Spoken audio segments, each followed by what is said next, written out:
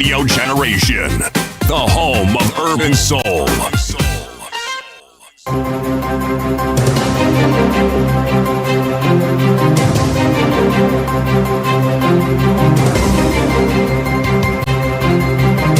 This is the Radio Generation News. Good morning, I'm Winnie Maganga. The Kenya National Commission on Human Rights has faulted the government over its handling of last week's protest after documenting 7 cases of enforced disappearances allegedly linked to the state agents. The commission is now calling on the National Police Service to investigate the incidents, reveal who took the activist, and produce 3 other people reported missing last month. The demands come as Interior PS Raymond Omolo denied any government involvement in the alleged abductions, claiming that some of the victims had staged their own disappearances. Na watu wenye walishikwa ama walikamatwa na polisi walipelekwa mahakamani. Sio tu hivi majuzi juma iliyopita, na hata nyakati zingine ambao tumekuwa na demonstrations. Na pia tumekuwa na watu wanasema wamekuwa abducted ama wametekwa nyara. Mwishowe unapata ni watu walikuwa wanataka kupatia ama kutupa lawama kama serikali, na kwa hakika ni watu walikuwa wamejificha kibinafsi kwa njia ambao pengine ni mambo yao ama kwa ile kutafuta umaarufu. The government has repatriated 26 Kenyans from South Africa, with 63 more expected back in the country today following anti-migrant protest in the country.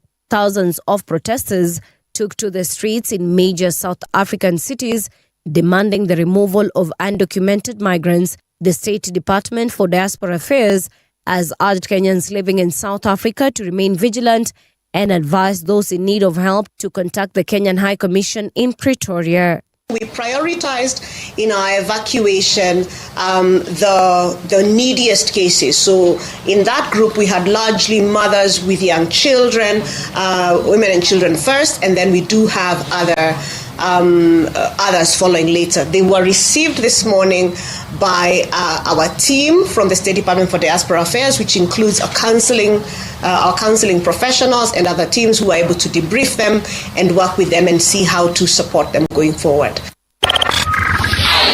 The government has launched an early nationwide response to the expected El Niño season, with Deputy President Kithure Kindiki leading preparations for the possible floods, displacement and other weather-related challenges later this year. The decision was made during a cabinet meeting chaired by the president at State House, Nairobi on Tuesday. Ministers approved the formation of a special cabinet committee on El Niño preparedness and response to coordinate planning across the government agencies. A 3-year-old boy has been pulled alive from the rubble 6 days after the devastating earthquakes in Venezuela, a Jordanian rescue team has said. Video footage shows rescuers cheering as the child, named as Kiliabar Moran by the country's interim president, is pulled from the wreckage in La Guaira state. President Delcy Rodriguez described the child's rescue as a moment of hope. And that's the truth on Radio Generation. Good morning, I'm Winnie Maganga.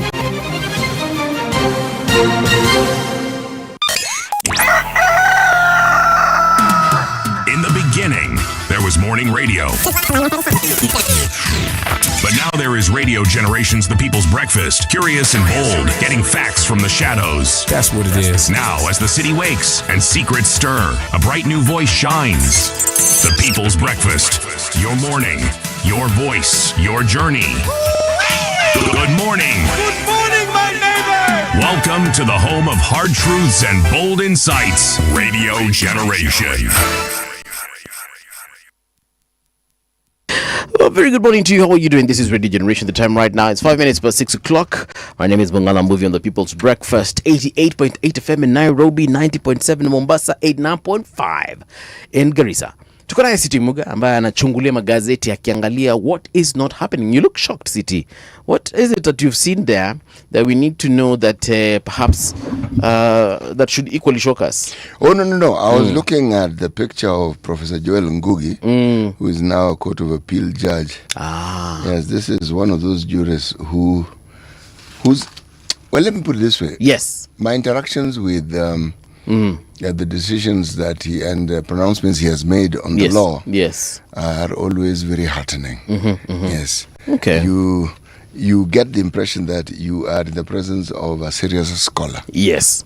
Okay. Yes, and the thing that is also outstanding about the man is fearless. He's fearless. These judgments that other people sort of like dither. Right. CAA. Hapana, mwingine labda lakini si yeye. Okay. Right. Today is 1st of July. Happy New Month, City. Happy New Month. It is 1st of July. Right. July, eh? Yes, it is. Very good. Tumeingia the second half of the year. Yes, we have. Yes. 1st of July. It is also my daughter's birthday. Oh! Yes, sir. Well done, my man. On a day like today, nilikuanga mahali kwa hospitali nikiona mtu akitokezea. Ilikuanga one of those moments. One of those joyful moments. Momentous moments. Yes. According to the United Nations, really, there's nothing much they have said about today. Actually, today and tomorrow, let me see which other day.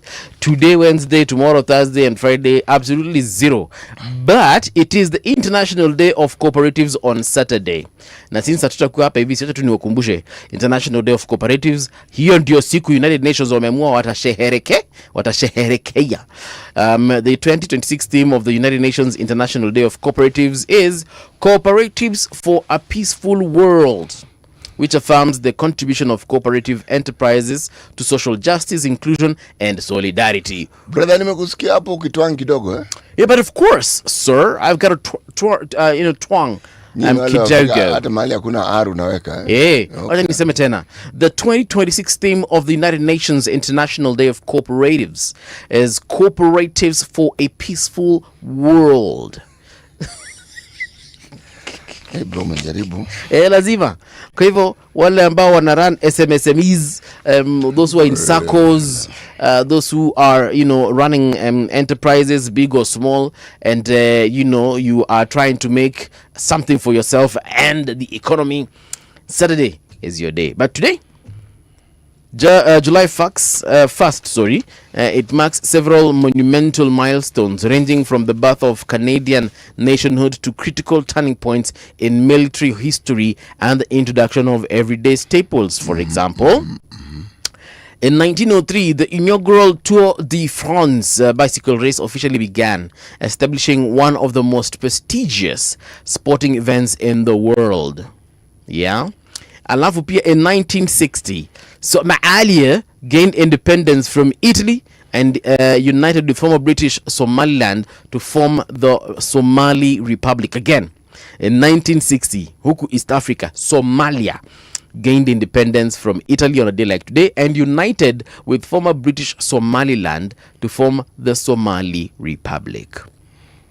Nimeona Somaliland juzi wametoa watu huko wenye wako undocumented. Somaliland specifically.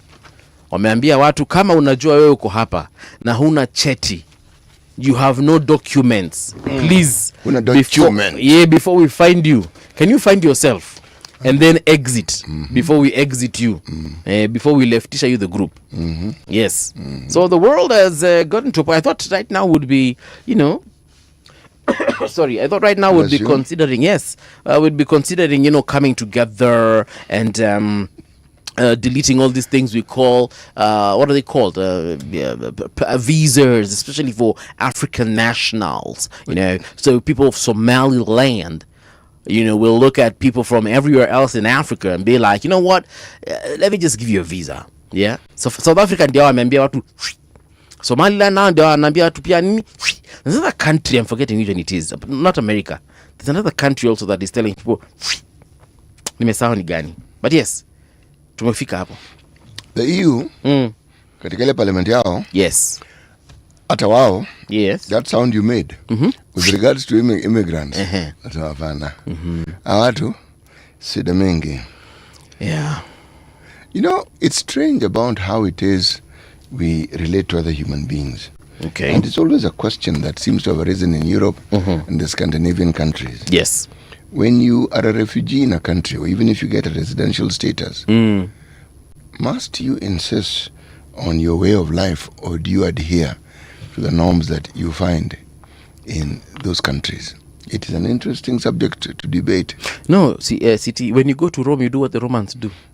Well, but if the Romans and the way they do things run contrary to your faith, yes. You see, this now is a different matter. Then exit from Rome. That is your point of view. But yes, that is my point of view. Don't stress yourself. Don't stress the Romans. Yes, just leave. Yeah, if they like walking naked, they like doing things in the streets, and you're thinking this is not aligning with my values, my faith, then by all means, don't start telling them to dress up, and then they're okay. You're the one who came there. You found them, you found them doing those things. Toka. Now, pia ukikuja kwako, now that you're not the Roman, if the Romans come to your place, you tell them, look, bro, you told us when we come there, we do what you do. So now that you're here, do what we do. It's an interesting subject of debate, wouldn't you say? I would say. That is why even South Africa, for example, I mean, some of the things that are being raised on this whole issue of xenophobia and asking foreigners to leave, the valid point I would pick from there is, please, you need to be documented, period. So if you're undocumented, and I'm not saying that you should be targeted, I'm just saying that I resonate with that call for people to be documented. Everything else, the violence, attacking their businesses, obviously that one I'm against. We ourselves have had occasions when we've actually rounded up people and put them in what I would call quasi-concentration camps. Okay. Kasarani. Wakati walieka wa Somali huko. Now Ethiopia wengine. We've done so. And then there were always claims of extortionists targeting these particular groups. Yeah. That particular story ended. One doesn't hear of it anymore. Yes. Okay? But there's a time it was very rife. Yeah. Yes. Yesterday, Larry Madowo was in one of the matches, and then in South Africa, that is. And Larry Madowo is in South Africa. Yeah. Larry Madowo, the CNN correspondent. Ndio. Ndio huyo sasa. Sasa akauliza one of the people marching there. First of all, what was the march about? That anti-immigration march. Ni hao watu wanasema watu warudi kwao. Right. Wale wanasema people go back home. So akauliza one of the folks there. It was actually a lady. So the lady has a DRC husband. Yeah. And the husband is documented kila kitu, but she has joined the march saying that, look guys, I am actually part of the group that wants everyone to be legally here so that we can all do business here, pay taxes accordingly. So because obviously residents and non-residents and foreigners have got different tax regimes, and I get it by the way, because even here in Kenya people pay taxes differently. Yeah. So nilikuwa nakubaliana na that particular lady mwenye alisema, me I'm joining this match because my husband is documented. He's well documented. He has everything that he needs, and he's conducting business in this country legally, and he's following the steps towards also becoming a citizen of this country. Those guys were very peaceful, the ones that Larry met. But later on, as the day progressed, there were some more lively ones who came in. Alipatana na wale wanaitangwa infiltrators, yes. The goons. Oh. This goonism is not unique to Kenya, by the way. No. It is not. No. Alipatana na wale magoons sasa. Watu walikuwa wanaingia kwa manyumba za watu na maduka za watu, but this is the funny part. Alipatana na member. This is the funny part. I saw policemen, the South African police, walikuwa wanafuata protesters from a safe distance vizuri sana, and they had their weapons and guns with rubber bullets. Kuna wale watu walijaribu hiyo goonism, bro, they were dealt with properly. Ati unapatikana unavunja dirisha ya nani? We. And you know, in South Africa we have black cops and white cops. Bro, those guys will pounce on you. And then they're well trained, they have first of all they're well built. Si kama wetu hapa unapatana na askari moja, hauko sure between wewe na yeye ni askari. Because you're more fit than them. But yes, I witnessed that, and I wish South Africa all the best, man, as far as this whole issue is concerned. Na wale ambao wanenanga huko mkiwa undocumented, mwache mchezo kama hiyo. Anyway, sisi tupatie methali. All right. Wacha sisi naangalia methali. Patieko sisi methali. We are still This is a proverb that is common to very many African countries. Okay. But I like this proverb because it's simple and straightforward and easy to understand. Okay. Bend the tree when it is young. Bend the tree when it is young. When it's pliable. Yes. Kuna ingine wanasemanga make hay while the sun shines. Ndio hiyo. Heat the iron while it's still hot. Hii ninajuanga. Wewe unaelewa hizi? Hizi vitu nilizijuanga my friend. Kitambo. Wacha nikwambie. Even when I was in not high school but primary school. If you read my compositions and insha's, zilikuwa zimejaza hizi mamethali na mamsamiati bana. Mimi nilikuanga ule mtu akisema bugudha. Tekerenyeka. Wajua? Ghafla benvu. Ulikuwa unatekerenyeka? Punde si punde. Bro, nilikuanga nimeiva hizi vitu bana. Kweli That's good for you, man. Ashakum si matusi. Unajua vitu kama hizo nilikuwa nasema. I have no idea what ashakum is. All right. Salamu zimfikie John Mutua. Morning radio generation, niko tuned in Qatar at the View Hospital. Pea city kitu moto amke. Sawa city, ndakujenga sasa kitu moto hata kama ni nini. Sawa. Milimo Timbiti amesema good morning city and Buvi all the way from Al Safat, Kuwait. Wow. Okay. Is this KWT is Kuwait, right? Yes. Okay. Here it's scorching hot. Keep up the good work and the bold insights. Happy birthday to your angel, Mr. Mbuvi. Asante sana Milimo. Shukran tena sana. All right. It's time for us to get into that thing we call radiogeneration.co.ke and see what is making headlines. Guess what, City? Here they're saying no one will be spared according to the IEBC as they warn political violence perpetrators. They should stop talking. Jana niliona, I think the deputy CEO, that is no, I think he's just one of the commissioners, that is Dr. Alutala Mukwana. Akisema alikuwa anaambia wale waheshimiwa walikuwa wamekuja pale kwa panel kwa hiyo committee, na akawaambia, look guys, you're the ones who are doing this, all right, and you're making it very difficult for us to actually conduct our business, because at the end of the day it's like there are consequences to the work that we are doing. In very many words alikuwa anasema tunawaogopa.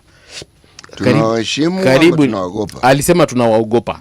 He actually used those words. I'm not that particular word I have not paraphrased. Alisema tunawaogopa. Yeah. Anyway, alisema hivi, or rather mwenye ameandika hii story anaitwa Maureen Kinyanji. So Maureen ameandika hivi. The Independent Electoral and Boundaries Commission has put politicians on notice of rising cases of violence at political events, saying those found sponsoring or engaging goons will face tough consequences as preparations for the 2027 general elections gather pace. Did they explain what these tough actions will be? I am assuming... Or they just generalized and left at that? I'll be lying if I say that I know what exactly they will do. Because if they don't specify, then they're talking nonsense. Because what is this tough talk of, we will deal with them, we will do this? Why don't you specify what the law says regarding some of these errant behavior that people possess? Say, look, the law that you will be breaking and what you are likely to face, spell it out. Okay, hivi ndivyo alisema. Dr. Alutala said the commission was ready to use all the powers provided under the law to deal with individuals. I know it is a sweeping statement, and parties linked to such acts, stressing that enforcement would be applied without favor. Mukwana, who heads the commission's code of conduct committee, told MPs that maintaining peace during the electoral period was he's been very ambiguous. That's why I'm telling you it's a waste of time, and they're talking nonsense. Because why, as a commissioner of this Democratic Republic of Kenya, do you want to fill our ears with the nonsensical statements that we relate to politicians?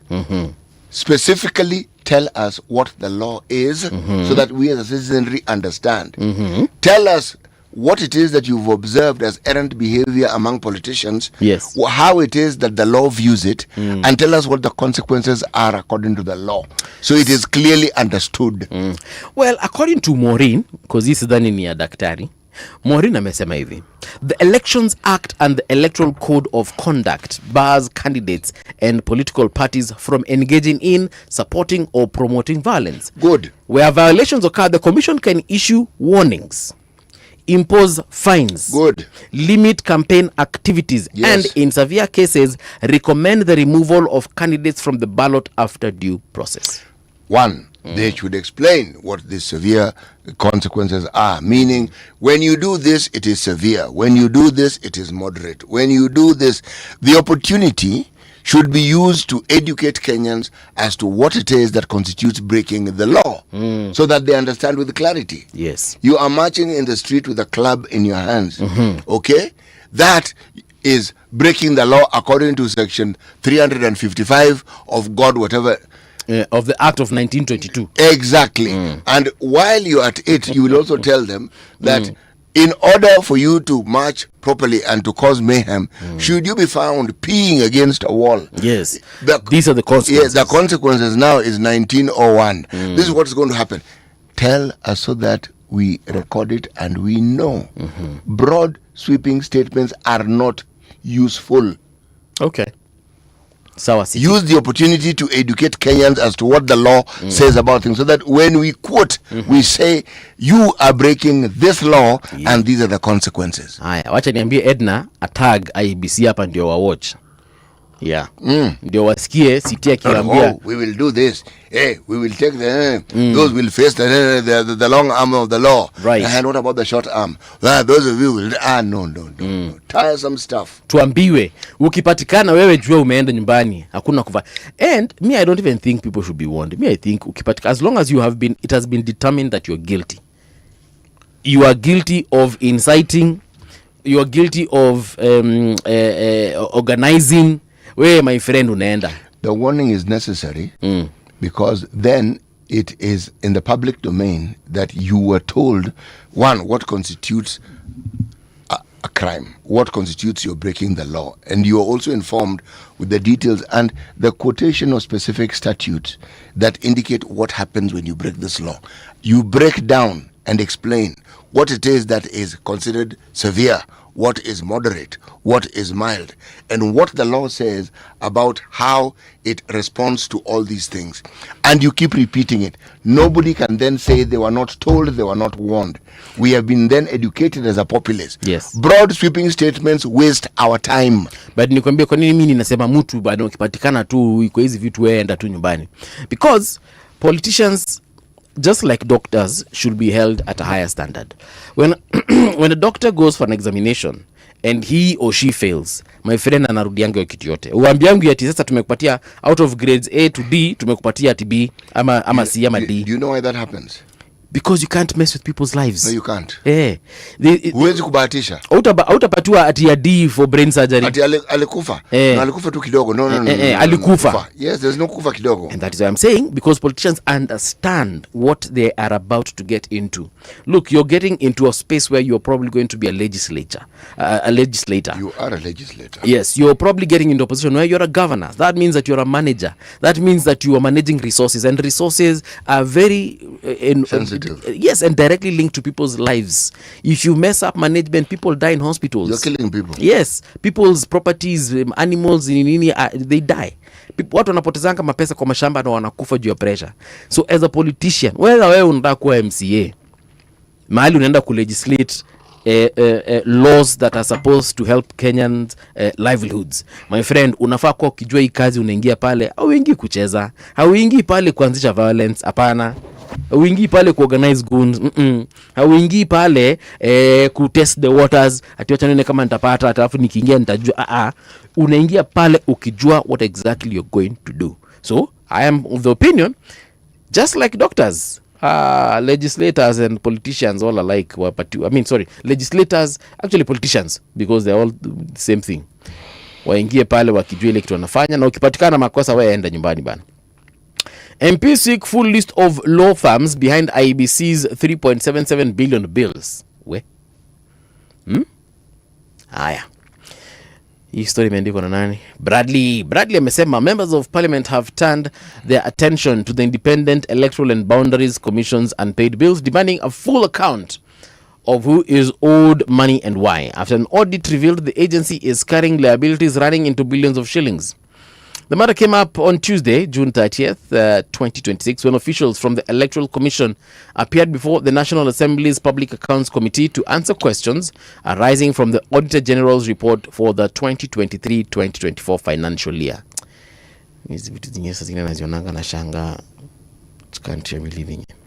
Why are you mumbling, Paul? It's because we're asking questions from 2023-2024. I'm not saying that we shouldn't ask, but I'm asking myself, what has taken so long for us to actually realize there's a problem? And it is a 3.77 billion shilling problem. Cabinet establishes AI committee and approves BPO policy to drive digital jobs. What is this about? Story by Bradley Bado. America Kasema, the cabinet has approved the establishment of a standing cabinet committee on artificial intelligence, marking a significant step in Kenya's efforts to harness emerging technologies and strengthen its position as a regional leader in digital innovation. The decision was made during a cabinet meeting chaired by President William Ruto at State House, Nairobi, where ministers also approved the National Business Process Outsourcing Policy aimed at creating thousands of jobs and expanding opportunities in the digital economy. All the best, guys.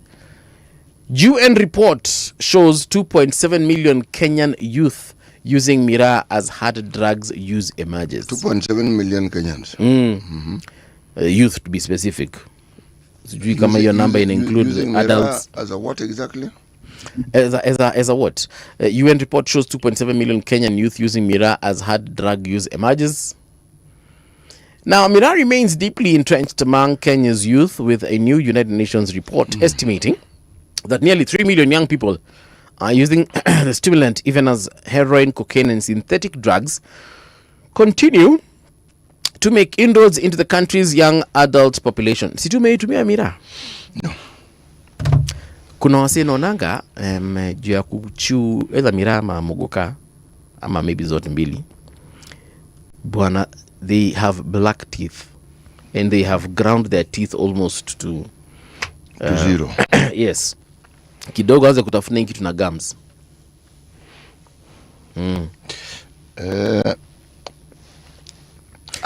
I never understood. Those guys don't brush their teeth. The joy, I never understood how it is one can spend hours on end chewing endlessly. I never understood that. So, and I also understood that there were options. Yeah. You could drink. Okay. You could smoke. All these were options. The chewing bit, Sikwana. Yeah. Well, some actually do all. As you chew, you have your bottle of whatever it is, kakwata, as they call it in the mtaa. So as you chew, ikifika mahali ukisikia nika steam inashuka, unaiboost na kashot, unaget. So unatapa ile kitu hivi ndio sasa inaamsha hiyo steam kama ilikuwa imeanza kushuka. Sijui kama unanipata. What I've never understood about Miraa is why it makes people have these very weird conversations talking about impossibilities. Hatuna chikisiti sasa, acha nikwambie. Mkinipatia 1000 sikudanganyi, Monday rudi hapa hivi kama sitakuwa millionaire. Meaning jinga. Cannabis has a similar effect. Cannabis, though, from my observation, is right. That's what we call it nowadays, is it? Okay. From my observation. Right. From your bird's eye view. Hey, right. It makes you hallucinate. Not necessarily. Not necessarily, but it just broadens your horizon. And it makes you, everything you perceive is funny. Even this mouse, computer mouse, unaiangalia tu unaanza tu kucheka. Yes, but why I'm saying it's the drug of the impossible. Yeah. These things that other ordinary human beings struggle with. And I also understand that it gives you paranoia. It can give you all those things. Yes, all. yes. But for most people, it just enables you to live in your imagination. But Miraa, on the other hand, that's something similar. Miraa makes and then Miraa inakanyagia usingizi break. Hiyo nayo ni ukweli. Okay. Yeah. There are many qualities that people have claimed. As I said, I didn't see. I never saw the fun in it. I never saw the joy in it. So I never participated. Because I met some folks chewing this thing, chewing cat, and the conversation they were having, and someone is very serious, and they actually give you some very legit points. They tell you, Buda, acha nikuulize kitu moja, unadhani saizi president tuko naye ni Ruto? Uko shwani yeye? I'm like, yes, tunamwonanga kila siku, lakini ukimwangalia hata height yake unaona ni kama ni Ruto. Ambia, yes, he's the same guy, he's just lost a little bit of weight. Sasa hapa ndo unanipata, sasa unacheki unaanza kunipata, and you're wondering, what are we talking about here? That's the problem. You are not on the same wavelength. If you're sitting and chewing Mira with them, you'd be amazed at how you'd contribute to that conversation. Gachagua, unataka kuniambia Gachagua hajatumwa na Ruto? You're like, ati kwa sababu gani? Kwa nini umse unashinanga kiongea hivyo juu ya Ruto na hajaishikwa? Wewe saizi unaweza ongea, Kalonzo anaweza ongea hivyo juu ya Ruto saizi. Okay, ngoja tu kidogo, hata Raila mwenyewe angeza kuongea hivyo juu ya Ruto, lakini Gachagua anabonga hivyo na umse hajaguzwa. Unataka kuniambia I don't get it, man. Brother, if you do not wish to take an intergalactic journey, those among us who are brave enough to take it, let them pursue that particular goal. Yes. Na waendelee kupontificate. Yes. Anyway, let's get into this thing we call the traffic updates, and then we get into that newspaper review so we can tell you what exactly is making other headlines. Right. Traffic. Ngong Road at this particular hour. It's 6:01. Haikai mbaya sana. Ninaangalia that stretch from that newly opened Junction Road, and it's like it has transferred its traffic to Ring Road, Kilimani. Have you seen that road, City? Which road? The one that the president opened on Monday. Which one? Okay, ndakwambia tu saizi. Where is it? Hapo Junction Mall. Hiyo kitu ilikuwa inajengwa, hiyo bridge. Yes, I have. Why didn't you just say so? I have a question. I have about seen it. People even spoke of the cost. Ndakuuliza tu swali hapo kuhusu barabara. Really? But anyway, Junction Mall all the way to Haile Selassie into the CBD is looking good.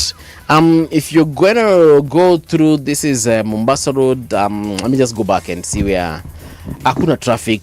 If you're coming from Kitengela, heading to Syokimau, past Cabanas, you get into Imaradaima, all the way to the CBD, uko sawa. When we get into this road known as Thika Superhighway, leo traffic si kama ya jana. Jana the traffic was cray-cray. I didn't understand why. But yeah, today it looks a little bit clean. Is it because it's the first day of the month and people have left their cars at home waiting to be paid, or I don't know. But it's looking good, yeah? Kiambu Road pia inakaa sawa sawa. If you're going all the way back to Kenyatta University, you guys are moving well. We go to Ruiru. Barabara ziko sawa. Leo ziko mbaya kama siku zingine. Southern Bypass, everything is looking fantastic. Where is that Southern Bypass? It's looking fantastic. It's looking fantastico. Watu wa Komarok, nini. Outer Ring Road. Yes. Nairobi is clean. Right. Yeah, Nairobi is clean. Right. I can say that confidently. Mombasa, on the other hand, if I just zoom into Mwabava hapa mnasema namna gani? Hata Mombasa hakuna traffic. Hakuna magari yanasonga vizuri. Like kuna traffic ile Poyani na move. Nyali kule Tuda, Tomboya, naangalia Airport Road kule Changamwe, Bangladesh kokote, Kisauni, Bombolulu, barabara zote ziko sawa as far as Mombasa County is concerned. Traffic on Radio Generation. That junction bridge, I think cost was it 3.9 billion? 5 billion. The one which is at T-Mall, we are told cost 3.2 billion. 3.2? Well, I read this somewhere. I cannot verify the facts that, the figures. Yes. Because I honestly don't know how to cost a road. Neither do I. Yes, but the amount sounds a little much. 3.9 billion. Now, maybe an expert 5.0 billion. Maybe an expert can explain. And then once he explains, we will understand. And then, when I see that stretch and the amount of time it has taken, I was like, hey. Yeah, but that would take time, because if you look at the reinforcement... and the elevation. Yes, I watched if you walk on Mombasa Road and you live somewhere in the environs of, say, Kilimani, Yes. you are forced to pass that road every day. Okay. So you'd get to see what they were doing, how they were building it, what they were. Okay? What I liked about that T-ball, it made life much, much easier for very many people. Okay. If all you were doing was going up Raila Odinga way, you could go. If you were then pursuing a journey onward, Yes. towards Wilson and beyond and Langata, you did not need to mingle with the people who are here. Yes. You simply went above it and proceeded. Yes. But the same now applies to this one at Junction Mall. Yeah. If you want to go towards Dagoretti and those other environments, you know where to go. If you want to pursue and go onwards towards Karen. Hizi materials zina cost hizo umesema ni 5 billion No, 3.5. 3.5 billion. According to what I read. I do not know how these things are costed. But an opportunity, thank you, presents itself for us to bring engineers who are well versed in these matters to explain to us how we cost bridges, how we cost roads, etc., etc. And those engineers are many in Kenya. We can call them and they can come and explain to us. Yes. Hey, it costs 3.5 billion, my guy. Hey, that's a lot of money, my guy. It is a lot of money because the equitable distribution that certain there are many counties who receive that amount. Oh, like an entire county gets 3.5. Yes. The amount of money that constructed that, let's even say it's half a kilometer stretch. Hata half a kilometer ni kubwa. No, bro, half a kilometer ni mingi. Ni mingi sana. Talk about it in terms of meters. Anyway, hiyo kitu bana. As I said, I do not know, but I will find out. I read and I said, whoa, even this is what these things cost. Okay. To the point where by the president anaenda kuifungua. You know me, nilisikia president anaenda kufungua kitu because I passed there severally because I also have relatives in a place called Ngando. So kila wakati nikienda naelekea Ngando ama tu nikidrive tu along Ngong Road tu for whatever reason. Ninapitanga hapo once in a while. So I've seen that construction over time as it proceeded over time. Then I heard it's costing a bill. I was like, I was expecting to hear maybe the some amount that is mind-boggling, but we don't know how these things are costed. Mpaka sasa nasikia kama fala because mimi ningeulizwa tuseme tu randomly nimeweka kwa barabara.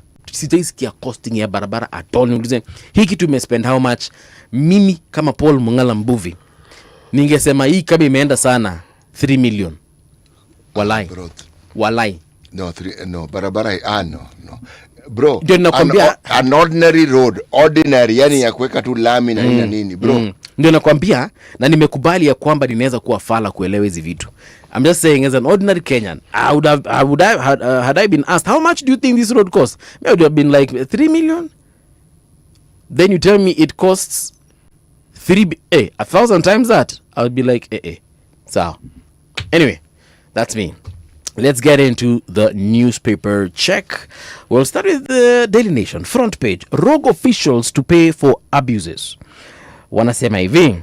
Blow against impunity. A court of appeal judgment that rogue public officers must personally settle compensation awarded to aggrieved persons and not have taxpayers shoulder the burden tightens accountability for those in authority as more cases against state excesses are filed. So here we have Justice Professor Joel Ngoge, who said public officers should not maliciously exercise power at the behest of the politically powerful to harm those perceived to be on the wrong side of the political divide. Political power and public office are transient, but the rule of law is enduring. Then we have Justice Mohammed Warsame, who says we find, of course, together with the others, there's Justice John Mativo and there's Justice Mwaniki Gashoka. Wamesema we find no basis at all to fault the learned judge. Accordingly, it is our finding that this appeal is devoid of merit. So this was the verdict by the 3 court of appeal judges as they upheld the High Court judge's decision, thwarting an attempt by a former district commissioner to have the government pay 4.8 million award issued against him. 6 petitioners are pursuing the former administrator seeking compensation for malicious prosecution. What did he do? Yeah, so they're pursuing the former administrator. Yeah, what did the former administrator do? According to the front page hapa hawajasema, but I'm sure ukifungua pages 4 and 5 maybe tumeambiwa ni nini exactly huyu administrator alifanya. Parents lobby rejects push for 43,000 fees increment. Of course, they were going to they were going to resist this one. A proposal by secondary school principals to increase fees has sparked a public backlash, with parents questioning why they should pay more instead of the government wiring adequate funds to public schools. Page 6. State rights watchdog condemns enforced disappearances. Kenya National Commission on Human Rights asks security agencies to reveal the whereabouts of 3 missing persons. You'll find this on page 2. Global bodies urge Museveni to end nation media group's outlets shutdown. The World Association of News Publishers and the World Editors Forum have asked President Yoweri Museveni to lift a military siege on nation media group Uganda Radio, TV and print outlets. You'll find the coverage on page 2. NTSA shelves private car inspection to next year after public outrage. The National Transport and Safety Authority has suspended the mandatory annual inspection of private vehicles, citing shortage of certified centers. Na walikuwa wamesema kwa nini mara ya kwanza wataifanya, kafanya hapa watu wakapanic. Well, they said what they said. Ama they were testing the waters. It's possible. Wanasema hebu kuna 2,000 tuone watu watasemaje, so that now next time they can come and say, okay guys, it's no longer 2,000, it's 3,000 and we have all the centers. Yesterday I was listening to the Director General of NTSA having a conversation with your former colleagues akina Eric Latif, na akasema hivi, alisema number 1, the inspection won't just cover at your tires and lights. There's a lot more they will check.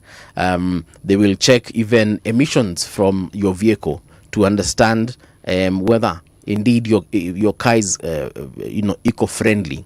They will check, of course, the brakes. They will check even just the what is it called, the structural stability of this vehicle, to ascertain that indeed inafanya nini, inafanya kazi vizuri tena sana.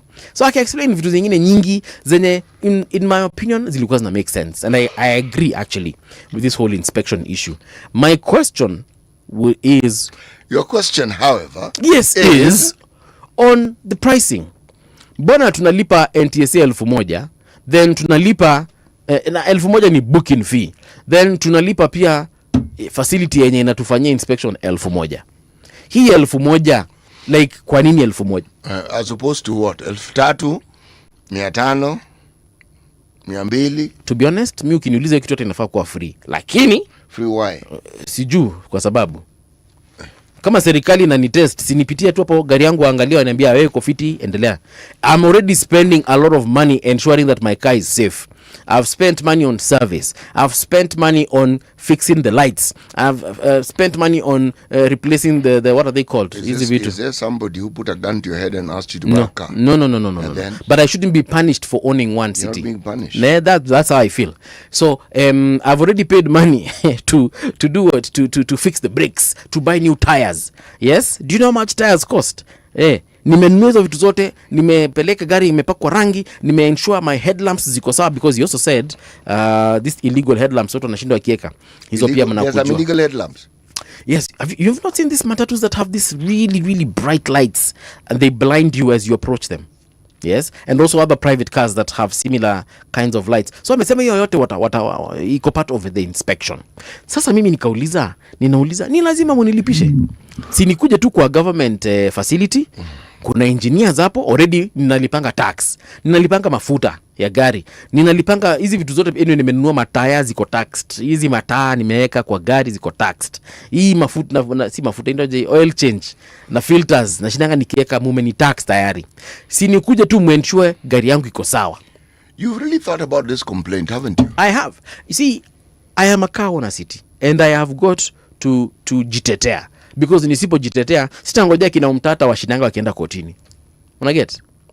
Hapo ndio kidogo mimi niko na issue nayo. Inspection iko sawa, kuje ni muangalie gari, muangalie kama taya ziko sawa, sitawakataza, na mkipata ziko sawa muniambie niweke gari kando. Lakini tafadhali I do not want to pay. I'm already paying insurance, and the government is already getting tax from that same insurance. You are aware that nobody forced you to buy the car, eh? You're not getting me, City. I do not want to be punished just because I own a vehicle. Me, I don't understand where the punishment comes from. Hiyo ni punishment. 1,200. Is it per day or is it per It's month? it's per year. Okay, so Domob. in terms of monthly, how much is it? Daily? You know, Niwache kuzungumza, sio? nimekuja kurealize kitu moja City. Na nitakwambia nikizima hii microphone. Niangalie standard Definitely kuangalia standard. And if you insult me off air, I will tell the public what is. Habeas corpus is what is on the front page. Wanasema why the state must produce missing man. Habeas corpus means produce the body dead or alive. That's what it means. Yes, habeas corpus. Okay. Yes, habeas corpus. The High Court has ordered Inspector General of Police Douglas Kanja to account for one of two men who vanished dead or alive as a protest demanding their release descended into bloodshed, with police fatally shooting a bystander. As pressure mounts over the disappearances, abductees are resurfacing with chillingly similar accounts of being blindfolded, handcuffed, starved and tortured in secret safe houses, prompting the question, who is behind it all? Meanwhile, the government insists those claiming they were kidnapped were merely in hiding. So they also went and beat themselves. That's the thing. You know, this morning as I was coming to work, I was paranoid for 2 seconds because Why? What happened? so I told you I usually give one of our security guards a lift akienda nyumbani. You told me this yesterday. Sasa huyu jamaa kuna mali na mdropingi. Na mali nilienda kumdrop City manzejo, niliona Subaru nyuma yangu. Uka freeze. Subaru ilikuja kasimama nyuma yangu. Nilijua ndio hawa. Na ukilijua mimi ndio huyu. Nilijua sasa kumekujwa. Unajua kukujwa? Yeah. I actually wanted to grab my phone and start making calls because I was like, tumefikiwa. Tumefikiwa. Nimesalimiwa. Nimefikiwa. But anyway, what color was the Subaru? It was dark. I honestly don't know. Unajua tunafikanga huko kwa na giza. So essentially anytime you see a Subaru you assume that City ilikuwa ile Subaru ya Mambaru. Unajuaje? Si sababu Subaru za Mambaru ni zile ma Outback.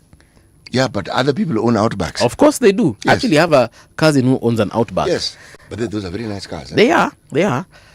And he's not a policeman. He's actually a business person. What I'm trying to tell you is those who own Outbacks who are not policemen or women are more. Yes. Sasa hiyo Subaru venye ilikuja nyuma yangu. Wewe uliona tu ni nilijua sindia sasa. Okay. Nikajua hivi ndivyo nani waliendanga ile siku waliendanga. Nakumbuka leo waliendanga. Nilijua sasa mimi pia design ndio hii. But they were not interested in you. They were just going about their business. Yeah, so where I stopped, it's a stage. Mali sasa nilishukisha jamaa wangu. Jamaa akashuka and then mimi nilikuwa naangalia nikisema kama msimkam basi. And then I realized they were talking to someone else also in the stage. So me I left. And then they left also. So we tulifuatana mpaka tumekuja kuachana mahali hapa timu. Why is it that you are not appreciative of police escort? Tumekuja kuachana mahali hapa timu. But up until that point, nilikuwa najua ni hivyo. Paul. Unajua gari yangu nikianza kwenda mbio, maximum speed na kuanga 140.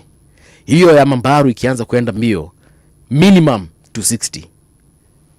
Those cars are fast. They are fast. Cars are very fast. But anyway, here's a picture of folks. I don't know if you saw videos of what was happening in Mathare yesterday. No, unfortunately I did not watch. It was really bad. What happened? This is the lady we hosted on Friday. Yes. Was it Friday?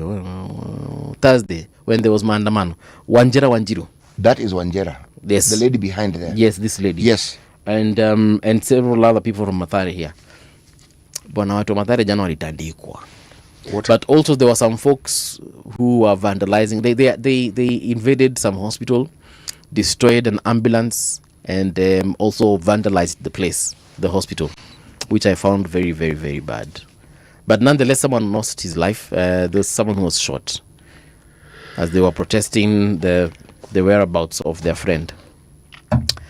Over to you, City. Right. Let's look at the Business Daily. Centum sells a 60% of Nabo Capital to investment bank. Nairobi-based Rock Investment Bank, such a bank, has acquired a controlling 60% in fund manager NABO Capital from Centum Investment Company, in a deal estimated at 271 million, ending the listed investment firm's majority ownership after more than a decade. Okay? Kenya Airways sues U.S. supplier of 1.5 billion aircraft parts. Row. Kenya Airways has sued a U.S.-based supplier, Aero Industrial Sales, over an alleged breach of a multi-million-dollar agreement for the disposal of surplus Airbus parts from its Boeing 777 fleet. Sawa? Yes. Seda. Gen Zs among heirs set for 12 trillion wealth transfer from the rich. This one is worth reading. Close to 12 trillion in wealth held by Kenya's richest people is expected to be transferred to their heirs. It was about 12 trillion. Yes. Wow. In Kenya? Yes. In Kenya. In Kenya. All right. Okay. What is our foreign reserve as well? It's about 12 trillion, eh? I don't know. Okay. We have a reserve. For in dollar foreign Central Bank. Okay. Sinasianga ni about 12 trillion. I have no idea. Okay. Okay. Including to their heirs, including Gen Zs in the coming years, forcing wealth managers to rethink how they retain clients. What I don't understand is, so they're transferring it while they're alive, or is it foreseen that they may go to the happy hunting grounds and once they have... No, when the time comes, there's about 12 trillion to be inherited. Yeah, so in total. So these guys are foreseeing... And they won't all go at once. Well, there's what they're foreseeing that these fellows are about to exit India. Perhaps. Really?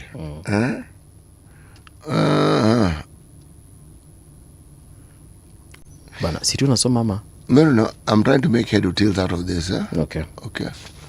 Kenya unveils 1.08 trillion blueprint for food security. This is good. The government has unveiled a 1.08 trillion agriculture investment plan that hinges on the private sector financing nearly half of the cost, marking one of Kenya's biggest bets yet on private capital to transform farming. That is a good idea. World Bank. Those people I speak ill of from time to time. Yes. I'm afraid I'm going to have to now swallow my words. Why? Because World Bank steps in to heal Nairobi IMF rift. IMF had come and were telling us that we must behave. We must do this, we must do this. But really what they were saying was, we gave you guys money, didn't we? Yes. You said you're supposed to do ABC, do this, didn't you? Right. All we want is to just demonstrate to us how that money was spent. And us, as you know, ile pesa. Si ile pesa? Okay. Ile pesa mlitupatia on nani? Yes. Hiyo wacha niulize nani? Yeye ndiye anajua hiyo mambo ya accounts. But do not worry. But iko sawa. Kwani kuna mali umesikia? Everything is okay.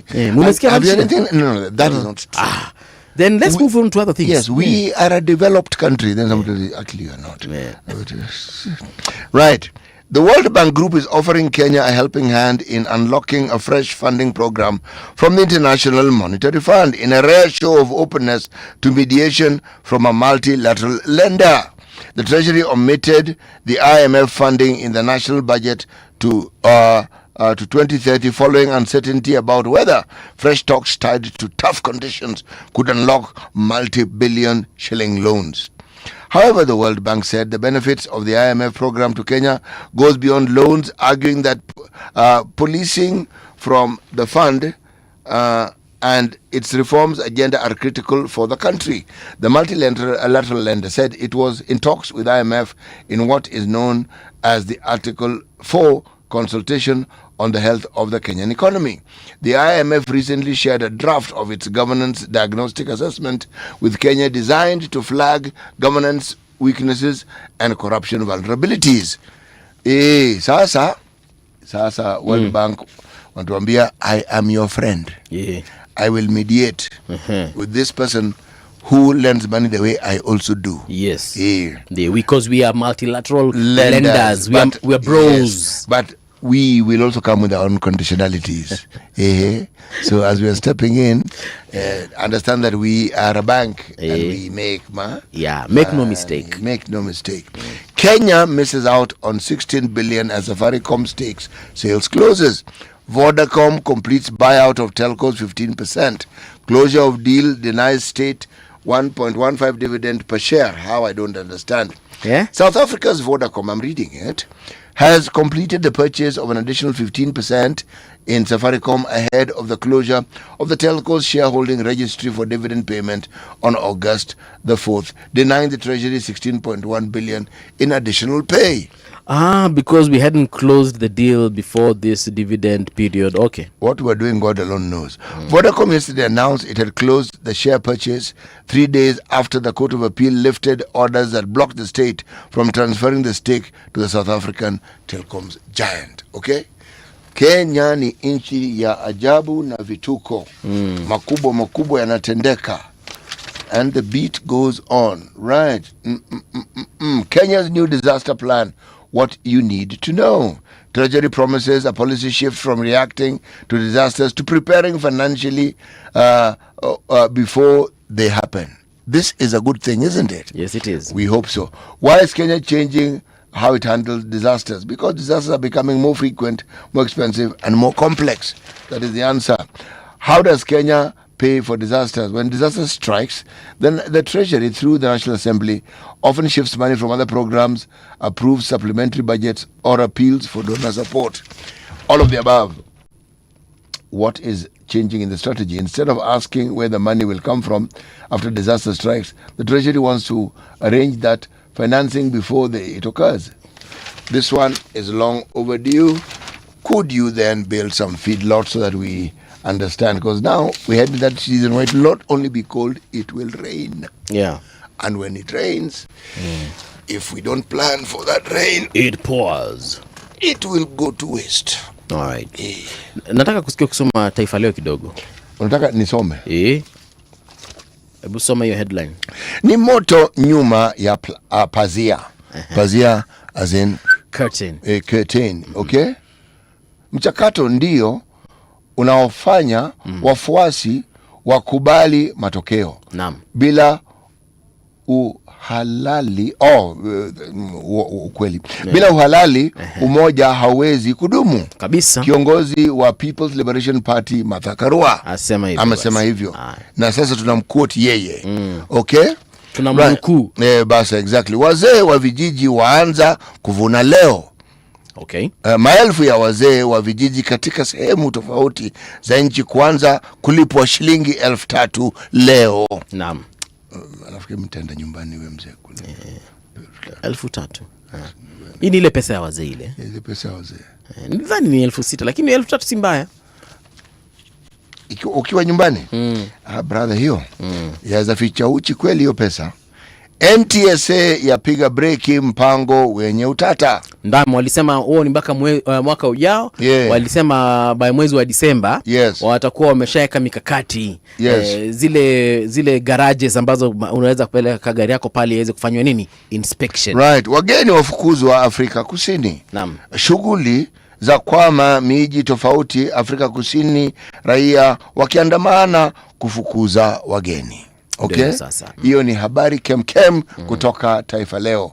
Morocco ni raha, kilio Ujerumani. Ndio. Okay? Yes. Mabingwa mara 4 wa kombe wa dunia nje, Morocco. Naam. Yang'aa kabisa. Okay? France pia jana wameweza kuchuana na ile timu. Hiyo timu nasahau, mbona nashinda nikisahau hiyo timu. But waliweza kuchuana na watu fulani jana na wameweza kuwatandika. Walishinda. Walikuwa wacheza na Sweden. France was playing Sweden. They beat them 3-0 at the very end. Also yesterday Norway was playing with Cote d'Ivoire and our boys played quite well, but unfortunately they lost to 2-1. They lost to Norway 2-1. It was a very interesting game though. Haaland aliweza kutinga bao pale. Kuna jamaa pia anaitwa Ahmad sana wa Cote d'Ivoire pia aliweza kutinga bao na ulikuwa mchezo mzuri sana. Kuna jamaa pia anaitwa Nusa Musa pia aliweza yenda alitinga bao ya kwanza ya Norway, ikafuatwa na Ahmad aka equalize, alafu Haaland baadaye akakuja akafanya ile kitu katinga. Right now I think Haaland should be the second highest goal scorer in this World Cup, only topped by Messi. Yes. Na yule jamaa mwingine kutoka Spain hajafunga. Mgani huyo? Ronaldinho.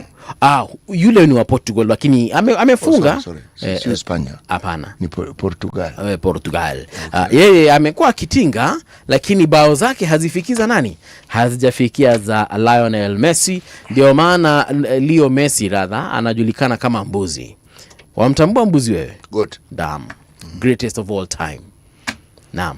Haya, sawa basi. Tuingie pale katika taarifa tukiwa naye Winnie Maganga, alafu tukirudi we'll be hosting Morara Kebaso. Have you been watching him lately? But have you been following up on him lately? No. Good stuff. Wacha aje atuambie anasema nini.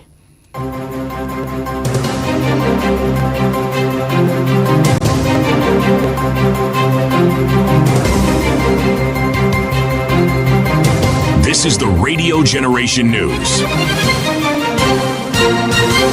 Good morning, I'm Winnie Maganga.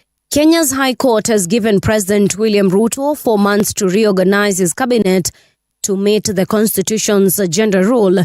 The court said the current cabinet does not have enough women and therefore violates Article 27(8) of the Constitution, which states that no more than 2/3 of members in public appointments should be of the same gender. In the ruling delivered on Tuesday, a 3-judge bench ordered President William Ruto to correct the imbalance within 120 days. Commercial vehicles are the leading cause of road accidents in the country, followed by motorcycles and private vehicles, according to the National Transport and Safety Authority. NTSA Director General Nashon Kondewa says public service vehicles, commonly known as PSVs, rank 4th in road crashes. He has also raised concern that road accidents involving PSVs claimed 646 lives last year. If I look at the numbers for last year, I can tell you that for commercial vehicles, we had 1,299 accidents, deaths that are contributed by commercial vehicles. Motorcycles, 1,268. Private vehicles, 1,030. And then there are other unknown, which is actually we are not able to identify. These are cases of hit and run. The Independent Electoral Boundaries Commission (IEBC) has called on politicians to stop funding gangs that disrupt peace during political meetings. IEBC Commissioner Dr. Alutalala Mukhwana says politicians are responsible for sponsoring and inciting the hooligans. The commission says it is facing a budget shortfall of more than 30 billion Kenya shillings ahead of next year's general election. Na haya makundi yote matajiri wao ni ninyi viongozi wetu. Sasa tukitaka kusimamisha mtu, tuenda kwenye chimbuko ama tuenda chini yake?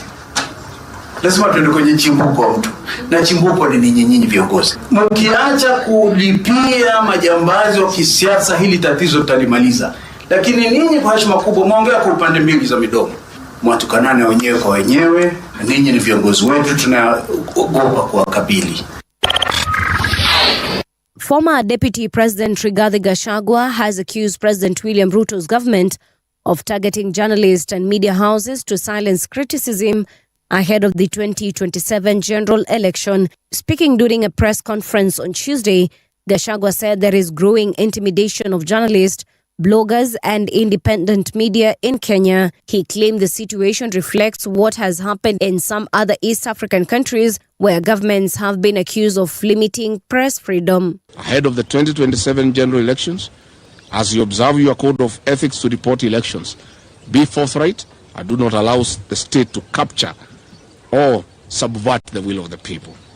The Kenya Editors Guild must stand firm and protect the editorial independence. You must shield your members and stand for Kenya.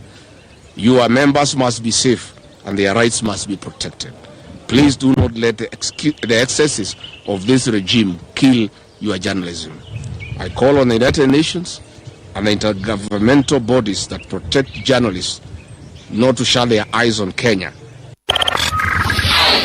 The U.S. Supreme Court has ruled that babies born in America are automatically citizens, even if their parents are undocumented immigrants or only in the country temporarily.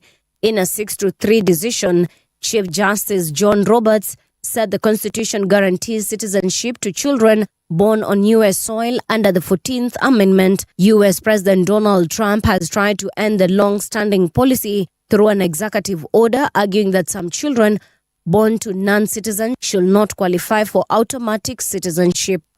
And that's the truth on Radio Generation. Good morning, I'm Winnie Maganga. The views and opinions expressed on this program are those of the guests and do not necessarily reflect the views of Radio Generation. Radio Generation assumes no responsibility or liability for the interviewee's views. This is Radio Generation. In the beginning, there was morning radio. But now there is Radio Generation's The People's Breakfast. Curious and bold, getting facts from the shadows. That's what it is. Now, as the city wakes and secrets stir, a bright new voice shines. The People's Breakfast. Your morning, your voice, your journey. Good morning. Good morning, my neighbor. Welcome to the home of hard truths and bold insights. Radio Generation. Welcome back. This is Radio Generation, 6 minutes past 7 o'clock. My name is Bungana Mbuvi. I'm with City in the studio. It is the People's Breakfast on Radio Generation, 88.8 FM in Nairobi, 90.7 Mombasa, and 89.5 FM in Garissa County. City umesalimua na Louis Rudasingwa. Asante sana Louis. Alando ametuambia kitu hapa. Ati good morning City and Mbuvi. There's a footbridge 300 meters somewhere near K-South that cost the taxpayer 1.5 million back in 2013. 300 meters squared according to him. So let's just say it's 300 meters, right? And back in 2013 it cost 1.5 meters. So you see, footbridge. Tofauti sana. Foot. Inabeba ratili ya binadamu. You won't just let me have my moment? All right, I apologize. Bwana, 1.5 million. Surely we compare na 3.5 billion. Yeah. Are we on the right track here? Lakini hii yake ni ya 2013. That is 13 years ago. Lakini zilikuwa Kenya. So, yes. Yeah. I mean, 1.5 million and 3.5 billion. No, that difference is too big. Right. Yes.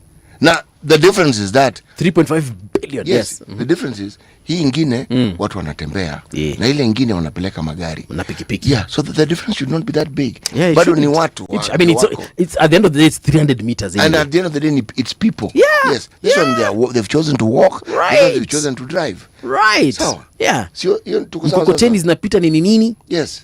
Yeah. So are we now aligned vizuri? Yeah, now I feel good. You feel good? Okay, so. Danson Kenya says, good morning City and Movie, and good morning fellow patriots. All right. We are hosting Morara Kibaso, but he's kind of running late. Amesema kuna mali magari yameshikana, but he has said he's definitely going to behave, and he will come and say hello. You know, near Serena Hotel, yes, there has been another footbridge. Well, it appears like there's a footbridge being built, but today we actually found the road as you're climbing up going towards Valley Road. Ilikuwa imefungwa. So one had to go round. Unaenda round unapita Milimani Courts, round unapitia Kenyatta. Ama ndio kitu ilifanya kukuwa na traffic on Monday na jana pia. It is possible, but today this morning when I was coming to work, yes, that is what I encountered. Because even as I was going home, okay, first of all, Monday as I was coming to work in the evening, the traffic was crazy. Very, very bad. I actually lost about 2 hours on that road. Ka stretch kana nichukuanga usually 10-15 minutes to go 2 hours. 2 hours, yes. 2 hours is a long time. Yes. So and then now again yesterday I usually don't find traffic when I'm heading home, but nilipatana na traffic hapa as you're heading towards the Nairobi Funeral Home. Again found traffic uko Makadara. Inaitwa ni Makadara. Uko Makadara karibu na Strathmore University. Nairobi Funeral Home is what we used to refer to as City Mortuary. City Mortuary, yes. Okay. So. Kapata traffic uko pia. So I don't get it, man. I'm trying to make heads or tails. Get it, but you're not getting it. Hey, I'm not getting it, man. Like I'm just trying to understand what's wrong with traffic in Nairobi. So yeah. All right. So as we wait for Morara Kevaso, I have just seen that he joined Jubilee. Have you seen, he has joined Jubilee party? No, I don't. Yeah, he has joined Jubilee. Ameenda akakuwa sasa officially sasa. Yaani si nini ama ile official ile. But akifika ningependa nimuulize ningependa nielewe ile inject party yake imeenda wapi? Siko tu. Has he folded it and ikakuwa part of Jubilee Party? Are they in a coalition with Jubilee Party, or is he a registered member of Jubilee Party, and by being a member of Jubilee Party he ceases to be a member of Inject Party? Because that's what I understand. The moment you're a member of one party, you can't be of another one. So if you are of one party and you wanted to join another one, you have got to delete your membership of the first one. So hii si kama you can't have dual citizenship here. No, you can't have dual partyism. Partisanship. Ni moja tu. Itabidi umekuwa moja. Paul? Yes. With our politicians, or with those who aspire to be in that so-called political space. Yes. What we see is what we get. The political parties exist so that they can be joined. Right. And that people can actually become members. Yes. So if one Mr. Marara Kibaso has decided to become a member, atatueleza. That is a good thing. P.S. Raymond Omolo said that he doesn't understand why people are saying there have been abductions. And yes, he said that the Kenya Kwanza government has never abducted anyone. So who are these people who are abducting people? Not even that. Last year the president said, was it last year or this year? I think it was last year. And said no more abductions, meaning they were there but they will stop. What I need to understand is then who it is, who is it, who is abducting? Because people are being abducted. Do you understand the concept of gaslighting someone? No, I don't actually. I've been told, someone told me that I was gaslighting them. Unfortunately, I did not understand what they were talking about. Yeah, so gaslighting is, before it was just a slang expression, but now it's like an official recognized definition. What is it? So, gaslighting someone is when you make them question their reality. How can I make somebody question their reality? It depends. For example, someone tells you, let's say the lights go off in this house, in this room right now. Yes. Then they come back. Then nikwambia wow, situma na venye stima zimeenda. Unaniambia zimeenda wapi? Kwamba si stima saizi zimeenda tu saizi. Unaniambia hapana, stima hazijaenda. You see, now you're making me question whether indeed we were in the same room. Am I the one who passed out then came back to consciousness, or are you missing something? You get? Now, in this context of abductions, when he says there have been no abductions, the government isn't aware of any abductions whatsoever. Yet people have been talking about, you remember that time during the first Mandamano when people were disappeared? Akina Kibet Bull, na wengine wenye naweza kwa nikisahau saizi. Then there are those ones that people are currently in the streets of Mathare protesting their whereabouts. That makes people ask, kwani, are we living in a parallel reality? People were abducted. The government has even put out money to compensate victims of abductions, and it is at, I think, 1 million. Is it? Something of that matter. So when you say there are no abductions, but the same government that you work for is compensating victims of abduction, then what are we saying?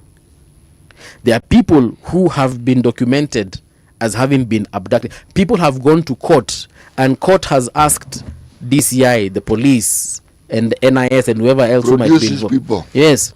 We have a former Attorney General, I think when he was a CS, his son, no, he was actually AG, right? When his son was abducted. Attorney General the AG, brother. No, Lisa, was he AG or CS at the time? He was CS. Okay, the point here is, we have Justin Muturi, former AG, former CS. Former speaker. And former speaker as well, who has been on several media houses, including ours, and he said that he had to petition the president. The president called the head of NIS, Nuruddin Haji, to release his son, who had been abducted. So clearly, there is abduction. But... Or are we going to be told that they're not abductions, they are arrests? So, akikuja aseme, guys... How do we differentiate between an arrest and an abduction? Sasa ukikuja uniambie wewe umeabductiwa, na mimi ninajua kuna abductions. Lakini siti pia wewe mwenye unasema hakuna abductions. Umetoa pesa ya kulipa watu wa abductions. Unasema nini? Msijui. Bas. Sasa hapo hiyo ndio gaslight. Jua bwana. Hapo ndio Wakenya wanauliza mbona mnatugaslight bana, mnatufanya tuanze kuquestion reality. Kwani tunaishi dunia tofauti venye sisi anapenda kuuliza watu wanakujanga asubuhi kutoka Mars alafu jioni wanarudi Mars, then sisi tunabaki hapa na dunia yetu na hizi shida zetu. Yeah, so that is happening on that particular front, and imezua zogo kubwa sana. Watu wanauliza maswali. Sorry, you're saying? No. As I said, yes, there are things I do not allow my head to bother itself with. If there are people who clearly are abducting others, right, and the government is speaking through the PS Interior, then who is doing the abduction if it's not the government? Who's doing the what? The abduction. Who? Because if we take Raymond Omolo's statement as being true, or we take that report as being true, yes, then the government has said it is not them who are abducting. Yeah. So who is abducting? But you see, when he denies that no one, not goons are not abducting. Now, what did he say exactly, Paul? I'm trying to look for that story here. He said that some reported abductions are self-orchestrated. Now, this is from the Star. Let me just read a little bit of what the Star has written here. Interior Principal Secretary Raymond Omolo has denied claims that the government is involved in the abduction of activists, insisting that enforced disappearances are no longer tolerated under President William Ruto's administration. PS Omolo said the abduction culture ended with the previous administration, adding that the current government has remained committed to upholding the rule of law and constitutional rights. The Interior PS said the security agencies have handled recent demonstrations in accordance with the law, noting that individuals arrested during protests were processed through the justice system rather than subjected to enforced disappearances. Now he's quoted here. The abduction culture is long gone. We had that challenge in the last administration, where people were being abducted while others were being found in rivers. Since we took over the government, President William Ruto has been clear that there will be nothing like that, he said. So even ndivyo alisema. So akisema ya kwamba ilisha with the previous administration, then tukumbuke president alisema juzi tu that abductions hazitaendelea. Alafu pia pesa imetolewa kwa forced disappearances, kwa watu ambao walikuanga forcefully disappeared. Of course, tusisahau hiyo pesa inaanza kulipwa kutoka watu wa 2017 all the way to 2024. 2017 or 2013? 2020, I think it's 2017. Okay. Yeah. 2017 up until today. I said 2023, but I meant up to 2026 at the very least. So it means even you can go and claim. If I was abducted. They haven't abducted you yet? Ile Subaru si nimekwambia ilienda. Yeah, but that's the point. So there are questions there, of course, and I just think that if we are going to learn anything from the past, is that I think we've gotten to a point whereby let's just be honest with each other. I think we're being honest. They're aliens who are abducting Kenyans. Yeah. So we need to find out who these aliens are. Yes. And where they're taking these Kenyans. Yeah. Because according to that statement, right, the government is not the one involved. Watu wanasema tu bwana,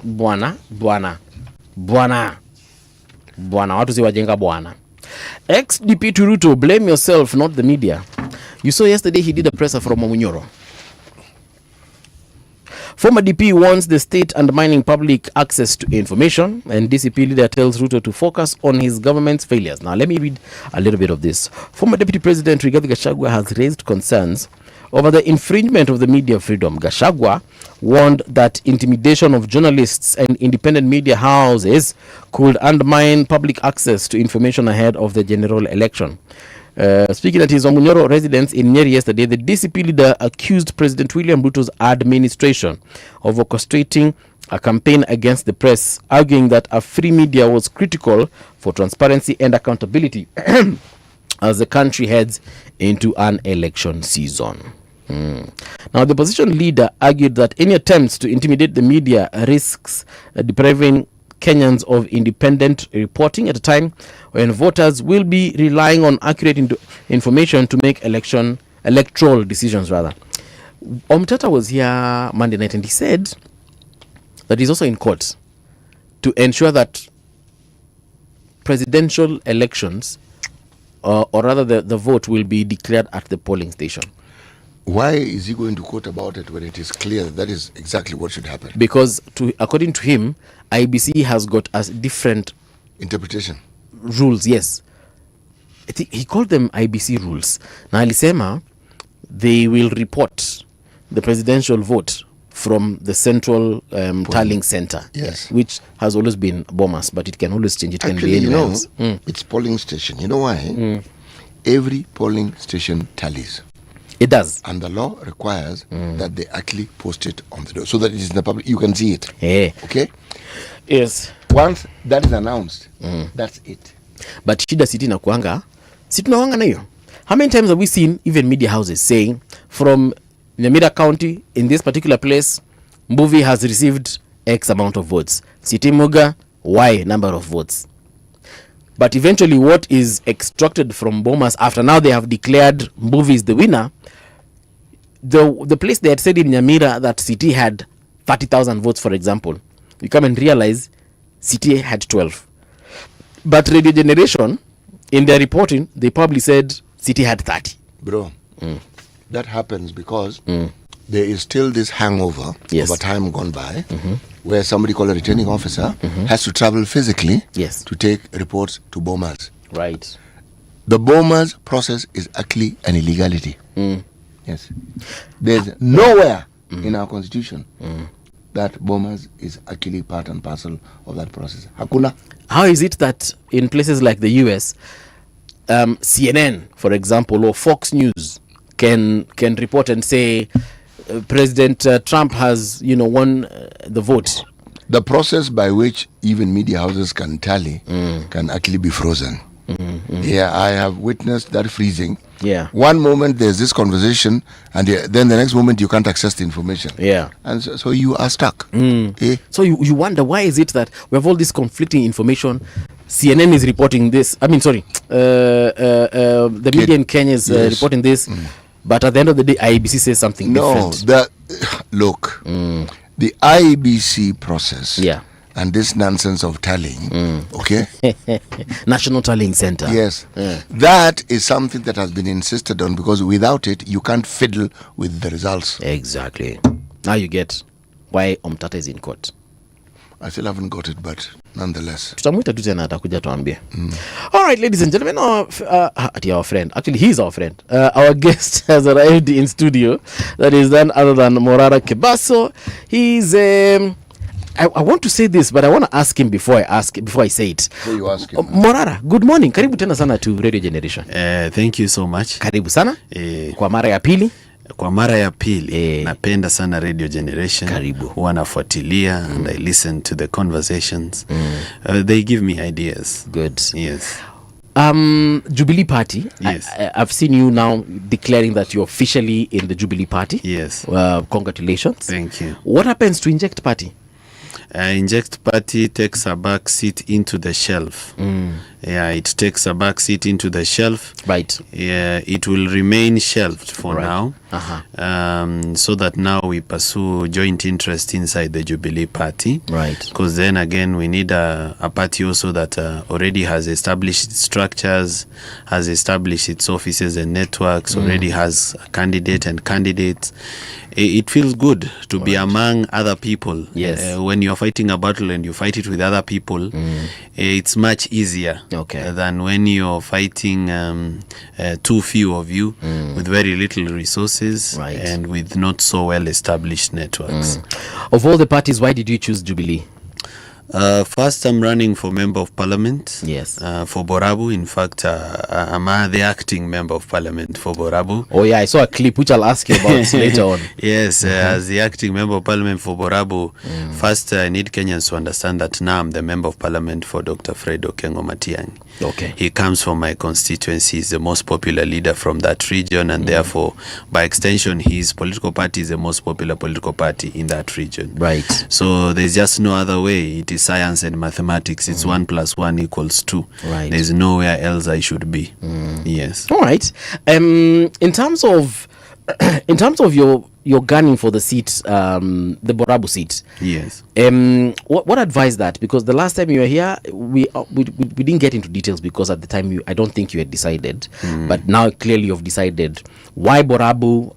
Personally, I would have thought maybe you will go for something like a Senate seat or even the governor's position. Why the MP seat? I decided to go for what is vacant first. You There's a sitting MP. No. No. Hakuna mtu huko? Ai, boss. Okay. Hebu ni explain. Mimi ni mtu wa Kitui, sielewi politics ya huko. Let me just help you understand. Nielewe. Somebody was elected.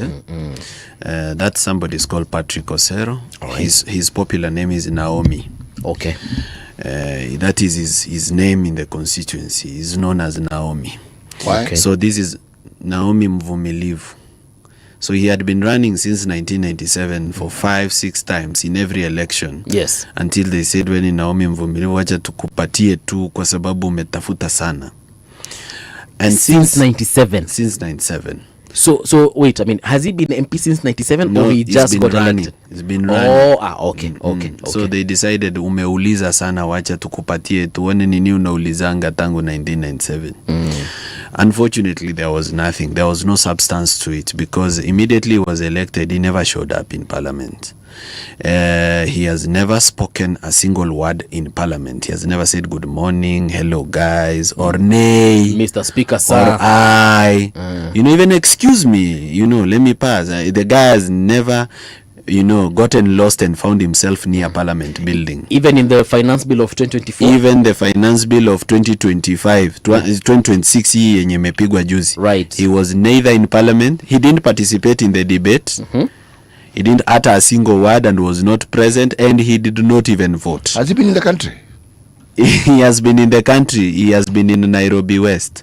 Okay. He has a kachuom in Nairobi West where he goes to have machozi ya Simba with wazee. Does he own that one? I do not know. Okay. Sasa, okay.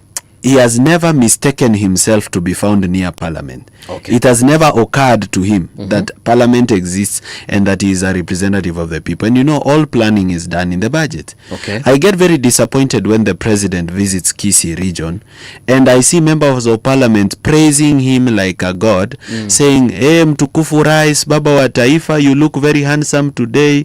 Bila wewe hatujui tungekuwa wapi. Tunaomba tafadhali, kama inaweza kupendeza roho yako, utupatie sijui ni barabara gani. Yet these are the members of parliament that draw the budget. The president doesn't draw the budget. The budget, mipango ya serikali, what cabinet which the president leads does is it draws up proposals. Yes. Then those proposals go to parliament, the budget committee. Now if the member of parliament has never forgotten to find himself in parliament, yani hata kwa bahati mbaya tu apigwe picha karibu na bunge, so it means he won't be able to put any road in the budget. Yes. He won't be able to put any hospital in the budget, anything. School, nothing. Nothing. Is he in any committee? He must be in a committee. He is in the committee for agriculture. Okay. But in that committee, even the committee members do not know that he is a committee member.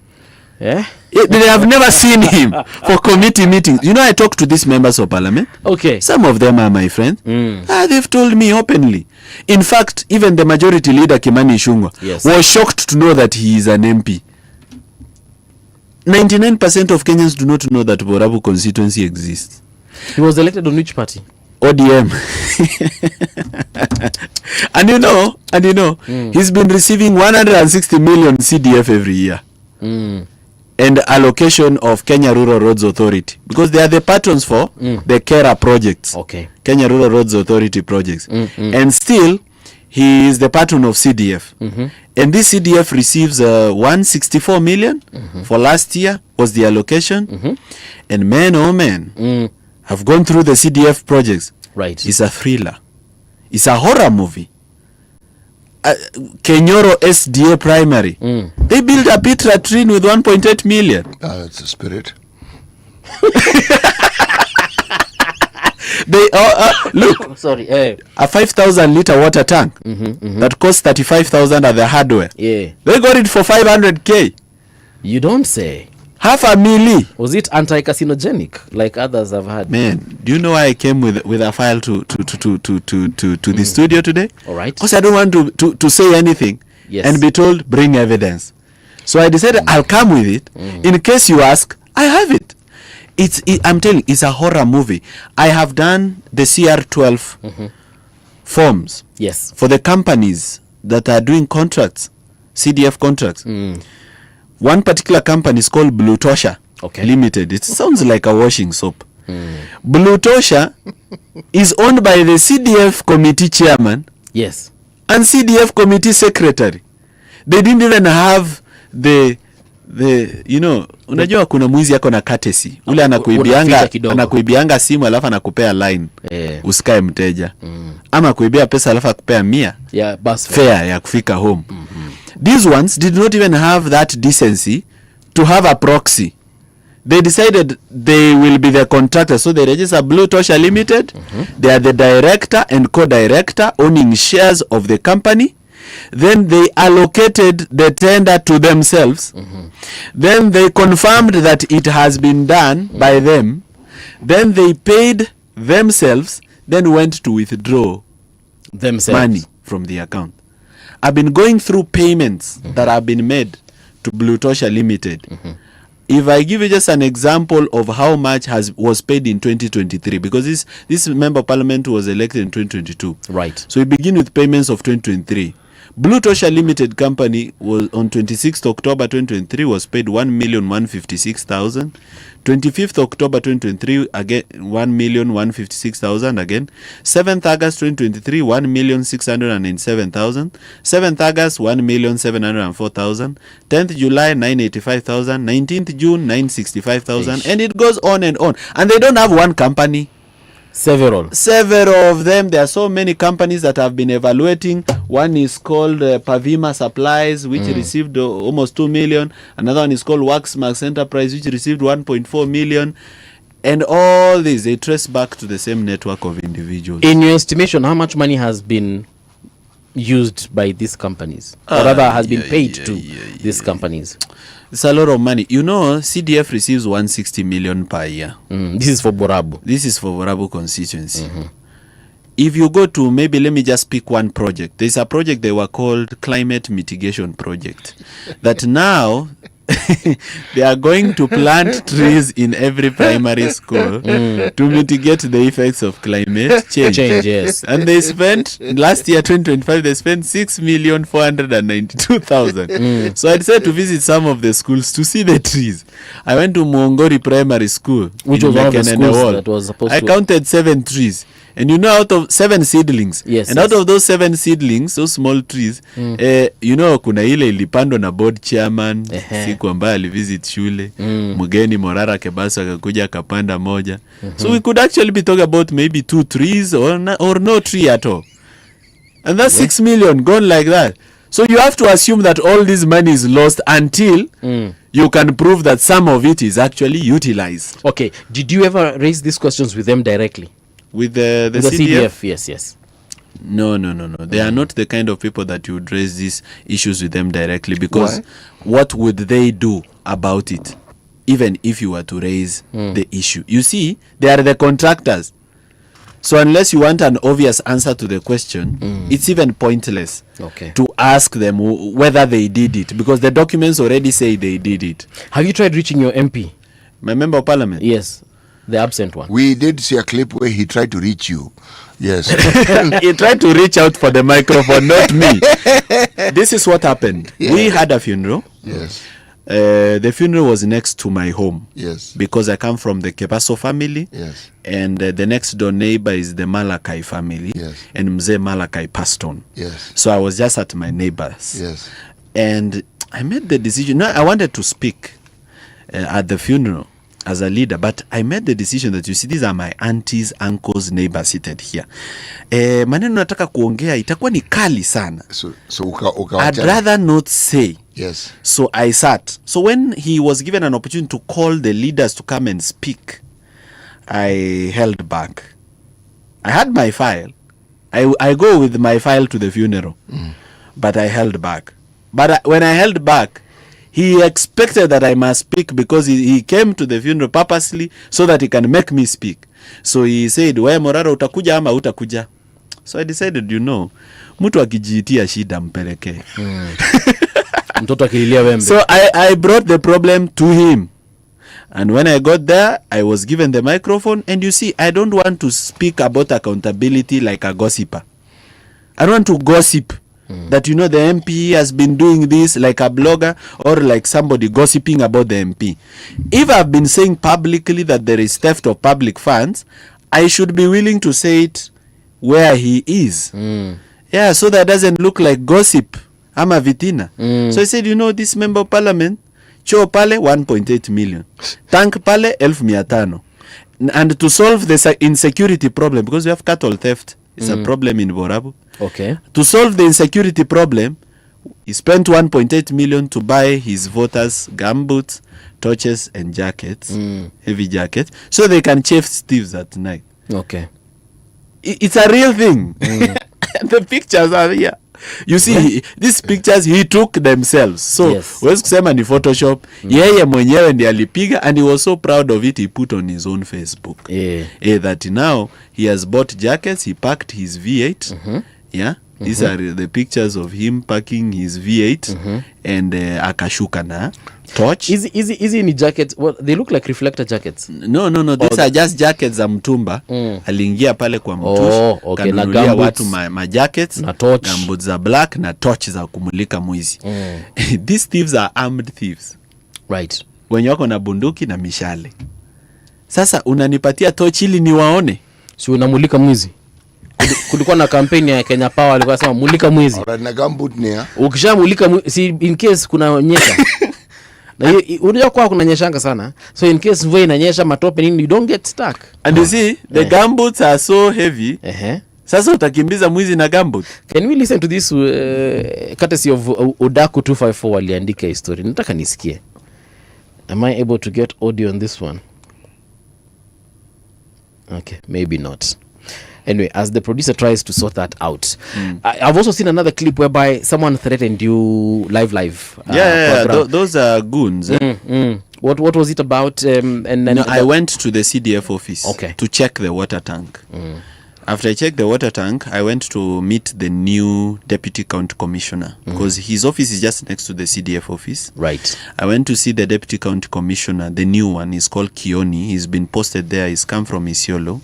And I wanted to tell him about this issue of insecurity so that as the sub-county security committee, together with the AP commander, they do the necessary because we have special police posts called anti-stock police posts that have been placed at the border between Borabu and Bomet County to ensure that we manage this problem. Okay. So I went to speak to him about it, about how we can support him with information sharing, what they should do, what I've identified to be the gaps, the laziness, the mistakes, and so on, so that we manage this problem. Because this problem, when Matiang'i was the cabinet secretary for Interior, it disappeared. Yes. So what has changed since then is just leadership. So it's just a leadership problem. So when I was in the office, when I'm leaving, I found I'm already being waited by goons outside. Okay. The office of the deputy county commissioner. They were shameless, they came all the way because this is like a police station. Walikuwa wangapi? Walikuwa kama 12 hivi. Okay. So they threatened me that I shouldn't go to the various projects. But they don't know me. Hawanijui, hawaninauo. Sasa ndo watanijua. Hawakungam. Mimi mbunge ni chakula ndogo kwangu. I've dealt with the president round the country. Kenya mzima. Sasa mbunge ni kazi nitafa. Yani projects za CDF. Hizo naweza fanya kila siku. Right. Tirelessly. So hiyo niliwaambia, hata waliniuliza which project are you going to, they were threatening me tupatane huko. I told them I'm going to Kenyoro SDA primary. But you see, I had already finished from Kenyoro SDA primary. The video was already in my phone. So I was not going there. So I just told them tangulia Kenyoro tupatane. That was a decoy. I was just going elsewhere. But you see, what I like about our goons, the goons that are there, is that they are known. You see hapa Nairobi na nini, this happens. Goons can attack you and you will not know who and from where and sent by who. But in the village, everybody is known. you can say, that is Mongare. That is Mongare of Mosoku. Yeah, that one looks like Morara. Waboma ya kwa Kebaso. So every goon, when you look at them, unajua huyu ni Mokua, huyu ni Mongare, huyu ni Nyang'au. You know all of them. Yes. And their houses. Even their houses, even where they sleep, even where their bed faces, you already know. So I think I also saw you with security now.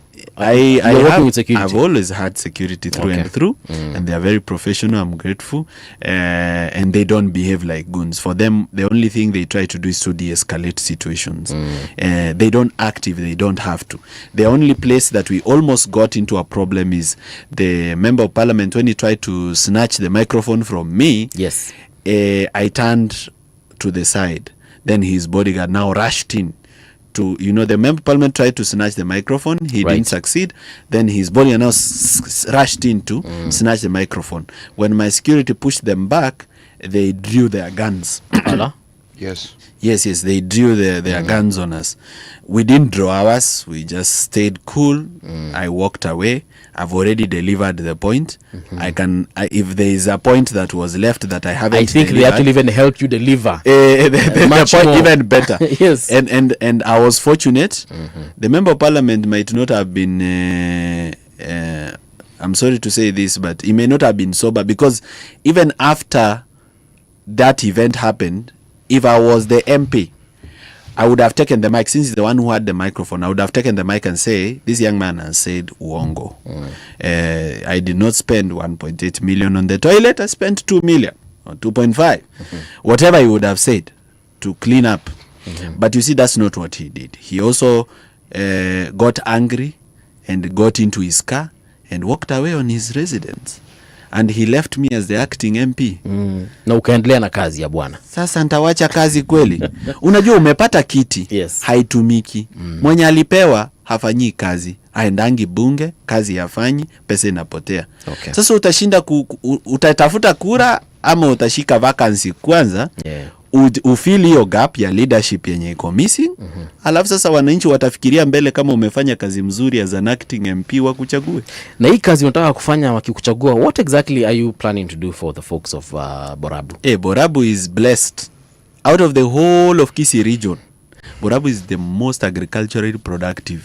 One, because of availability of land. Borabu was a white highland. So when Mzungu left, it was subdivided into 100-acre pieces. So the people in Borabu have larger chunks of land. So the dairy farming there is bigger. The crop farming there is bigger and more productive. Then the climate of the place favors cash crops very well. There's a lot of tea. There's a lot of milk. There's a lot of maize. There's a lot of fruit farming. There's a lot of vegetable farming. And even cereal farming. So the number one problem that I have in Borabu is unemployment and the fact that these things are not economically viable at the moment. For example, there's a lot of milk, but farmers are selling milk at 35 shillings to the brokers. Yet we are per liter. Yet we are buying a liter, half a liter at 60 bob, 1 liter at 120 at the shop. And you see, 35 shillings, even if you put the cost of transport, the cost of pasteurization and the cost of packing, patch packing machine, the end cost is around 40 bob or 45 bob. So the farmer is not even getting a quarter of what they should be getting, because kama mtu anapata na 45 bob, hata akiamua ku double profit yake, it should land at 90. Even times 2 of 45 is 90. You get? So we need to get better prices for milk farmers. And how to get better prices is milk bulking. The only way to get a better price for a milk farmer is milk bulking. Bulking in the sense that farmers need a place where they take the milk. Because unaona wakikamua ng'ombe asubuhi, kama sasa leo walikamua at 6. Watu walianza kukamua ng'ombe at 6. By now washamaliza. If they don't sell the milk within the next 2-3 hours, in a loose quality inaharibika. So what do they need? Milk coolers. Now we need a milk cooler in every ward. You don't have those milk coolers? They are there, but they collapsed. What? There is one that is next to my home, Kineni. My grandfather Kebaso has land in Kineni. So near Kineni Primary School, there's a milk cooler that was put under the small scale farmers industrialization program. It was a World Bank project, and they brought a very good generator from Germany and very good milk coolers from Netherlands. And they built a house, they installed this, they drilled a borehole. Then it was just mismanaged by leadership. It collapsed. It's been like that for 12 years. The equipment is there in very good condition, but nobody is there to revive it. So There's where just have a the farmers leadership. been taking their milk? The brokers come with motorbikes and vibuyus and buy and go around home speaking. Okay. So after you milk, you unatokea kwa barabara. So mabroka wako na masaa ile wanapita. So as they are passing with the motorbikes, they collect. So wako na mitungi, wanachukua hiyo yako, wanamwaga kwa mtungi. So you're saying that the cooling plant has been out of order for 12 years? Yes. And in that time, Borabu has had members of parliament? Members of parliament, back to back, and MCAs. It's there, eco. And this issue has not been sorted out? Nobody. There's a leadership gap. You see, what concerns me, agriculture is a devolved function. Yes. Or you could argue that it is a shared function, because most of our devolved functions are actually shared. Yes. But, so we are saying that these individuals who present themselves as leaders and who have been elected, they have never sought to, should we say, look into this issue and ensure that the people they represent actually benefit from this agricultural activity that they're involved in. I have a question for you, City. If people benefit from milk, if farmers benefit from milk, what will happen? See, they'll become wealthier. They'll become wealthy. So we'll eradicate poverty. Yes. These politicians and the way they think, if you eradicate poverty, how will they control the people? You do know you're also a politician. I am a politician, but a very different kind. In fact, the type of politician I want to become is that's futuristic politics. Hii si politics hii wanasiasa wanafanya saa hii. Ati keep people poor ndio tuwapatie 200. I do not want to participate in that kind of politics. I even told the people of Borabu, kazi nitawafanyia kama punda. Pesa hii kuwapangisha line kuwapatia pesa, mnisamee. Yo utafanya. And imagine they have no problem with me. You know, I was afraid. I thought watakuwa na shida na mimi. Because leaders fear wananchi. In fact, there is no leader in Kenya who is a leader. Because a leader is supposed to lead. To lead people. But viongozi wenye wako Kenya, they follow people. They ask, ni nini iko kwa ground? Wananchi wanataka namna gani? Wanataka pesa. Niliona one MP from the region akipea watu pesa na akasema mtu yote akikuja hapa with less than 500 bana hata msimpatie audience. Yeah. You get the point? Let me tell you. People are ready to be led well. Mimi nimeambia watu wa Borabu, tafadhali mambo ya pesa hii kitu imeharibu siasa yetu kwa sababu ndio imeleta umaskini. Tunapigia wezi na wakora kwa sababu wako na pesa na wengine wameiba hiyo pesa kutoka kwetu. And you know they agreed with me. I was in 4 functions on Sunday alone. On Sunday I was at Kebirigo Catholic, then I went to Nyaramba Catholic, then I went to Maranatha PAG. And then later in the afternoon, I met with ECD teachers from the whole of Borabu sub-county. That was my Sunday. And every single gathering I was in, I said, hii mambo ya pesa imeharibu siasa yetu na itatumaliza, mnisamee, mnikubalie niwafanyie kazi, nisikue na tabia kuwapatia pesa kidogo kidogo. And people are cheering. Mimi nili expect waseme wanibu waseme mwesh kama utupei pesa it shall be bad. Toka hapa. My friend, yes. People are ready to be led well. People are ready to be led well. Leaders just need to be ready to lead them well. Watu wako tayari. In fact, watu they behave vile unawapanga. Wako ready uwapangi. Wanajua huyu ni Morara, style yake ya siasa ni chenye anafanya ni wacha tuone mahali itafika. Do you know kuna time mimi usimama kwa stage ya boda. And I used to fear stage za boda. Because I used to pass with a big car, watu unasema mwash tuachie kitu siku hizi sikimbiangi. Fika stage unasimama tu. Unachapa story. Namna gani? Niambie, what's going on? Tunapiga story and then while we are a crowd of maybe 20 people nikiendelea kuongelesha, some person who has not heard what I've been saying or the gospel, anakuja kutoka anasema mheshimiwa tuachie kitu. Hawa wenye niko nao waambia wewe kaa mbali, usilete hiyo story. Unaona tunaongea vitu ya maana, wewe unaleta vitu ya mchezo. Imagine they are the same ones protecting me saying wewe sisi kitu tunataka ni kazi. So I can tell you the residents of Borabu are ready for good leadership. What's your vision for Borabu?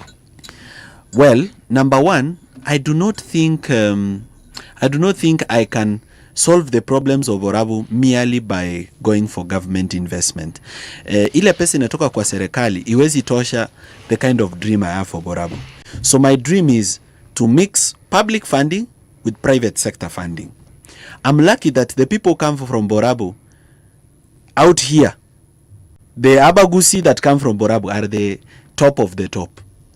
90% of the Gusi elite live in Borabu constituency. The controller of budget, Margaret Nyakango, lives in Borabu. She's my resident, my voter. The chair Central Bank, Mohamed Nyaoga, lives in Borabu, my resident and my voter. The former Solicitor General Ken Ogeto lives in Borabu. Former chairman National Land Commission, Garisho Motachi, lives in Borabu. Dr. Fred Matiang'i himself lives in Borabu. The former governor of Kisii County lives in Borabu, which is in Nyamira County. Okay, he's even our neighbor pale, karibu na nyumbani. The governor of Nyamira lives in Borabu. Professor Samongeri, Simeon Nyachai, all the big names that you know from Kisii, ranch yao, where they could find big land to build their homes and have farms, is Borabu constituency. So already I have a wealth of political network ya ofisi yenye naweza knock niseme tafadhali niko na shida insecurity, na shida niko nayo, niko na upungufu wa polisi, nahitaji just one more police post, naomba upigie Inspector General simu. I already have the people who can do that very fast. Okay, so I already have the political network to open doors for development. Number two, there is a very rich network of Kenyans in the diaspora from Borabu. In Minnesota, in Texas, in Australia, in London. Kwanza huko tumejaa, unaweza fikiri yani ni kama tunaenda kuanzisha another new town huko. I need them to invest back in Borabu. The only problem they have is titles. Land. Mashamba watu hawafanyi succession. Mzee grandfather alifariki, watoto hawajafanya. So whenever anybody is looking for land, Borabu is very scenic. It has like those landscapes. Unaona zile landscapes zinakaa kama za Netherlands. Zile za Nordic countries huko. Hizo. Iko na landscapes kama hizo. Sasa hiyo Borabu, people want to build resorts for people to come and getaways. Come and do ziplining and just have a weekend away. Even you, unaweza taka kuja kule for a weekend away. But now land, kupata shamba ambayo iko na title ni shida. Kuna watu wengine wanaenda kwa chief, and a very small problem prevents them from doing succession and getting title deeds. Wanaambiwa na chief endo ulete pesa ndio nikuandikie barua. Because you know the chief has to write a letter and confirm who was mzee, burial permit, and who are the beneficiaries. So this chief is very important kwa mambo ya succession. Asipokuandikia ile barua hata huwezi kupeleka kotini kufanya ile succession. Sasa chief akisha kuambia ulete pesa ndio akufanyie barua, this person is discouraged. So first I need to open up the place, make land titling very easy so that land is accessible for people to invest. Number two, industrialize the place. There is milk. Why don't I have a milk creamery? I should have a milk creamery because it's very simple. It's a receiving tank which sieves the milk, then a pasteurization, continuous pasteurization machine, then a pouch packing machine. A small dairy plant will cost about 30-40 million. A big dairy plant will cost about 100 million. There are so many people from Borabu in the diaspora and even here in Kenya, business people who are ready to set up something like that. And if I set up something like that, I've already given employment to 100 people. What if someone says that some of these things that you want to do, especially on the development side, whether it's roads, some of them need county roles, and that will conflict with, not really conflict, but it's like you'll be trying to do what the county should be doing instead of focusing on the other major roles of a legislator: representation, legislation, and representation. Kwanza mimi auta nitafuta bunge unikose. I'm going to be a firebrand politician. Bunge, I will be synonymous. Pale bunge mimi ndio nitakuwa nasukuma mswada. And the members of parliament who are coming in 2027 should be prepared for my first bill. I already know what my first motion or my first bill is going to be. I'm going to propose a motion for protection of local industries bill. I want to bring a bill to parliament to protect local industries. and start reducing the quota of imports from Asia, cheap imports from Asia. Nataka kupunguza vitu kama kuimport nguo, garment manufacturing. Watu waanze kupanda cotton, tuanze kuwa na nguo. So Woman Rep Laikipia kona something similar.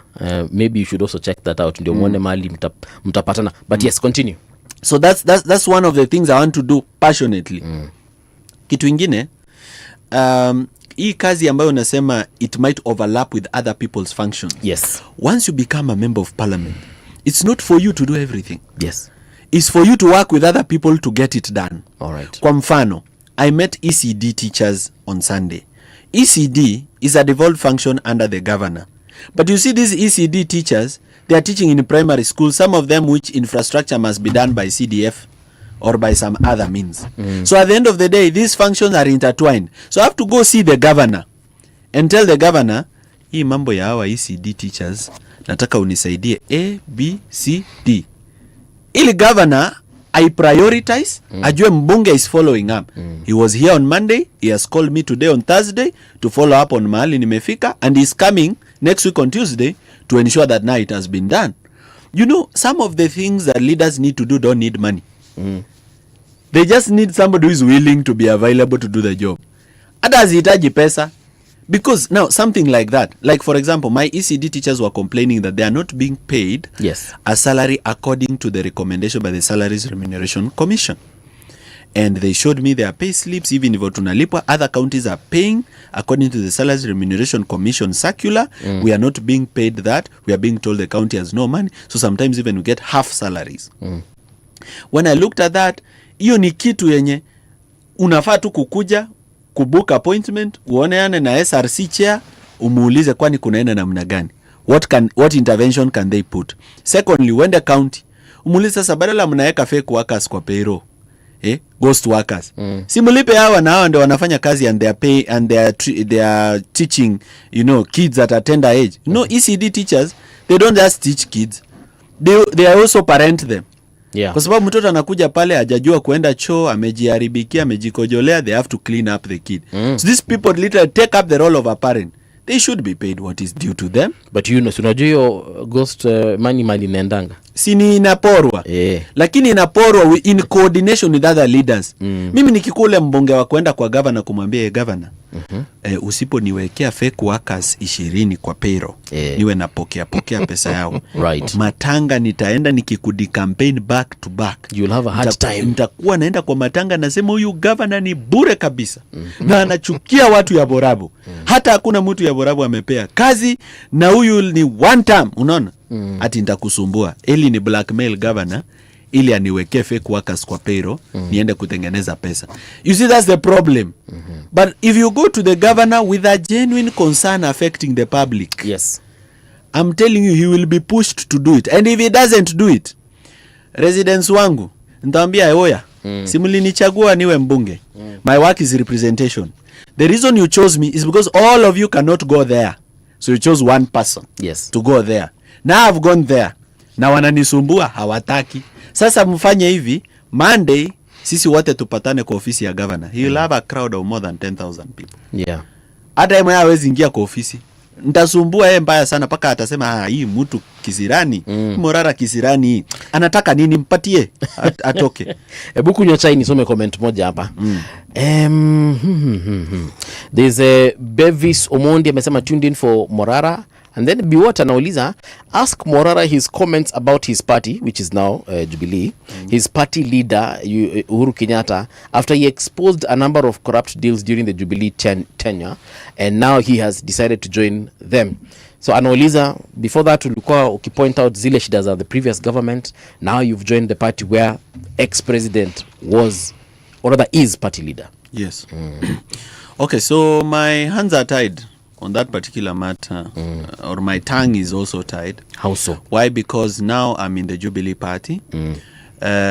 Its successes, I must own them and market them. Yes. Its failures, I must clothe them. Why? Because I'm now a member of the team. Right. Now I'm not a critic of the party. Now I'm a member of the party. So I have to sell the agenda of the party to encourage people to come into the party and seek leadership positions. So I at this point in time, I cannot say the goodness or badness. I cannot start, giving a scorecard of my party leader, who is the leader of the party. It's not possible, and I hope you will understand me on that particular one. Now, getting back to your delivery, in terms of the promises that you're planning for the folks, well articulated, that is awesome. But there's always something that happens to members of parliament, and actually not just members of parliament, all elected leaders from MCA to governor to president. The moment they get into power or into the positions that they have been elected to, something seems to be missing, and so it's like, because of party loyalty or because of now proximity to this power, wanaanza kuhepa zile promises that before.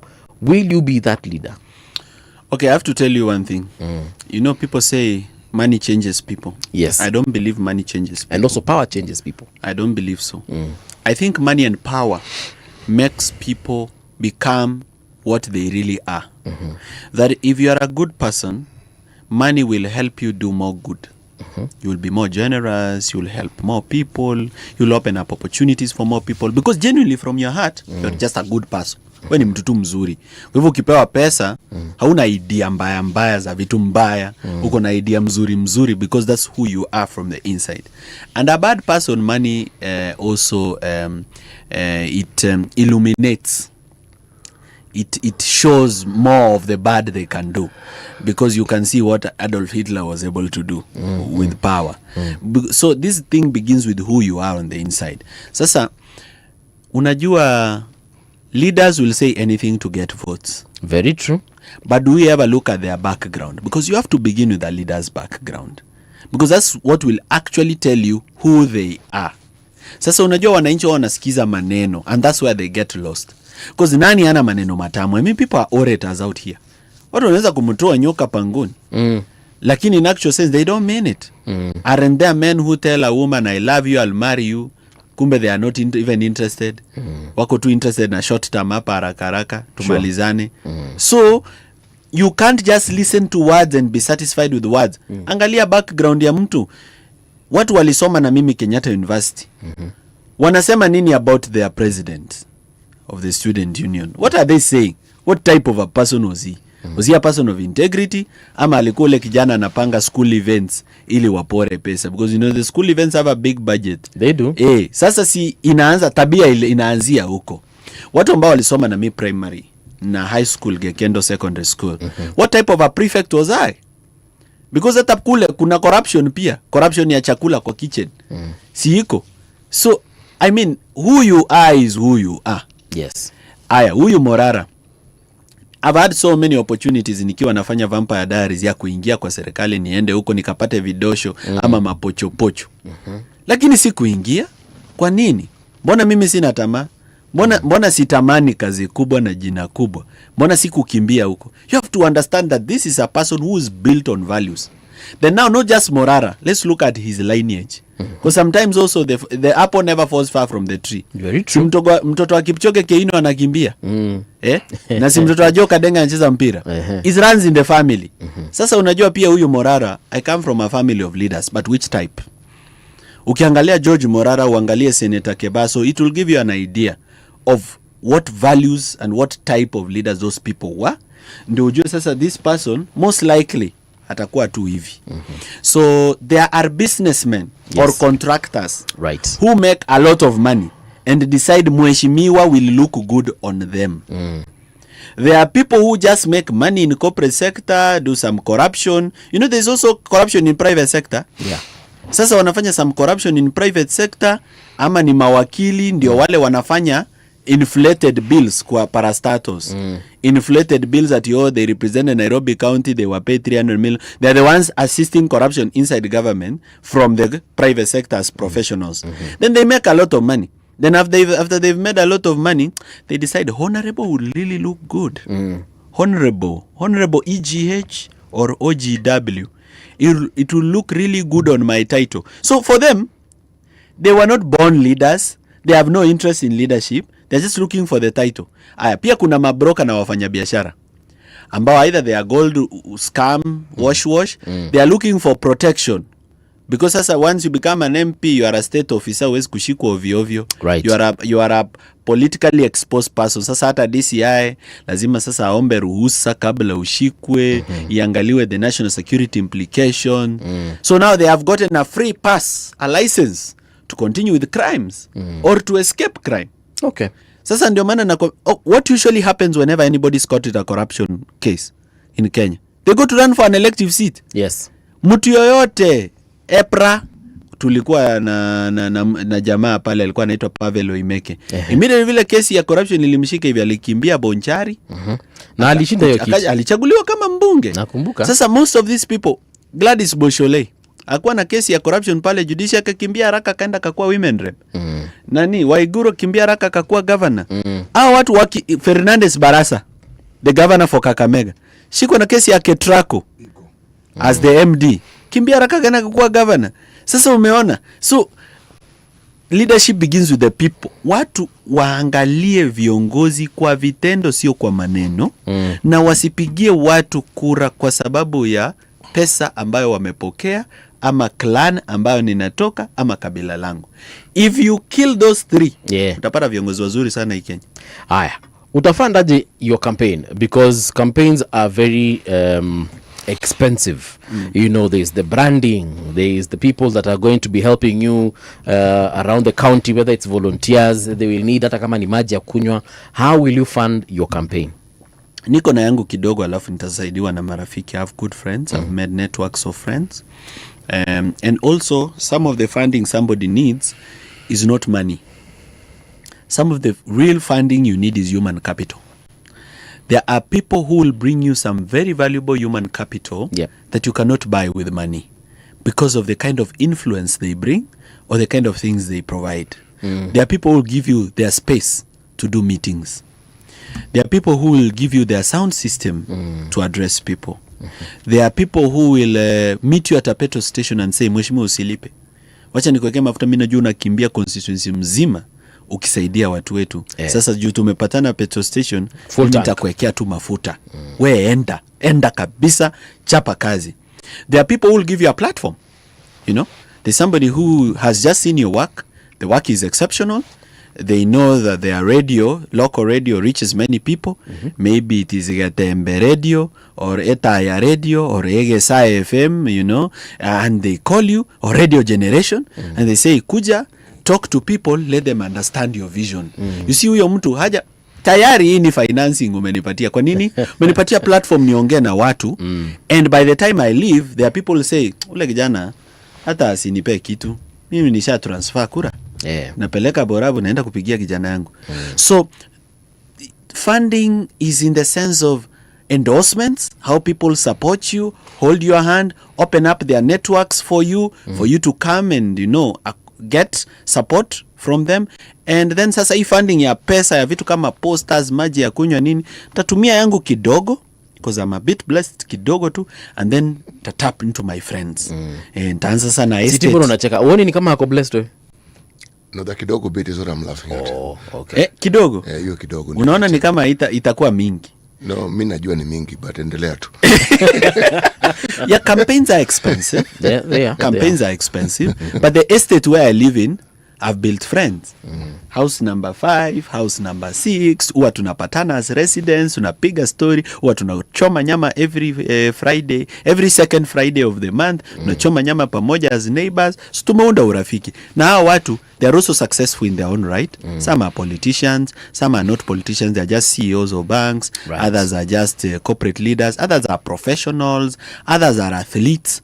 And hao watu, kila mtu akikuja na kitu yake kidogo inakuwa inajaza kibaba. I have a family. Na familia yangu si kidogo.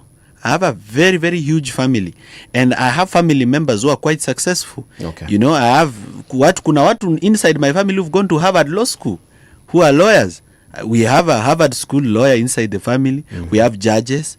We have former permanent secretaries inside our family. Okay. Somebody like Professor Bitange Ndemo is part of my family. Yeah, people like PS Alice Mayaka is part of my family. Okay. People like the former director for Airtel Kebaso Mokogi is part of my family. I have family members who in their own right support iko wame succeed. Sasa wao hata si lazima wanipe pesa, wanaweza sema gari yako imefanyika nini, engine imenoka, kuja utumie yangu paka umalize campaign. Okay. Shika. So I mean niko na watu hapa na pale. Sawa. Umejoin United Opposition ama sahi mnajita alternative government Nimeona yesterday, I think it was yesterday. Former Deputy President Rigathi Gachagua made some statements in regards to what we have been witnessing in the country. I don't know.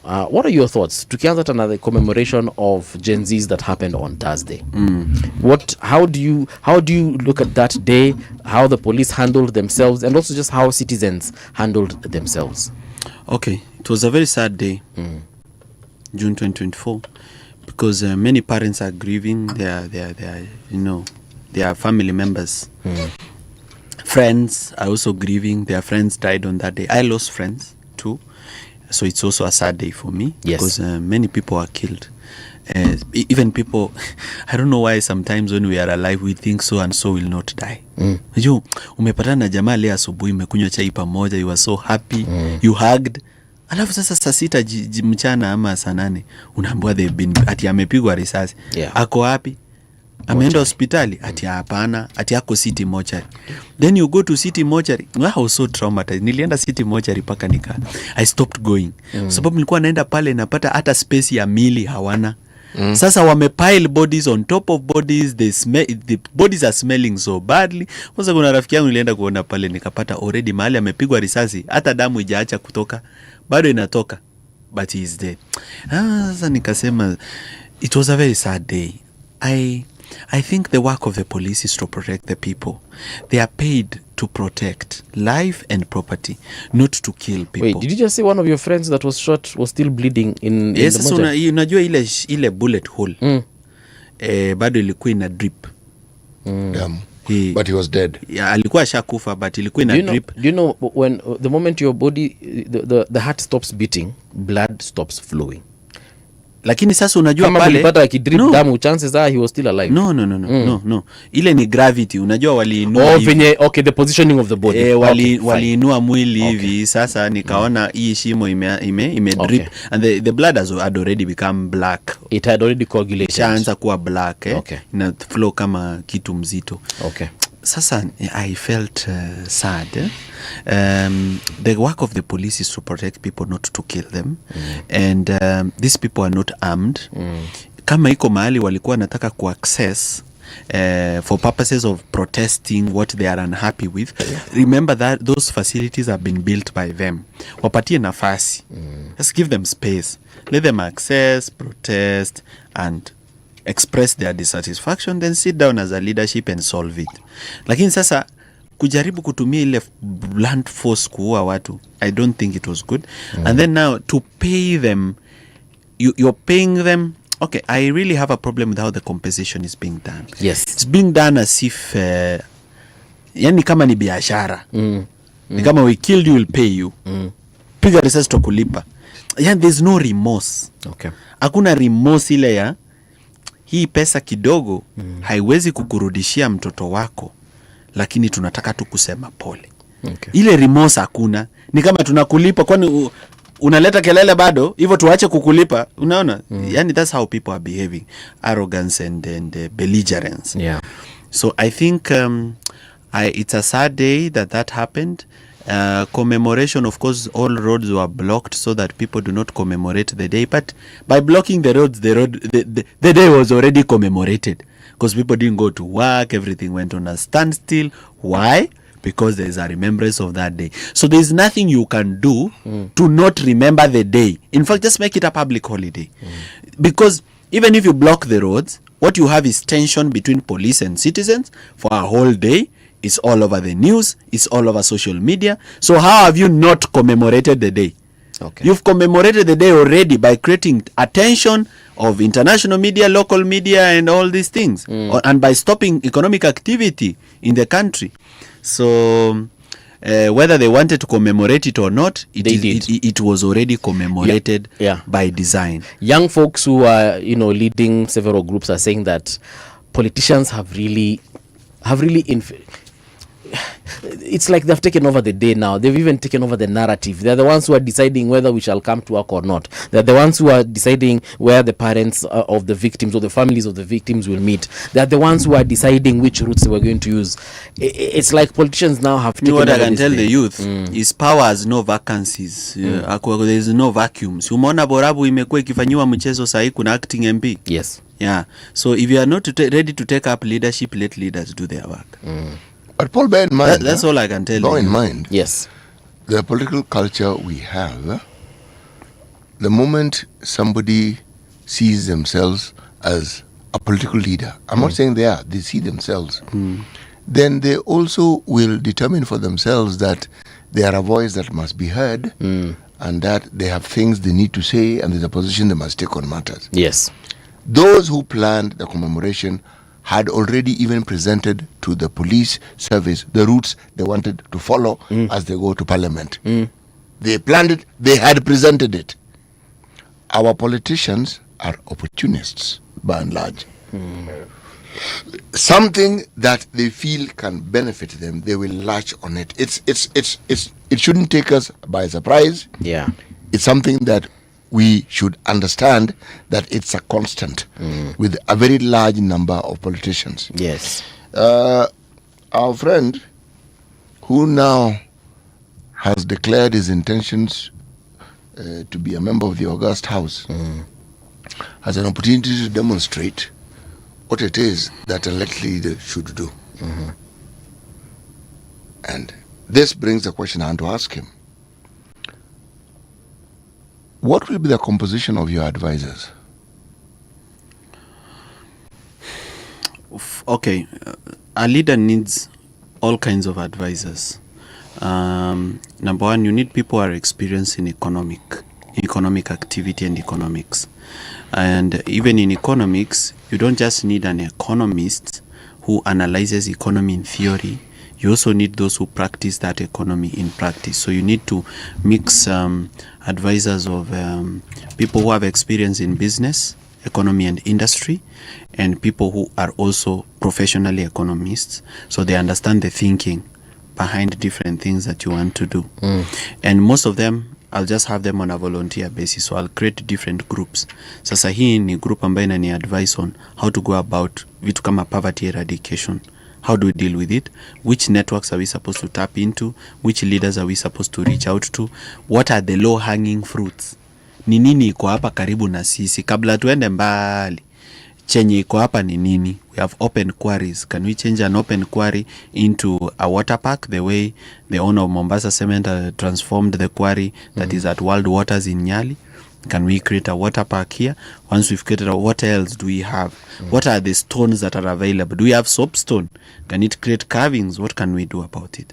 So economic advisors, of course, I will look at people who practice it and people who know the theory and practice, who are professionals in the field. The second kind of advisors I need is political advisors, people with political experience. But I'm very careful about that one because I don't want people who understand the bad manners. Not understand the bad, who practice bad manners politics. Watu wanakuja kunifunza vile tutapanga violence. Watu wanakuja kunifunza vile tutapanga clanism.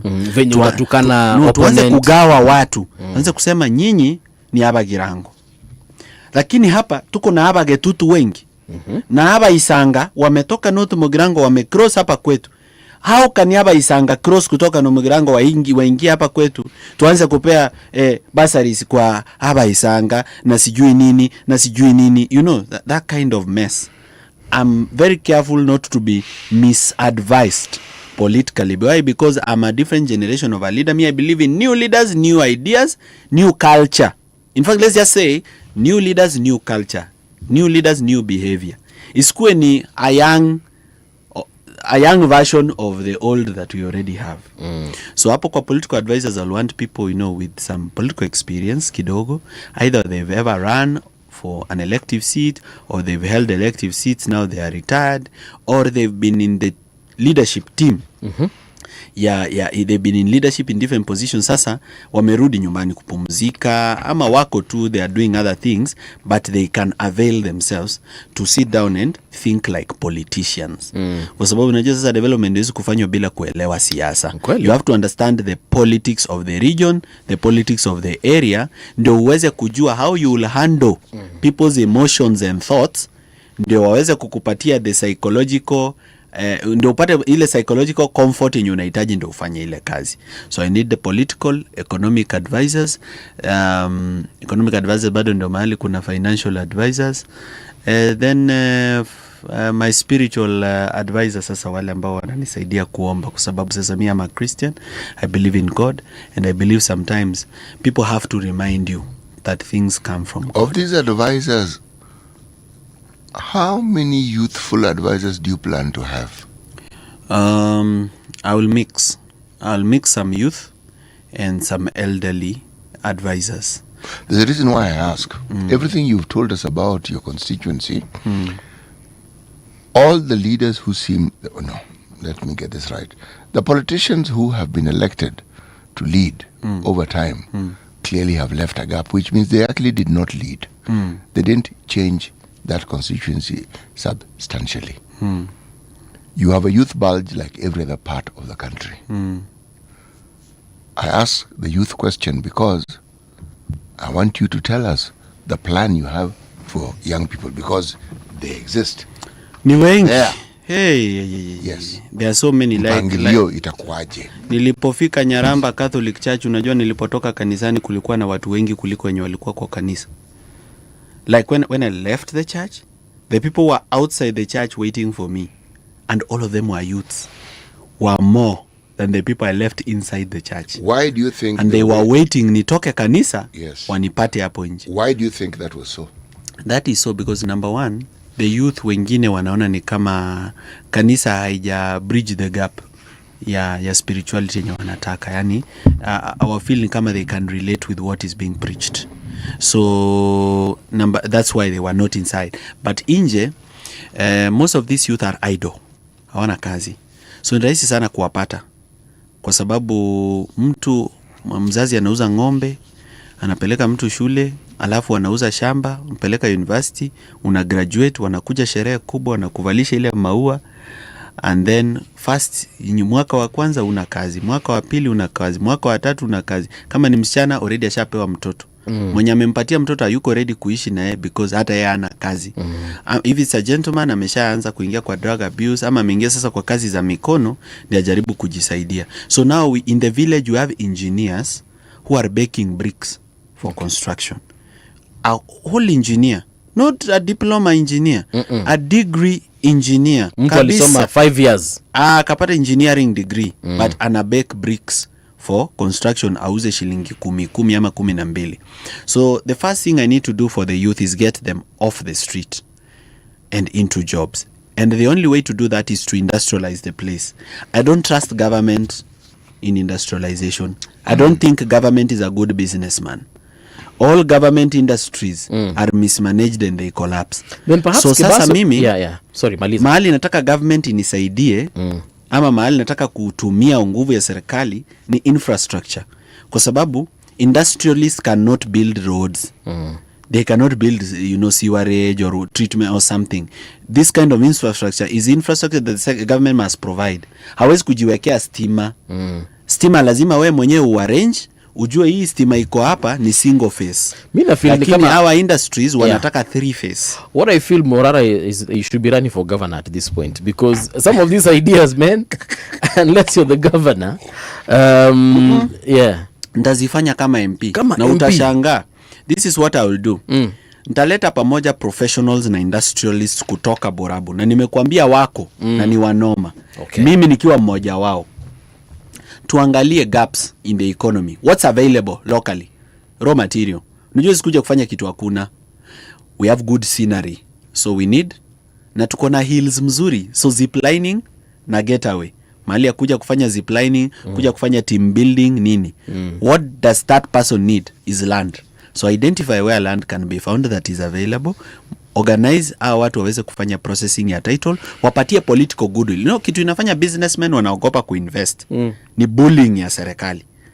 Unakuja kuinvest mahali, unaanza kukua bullied kuanzia kwa county government, unakuwa bullied na mbunge, MCA anataka sijui nini, NEMA wanakukujia, nani sijui wanakukujia, but if you have political goodwill, hata sio yeye ataendea certificate ya NEMA, mimi kama mbunge wake nitaiendea mimi mwenyewe. I'll become his clerk. Nitasema I have influence. I can walk into an office and walk out with something. Yes. Naenda NEMA mimi mwenyewe. Nasema sasa nataka officers wako wakuje wafanye assessment. So I want to bring in private investment. Private investment ndio inaweza leta jobs zenye ninataka pale. So we need scenery, tuko na maziwa, we need a creamery. Tuko na unga, saa hii kunafaa kuwa na unga kwa shelf ya Quickmart, Naivas, wapi. Right. Yenye inaitwa Borabu flour. We need to have a milling because we have enough maize, millions of bags of maize that we get off the shamba. So easy food processing factories zita employ some youth for me, and then sasa the getaways for the sceneries and what have you, they will employ some youth for me, and then now those industries will create other jobs, because if there is an industry here and there are 500 employees, they need a place to eat. Kahoteli kamepatikana hapo. They need a place to withdraw money. Ka M-Pesa kamepatikana hapo next. Kuna mtu anahitaji cyber ya kuprint kitu. Ka cyber kamepatikana hapo next. Next, we've created a town. So that's how I want to do it in terms of eradication of poverty. So when he asks me what do I want to do for the youth, the number one problem for the youth is economy. Hiyo ndio shida yao number one. Do you have young people who are already engaged in business? In Borabu constituency? Yes. Wako. Okay. And farming? Wako. That's business. Let me ask the second question. Do you see these young people who are in business as investors? I see them as investors. Precisely. How do you upscale the businesses? Because for the economy to grow, the existing businesses must grow. Yes, they do. And if there is a plan to grow them, the industrialization you speak of will not be difficult. But there's a much bigger point. The younger people who are in business become examples to other young people of what is possible because they see it. So the number one thing I need to do is financial education. I'm lucky I've been successful as a business person, so there are things I know about business that I can tell them. But also there are financial experts who I can bring on board, even on a volunteer basis. Imagine, watu wengi wako ready tu kuja kusaidia. If you organize a business forum ya youth in business, na uwapatie siku yenye wako kazi kama Sunday, na utafute people who've done well in business, mimi nikiwa mmoja wao, tukuja pale, we discuss business. Leo tunataka kuongea biz. The youth will attend. The number one thing we'll tell them is how to bank your money and how to build a relationship with a bank or a SACCO, because essentially it comes to help you to access funds. Number two, how to establish systems and technology in your business to manage your profit and your loss. How to separate yourself from your business to ensure that pesa ya biashara isikuwe again your personal money yenye unaenda nayo kwa bar. Hapo ndio shida na kuanga. Pesa ya biashara tena ndio uko nayo kwa bar, ukiambia watu pewa.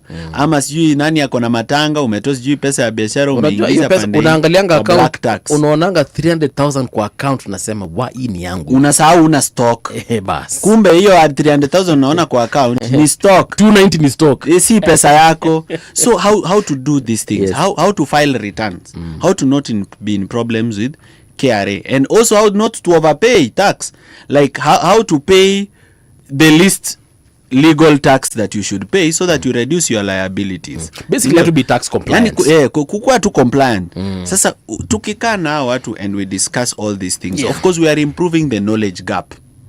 And once you improve the knowledge of a business person, already ume improve how they are going to run their business.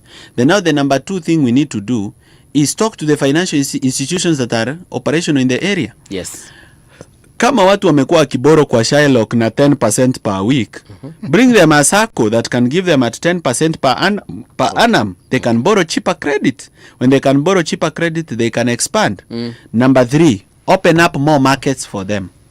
Wewe ni mfanya biashara, unauzanga seedlings za miti. Expand their imagination. Juu si kuna mtu anauza seedlings, yeye anawekanga seedlings za maua, seedlings za fruit tree, so that if you are doing landscaping for your compound and you need a fruit tree, an orange tree, anakuja anakupandia.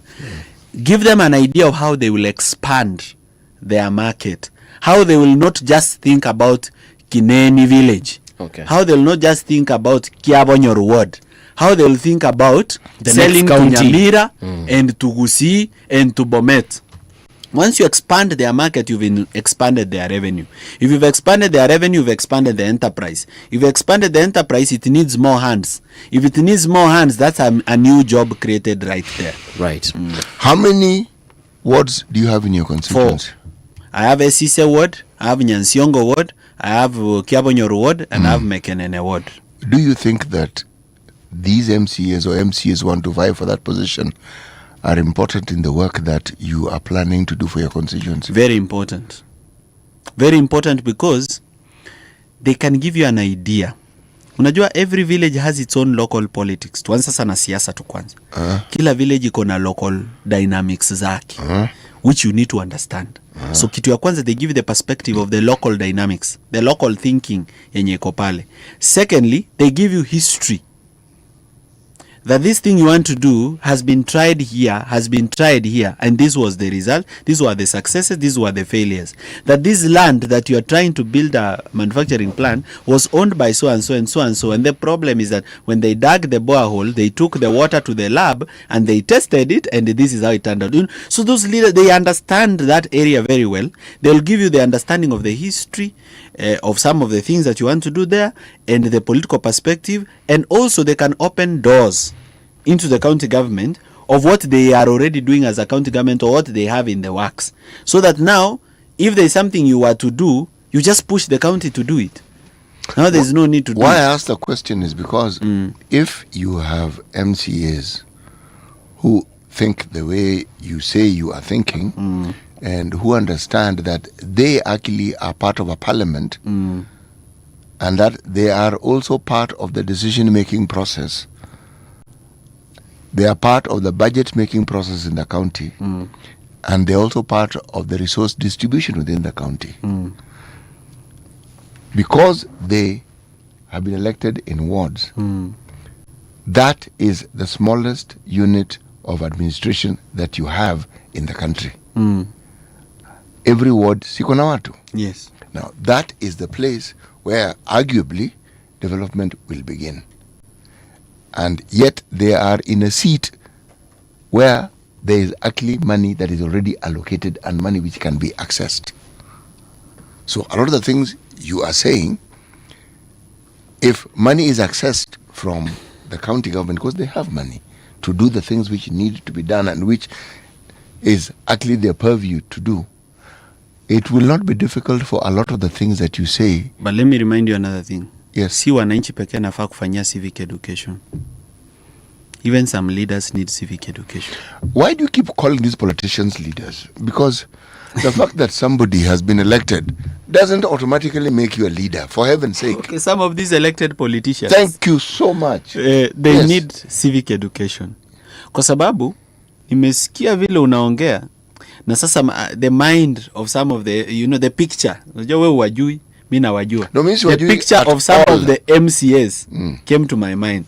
And I just said, okay, now this thing that city is saying, naweza fanya na ule MCA wa pale kweli. And I realized I need to do civic education. Unaona hapo umeuma nje. I need to do civic education to some of the MCAs kwa sababu reasoning yao sasa sio hiyo. Sasa lazima ni wa change perspective. How do they reason? According to you. They think like 99% of the politician. This is how they think. We practice clanism, that is divide and rule, and then we give people money. Once we give people money, we get elected. We tell them sweet things that they can believe. Then we get elected. Once we get elected, first we need start by recovering the money we spent in the campaign. So recovering the money we spent in the campaign is to blackmail the governor so that we get a trip to Israel to go and benchmark on agriculture. So that we get per DMs, money to sleep in hotels and so on and so forth, so that we come back with money. Once we come back with money, we want to upscale our life. We want a bigger car, a bigger house and this and that. And we have an ambition of becoming an MP one day, so we need to start again now doing contracts inside the county. So we need to register companies through proxies and spend time in the governor's office blackmailing him so that he gives contracts to our companies, so that then we make enough money to make enough to become MP. And also ndio tukienda kwa ground, kwa sababu hakuna kitu tumefanyia wananchi, tukue na kakitu ya kuwapatia kutuliza hasira yao. So that's how people reason. Hivyo ndivyo wana reason. Kuna shida. Iko shida. Nikuulizaje Morara, because watu walikujua na wewe kukua one of the critics of the government. So now that you want to join politics in terms of becoming a member of parliament, and in case Jubilee wins government, and Matiang'i is voted in as president, will you critique your government if indeed you feel like it is not representing the people of Borabu and the people of Kenya? Will I criticize my own government? Why shouldn't I? A member of parliament is also supposed to be a chorus, you're not a choir. All right. You're supposed to question things. And questioning includes questioning within the party structures, and even questioning within government. Maybe my approach would be different. Okay. I may not disparage them on radio or on TV. I may prefer to talk to them internally. Yeah. Si iko mikutano, parliamentary group meeting, nini, caucuses. We just talk within the party and say things are not going okay. All right. And then we go to the leader, mambo yende salama. Tunataka mambo yende namna hii. Tutengeze miradi. Yes, so you see, when you are elected inside a team, you don't fight the team as if you are outside. Okay. Now you talk to the team like an insider. Sema hii mambo yendi vizuri, naenda namna hii. Yeah. Yes. In terms of what the Ruto government is currently doing, where they have reached, how would you rate them? I'll give them a 0 out of 10. Why? Because for every good thing they do, they steal 20. Si tuanzi tuna talanta. 20 kazi. It's a shiny thing. But that thing should not cost more than 4 billion. Costed 40 billion? Is it 40? Imefika ngapi sahi? 48 billion? The last time I checked, it was 44. Sasa, am I supposed to be happy? Because those should be, how many? 10 stadiums? Yeah, but it's only one. So you see, for every shiny thing they do, so much is stolen. Sasa SHA, immediately walileta SHA, they started that they'll create a system to manage patient record. Yes. At 100 billion. Sasa already, hiyo SHA si SHA haribika sasa. Because already we've lost more than sasa, okay, the airport is leaking. But there our airport is in a sorry state. But look at who has been brought. Chivayo. I mean, mtu mwenye hadi my daughter Zaina can Google and see that Chivayo is a criminal. CS alisema ya kwamba huyo jamaa hayuko involved in any way, shape or form. That is the CS. Serikali ilisema Chivayo hayuko involved in any way, shape or form with any project. You see, that is the same way Kenya. they refuse that the Atur Margariana and Sargasiana are here. That was the Kibaki government. And no, it's just government. I'm just telling you the language of government. The language of, they deny. Deny or they always deny. I mean, William Ruto denied that any money has been lost in Aurora and Kimorer. No, he then revised it and said, the only money has been lost is just 7 billion. Yes. And for it to have a bank guarantee. So you see, that's the language of government. It's not the first time that government is denying. Yeah, the government denied that they blocked the road. Didn't you hear them? They said they didn't. Si walisema wao hawaja zuia watu. Lakini si wamezuia watu. Police commandant wa Nairobi alisema they had credible information that kuna watu walikuwa wanataka kuharibu mambo, hence why walifunga. Sasa they speak with both sides of the mouth. Kwa sababu mimi nikimsikiza, he also said hawajazuia watu wako free, wao unaweza kuja, lakini pia wamewazuia kidogo. So I'm telling you, what government says versus what they do, mambo mbili tofauti sana. Linda Mwananchi watakuwa, I think nikisi over the weekend. Are you going to be joining them? Are you first, what are your thoughts on Linda Mwananchi first of all? Linda Mwananchi naweza kuwa na kuingiza mali hauko. Mi sasa unajua sahi mimi ni kama mjukuu wa mzee Matiang'i. Okay. When everybody has gone, wakati watoto wake wote wameenda town, kila mtu ameenda kazi Mombasa, mwingine ameenda kazi Nakuru, mimi mjukuu ndio nabaki, ndio kukikuwa na mtu wa kutumwa, inatumwa. Okay. That is why I'm the leader that you saw at Kerugoya with him yesterday. Yes. Kufungua ofisi. Wote nyoko linda wa wananchi hawakuwa pale. Sasa si unaona, lakini mjukuu alikuwa ndio in case mtu akihitajika kutumwa, ni wewe unatumwa haraka. Sababu ya kukuuliza, kwa hivyo mimi sasa sitaenda kwao Kisii. Mimi sikutaona Matiang'i kwa linda mwananchi, nitakuwa. The reason nimeuliza is because one of your party members that is Pauline Njoroge, tumekuwa tukiona akiwa na the faction of linda mwananchi, so nilikuwa nadhani maybe si yako pale either in her own capacity ama ametumwa na chama aende at least aonyeshe solidarity. Remember, linda mwananchi is an opposition movement. Yes, it is. So and opposition voices must speak in one. Sasa lazima Jubilee tume watu ya kuenda ku show solidarity kule kwa linda mwananchi. Kwa hivyo mimi sasa mimi nitakaa nyuma kidogo. Okay. Nitakaa na mzee ili akihitaji kutumana nikue niko au wengine waende. Okay. Unacheka. So what's this guy laughing? He's laughing at your very diplomatic answer. However, do you believe but do you see what they're trying to do? Do you resonate with because they're also trying to transform or rather bring some sort of change within their outfit, which is ODM. You're in Jubilee right now, and of course we also have individuals within Jubilee Party who also are trying to bring some sort of reforms, change, whatever you want to call them. I'm curious. What are these changes that they're trying to bring in ODM? Nani akina Linda? Ni change gani? Linda mwananchi akina Sifuna. Si wanataka ku get rid of this maneno yote ya broad based government. They're like, this is not what we agreed, number one. And this whole issue of supporting President Ruto, that one they were not a party to, if I remember the conversations well. So they're like, guys, let's change the direction. Hii yenye mnaenda bwana, I make sense. Okay, so mimi niulize. Uliza. Okay, so I was excited about linda mwananchi. Right. I'm still waiting for it to solidify, so that I know what it is and what the end goal is. All right. I resonate with their messaging. The hype is high. Yes. But politics sasa unajua ni organization. Politics ni kupanga. Yes. The people in linda mwananchi first come from different political parties. Kuna watu wa ODM uko ndani, kuna watu wa Jubilee, kuna watu wa chama mbalimbali pale kwa linda mwananchi, hadi watu wa Wiper wako pale ndani. So wako pamoja ili wafanye nini? Okay. As members of different political parties, do they hope to create it into a political party?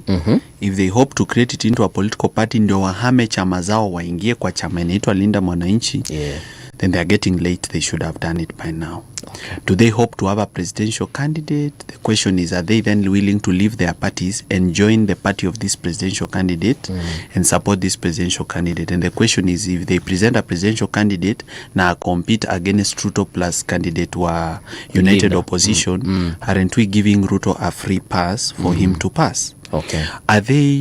Is it supposed to be used for negotiation, and with who? Is it negotiation with the United Opposition so that the running mate comes from linda mwananchi, or is it a negotiation with Ruto so that they get a share of government and then influence policy and development?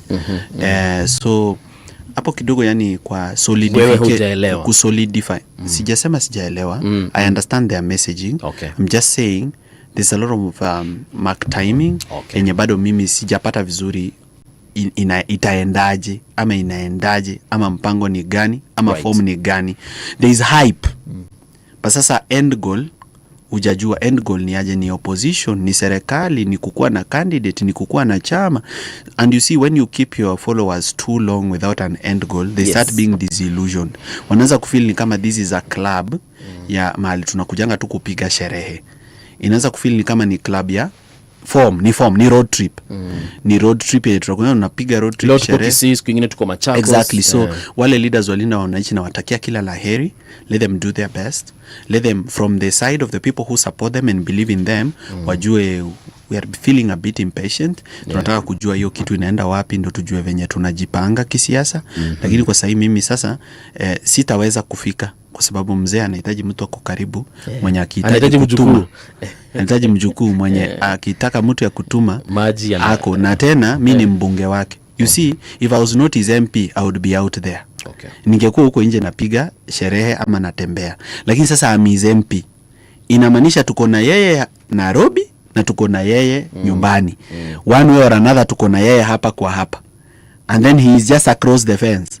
Sasa unajua hakuna vile mimi na yeye tunaweza wachana mita mingi kama simuoni mahali yako. Lazima niwe hapo karibu.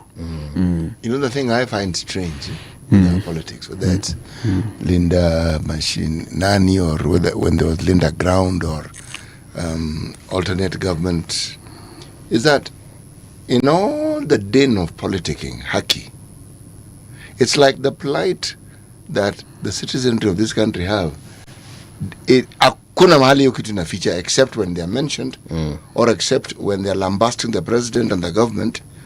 But understanding what needs to be done so that it isn't just a political rallying call, but that it is something that people can latch onto and see here the change that we are thinking about will actually be at our doorstep. Haki hakuna. Okay, wacha tu ni kusupport hapo kidogo because si sasa niko a member of the opposition. Yes. Messaging, we need to do more. We need to do on messaging. Yani, okay, kusema Ruto must go one term ni sawa. Lakini sasa what you will do for Kenyans ndo wanangoja kusikia. Umeshawaambia the healthcare sector ni mgonjwa. Sasa they want to know what you are going to do about the patient. What are you going to do about medical equipment? Bright people like me want to know what's the funding model. You know, you can talk of medical equipment. Medical equipment is expensive. How do you plan to finance it? You can see our debt ceiling. So we need to know from the opposition what's their thoughts about debt. Should we pay the debt that we already have if it did not come to the benefit of the people? I'm in the opposition, but I also want to know what our position on graft and corruption is and how we will begin with accountability from the inside going outside. Kwa sababu sasa ukienda keep Ruto accountable na mjakuwa accountable nyinyi wenyewe, it looks like you are not being genuine about your intentions to fight graft.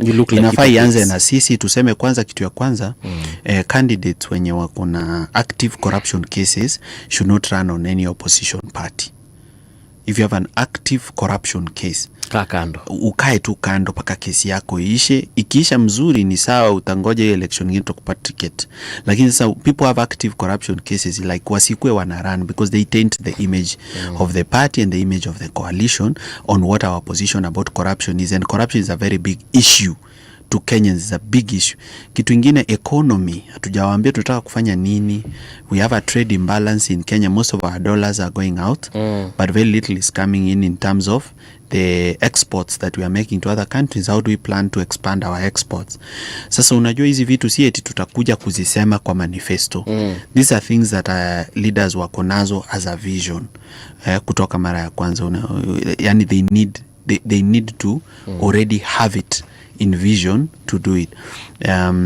I was with Dr. Fred Matiang'i yesterday, and he clearly explained why, for him, he thinks they should be back in government. They talked about the mismanagement of government. He talked about what they were able to do with Linda Mwananchi and not Linda Mwananchi, but Linda Mama and many other programs. He, in my view, is the only candidate who is him and maybe one more other candidate that are trying to articulate a vision. And I really hope and pray for him to be the opposition candidate, because when I look at all the candidates, I think he is the best among them.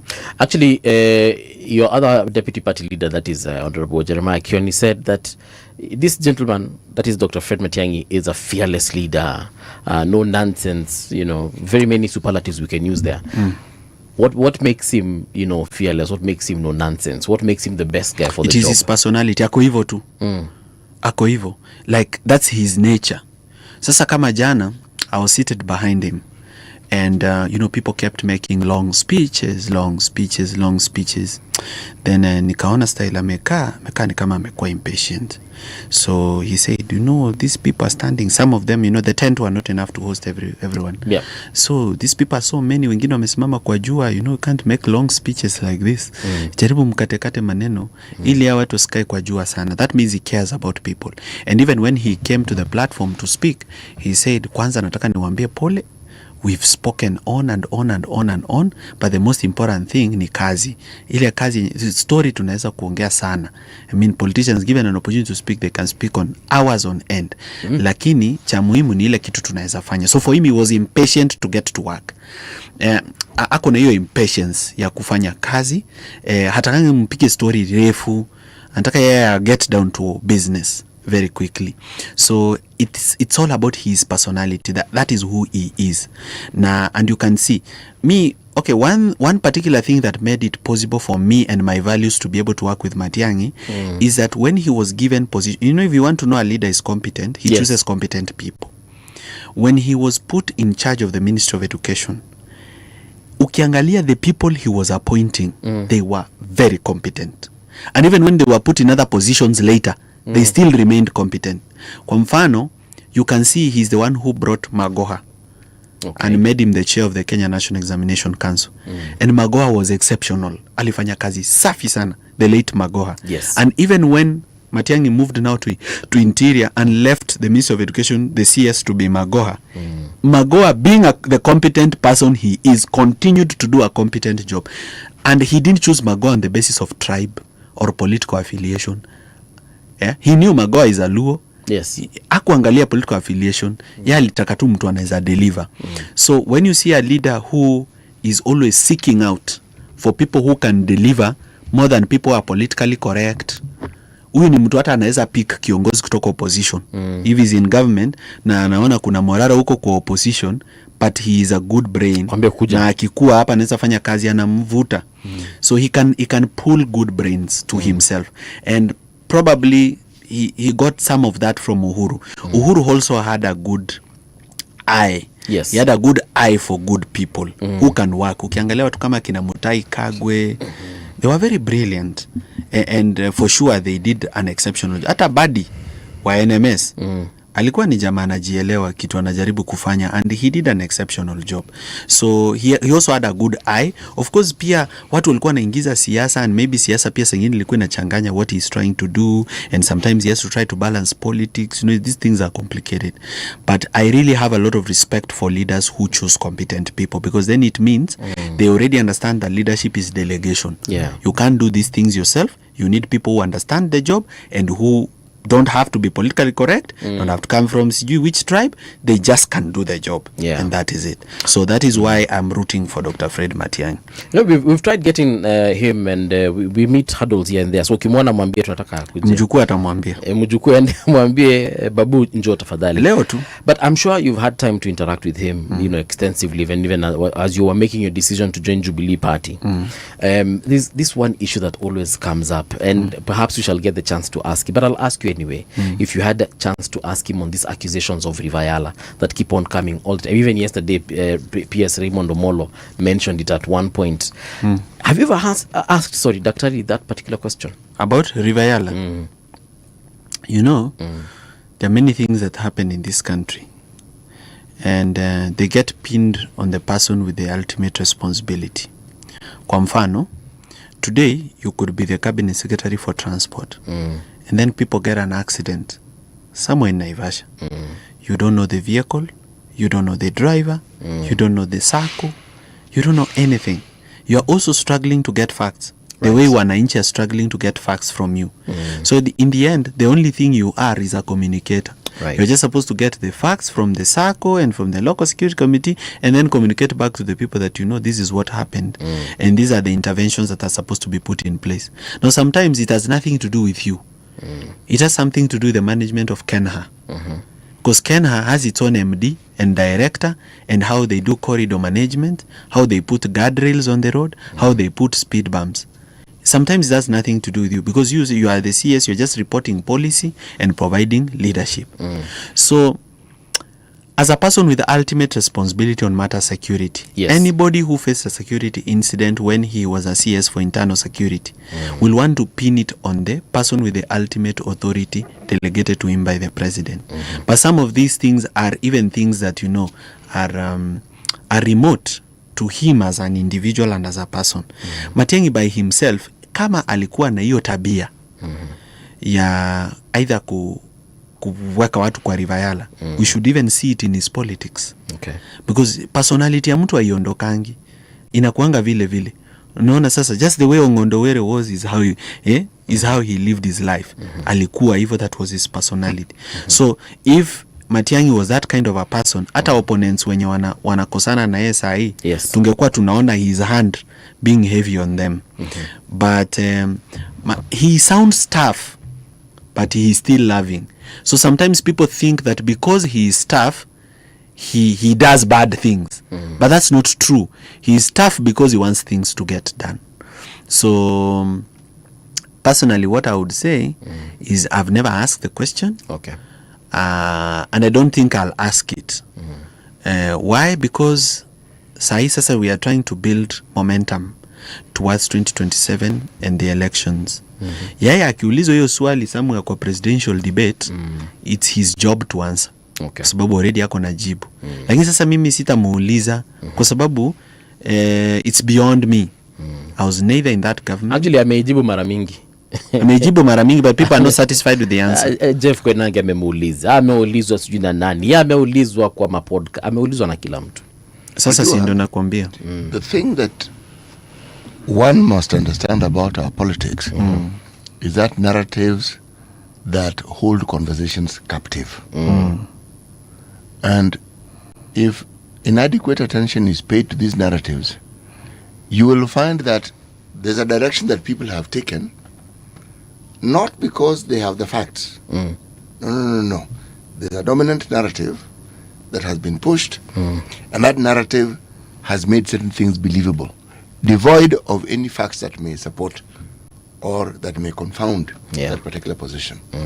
Because, for instance, if you look at what it is that the county governments are supposed to represent, God Almighty, they do not. Everything about the governors and their counties, the optics are horrible. Literally. If you find one or two governors who seem to have their head straight and seem to understand what needs to be done, it's almost like a miracle. But the vast majority are a disaster. That's 100%. They are an absolute disaster. And the problem with the disaster is not just them. People whom they're supposed to superintend and people whose lives they're supposed to make better keep languishing in the poverty which they don't need to languish in. So, again, not just optics, but the impact of that absence of focus, that absence of having people who can think and provide solutions that will be suitable for the areas that they have been elected to govern over. It's like our entire political system has very little to do with the benefit that the Mwananchi should receive. It is about them talking about their politics at whatever level. It is them finding fault with other politicians. It's them speaking ill of other politicians. But the actual process of ensuring that this so-called Mwananchi who actually votes for these people has a better life as a result of their interventions. Kidogo tricky. Bro, that thing takes a complete back seat. Okay. You have asked the young people to join Jubilee Party. Yes. Wakuje wapige kura. Wengine hata wasimamie viti. But there's one seat that people are about to vote for, or rather on the year Ol Kalau. And it doesn't look like, or doesn't seem, or doesn't feel like Jubilee is really serious about winning that seat. It's not about lack of seriousness. The journey of politics starts and moves slowly. I will have to admit that akuja kuwa na energy inside the party. Hiyo ndio lack of seriousness. Hiyo energy ambayo unasema hakuna. Sasa unajua seriousness ni watu wako lakini hawako serious. Okay. Lakini sasa mimi seriousness yenye naongelea ni there were not enough, they were not signing enough players. Sasa hiyo wamesign striker. Okay? Ningekuja kabla hiyo by election mambo ingekuwa tofauti sana saa hii. Lakini sasa I want to encourage other young people that look, there is a party here. It already has established structures. Now this party is not perfect, just like all other political parties in Kenya. But here, I already have a foot in the door. Since I already have a foot in the door, if you come after me, the door will not be shut on you. Okay. Because I already have a foot in the door. So any young person who wants to follow me into Jubilee Party, so that when we are inside there, we can drive change. Unajua mimi nataka watu wenye wako na similar ideas and similar values wakuje tukue wengi. Ndio saa ile watu wanasema I ama nei zetu zinakuwa mingi. Why? Because we are thinking alike. Let's do a generational conspiracy. Okay. And join these political parties and from within shape the policy and thoughts of leaders. Kwa sababu hata niliona jana kwa mkutano ya Kerugoya, there is so much respect for the youth that we spoke last before Matiang'i. Yes, several youth leaders. Nyinyi ndio mlikuwa mashosta. Sisi ndo curtain raiser wake sasa. Sisi we are the ones who spoke before him. Other leaders spoke like Moitalelo Lekenta from Nairobi. Those are senior leaders. Yes. They spoke, but we spoke before the presidential candidate. Why? Because youth wanajaribu kupatiwa hiyo opportunity wa take leadership na walete hiyo energy yao ndani ya chama wa drive policy. Kwa hivyo msisit back. Si chama ndio imewaita. Usikose unakataa witi walo. Usikatae mwito. Okay. Come, join, vaa cape kama mimi. Ingia ndani ya hiyo chama. The imperfect things that you are seeing about the party. Tuzi perfect. Okay. Kutoka huko. And one day you'll come to find that we've created the best party that we would have ever had. Why? Because tuliingia ndani, tukakuwa wengi na tukadrive agenda kutoka ndani. Lakini ukiwa nje, unajua usipigana nayo ukiwa nje. You can't. Tupate parting shot Morara. The parting shot is that first is to the youth of the Republic of Kenya that you should not sit on the fence. You can no longer be partyless or leaderless. It's time to join the politics of the country and participate. If you come from a constituency where a member of parliament did not show up for the finance bill, for whatever reason there is, please go and take up those opportunities and lead those constituencies, help the people understand the kind of leadership they should be expecting. I want to encourage all Kenyans, including young people, but now all Kenyans, to do civic education to people back in the village. There is a knowledge gap between us who know and them. What they know is not even a fraction of what we know. Okay. And some of them are even surprised when I'm now talking about CDF projects, because those are not things they've ever thought about. They are even surprised when I'm talking about the CDF chairman giving himself a tender. Yes. It's now that they are understanding how wrong it is. So we need to bridge that knowledge gap.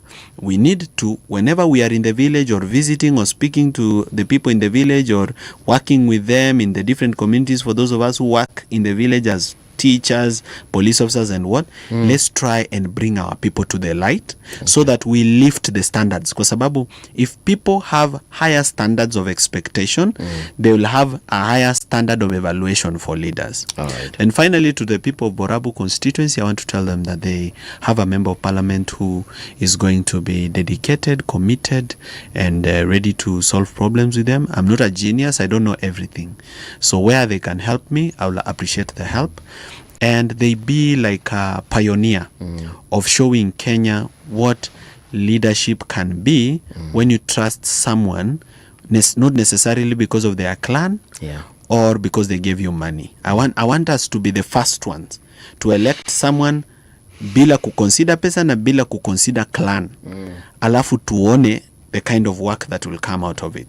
And also to encourage other people from other constituencies to be keen on CDF projects. This information is publicly available. I mean, the devil is in the detail, and it is hiding in plain sight. Just begin with maybe the Auditor General's report. Don't go for the one that is on the Auditor General's website. Go for the one that is in the Parliament Library website, because that one now includes financial statements. Now read it. If you don't have somebody who is qualified in finance to interpret it for you, saidianeni, unda team, interpret those things, understand what's going on around you, so that you don't just see shiny things with big names. You know, people like writing names. Wanaweka boda boda shed funded by. You know, you might find that the boda boda shed that you're seeing with 4 trees and some roofed mabatis is worth $1 million, Bob. And you will know that now we are just losing money. Hakuna kitu tunafaa kufurahia. So that is what I can say this morning. And thank you for inviting me to Radio Generation, where the conversation starts, continues, and ends.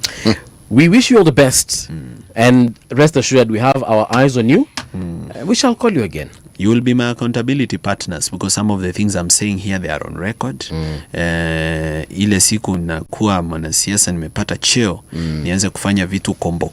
You'll call me here and you'll play the clip. Sasa unaona? Na usikatae kukuja. Unajua hata wara kuniuliza juu ile tank. All right, folks, do stand by, because in the next hour, we're talking about powering 5 continents in 5 years to support 5 charities. How Cycle 5 to Survive is changing lives. Don't go too far.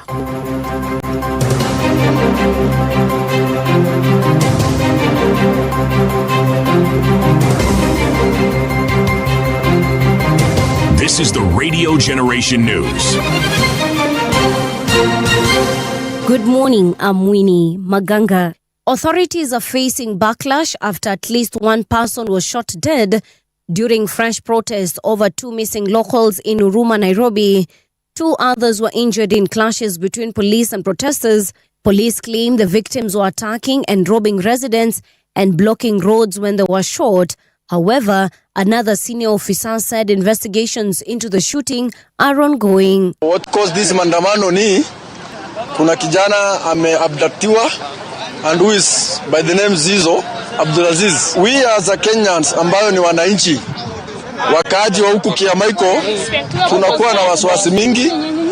Watoto wetu siku 3 hawako kwenda shule, na wazee wakonge wako kwa nyumba wana suffocate na hii matiagas. Unajua kama mmeua kijana wetu tena mnakuja kuua wengine hapa. Wacha nikwambie, nyinyi ndio mnafanya hii maandamano inakuwa. President William Ruto has urged African leaders to take greater responsibility for the continent's development. He has called for an end to the culture of blame and reliance on foreign aid. Speaking during the 25th anniversary celebrations of the Africa Trade and Investment Development Insurance, Ruto said Africa should pursue partnerships founded on sovereign equality and mutual benefit. We must stop the blame game. We must stop blaming others for our own underdevelopment. And I remember one head of state saying that nobody owes us development. We owe it to ourselves. Development is first and foremost our responsibility as leaders in this continent. African development is first and foremost our responsibility. And we must take charge of it. It is easy to blame other people, especially for failures that have nothing to do with them, but everything to do with us. 3 people died in satellite area near Nairobi on Tuesday after entering a sewer trench to repair a blocked sewer line. Reports say the victims may have run out of oxygen while inside the trench. Witnesses said the first man entered the sewer but became trapped. A second man went in to rescue him but also got stuck. A third person then tried to help, but he too was overcome. Kublock ndio sasa walikuwa na furuta ndio siwe jiende. Kumbe hiyo vile aliingia ndani Gideon akakwama. Kukwama mwingine anakuja kumfuruta ndio hiyo akaenda. Tena mwingine watatu ndio huyo akaenda. Hakuna mtu alikumba kufunga kambo, alikuwa anaingia tu hivyo na wanaenda hivyo. Miraa is still widely used among young people in Kenya, according to a new United Nations report. The report says about 20% of Kenyans aged between 17 to 23 use Miraa, also known as khat. This means nearly 2.7 million young people are using the stimulant. making it the most commonly used substance among youth surveyed. The report also warns that drugs such as heroin and synthetic substances are continuing to spread among Kenya's young adult population. Senegal's parliament has approved controversial constitutional reforms that will give lawmakers more power and reduce some powers of the president.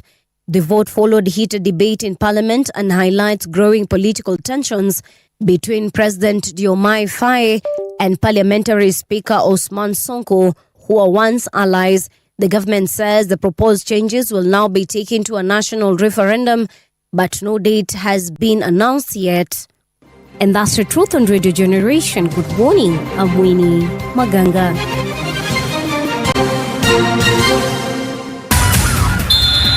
Sports on Radio Generation. Good morning, I'm Samuel Otieno. Kylian Mbappe became the all-time leading scorer in World Cup knockout matches as France cruised past Sweden 3-0 to set up a last 16 tie with Paraguay. A strike in each half took Mbappe to 10 knockout stage goals, while he now shares the lead in the Golden Boot race at this tournament with Argentina's Lionel Messi with both on 6 goals. Both sides had to be content to the scorching temperatures in New Jersey, but Les Bleus wasted little time in bombarding their opponents. Ronald Koeman has resigned as Netherlands manager after their World Cup exit. The news came as it emerged early on Tuesday that Dutch players who missed penalties were racially abused online. Koeman's side were knocked out by Morocco in a last 32 shootout after a 1-1 draw in Monterrey, Mexico. Koeman has stepped down from his second spell in charge of the national side and hinted that he may have ended his managerial career altogether. And that's your sports update on Radio Generation. Good morning, I'm Samuel Otieno. Sports on Radio Generation. The views and opinions expressed on this program are those of the guests and do not necessarily reflect the views of Radio Generation. Radio Generation assumes no responsibility or liability for the interviewee's views. This is Radio Generation. In the beginning, there was morning radio. But now there is Radio Generation's The People's Breakfast, curious and bold, getting facts from the shadows. That's what it is. Now, as the city wakes and secrets stir, a bright new voice shines. The People's Breakfast, your morning, your voice, your journey. Good morning. Good morning, my neighbor. Welcome to the home of hard truths and bold insights, Radio Generation. A very good morning to you. Welcome back. It is now 10 minutes to 9 o'clock, or rather past 9 o'clock.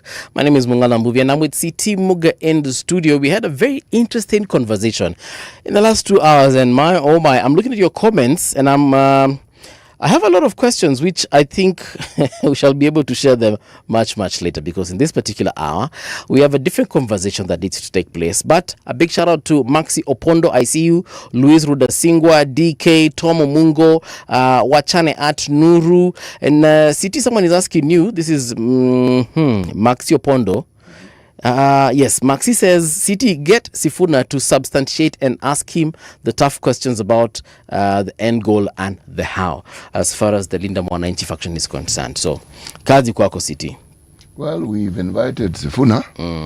When he's able to come, he will let us know, won't he? He will. Yes. Right. Like I said, in this particular hour, we want to talk about powering 5 continents in 5 years to support 5 charities. How Cycle 5 to Survive is changing lives. And with us is the founders of Cycle 5 to Survive. PL, and I thought I'd remember this name, but clearly it has escaped me. But it's PL and Kristen Mindesma. Told you I'd forget. You did great. But you're PL and you're Kristen, right? Yes.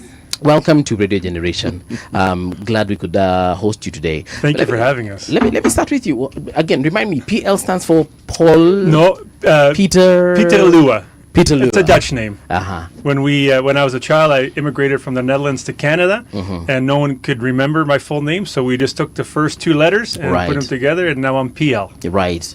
Peter Lua. Correct. Yeah, got you. You're Dutch, but this says you're a Canadian couple. Is this a typo?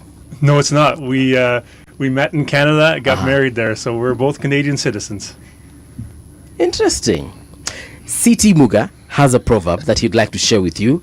I'd like you to give us your thoughts on this particular proverb before we talk about cycle 5 to survive. So, Siti, over to you. Our proverbs for the whole of this week come from the Republic of South Africa. South Africa has a heritage and a history of the Dutch as well. Yes, more importantly, the faith that the Dutch settlers who came to South Africa represent the Dutch Reformed Church.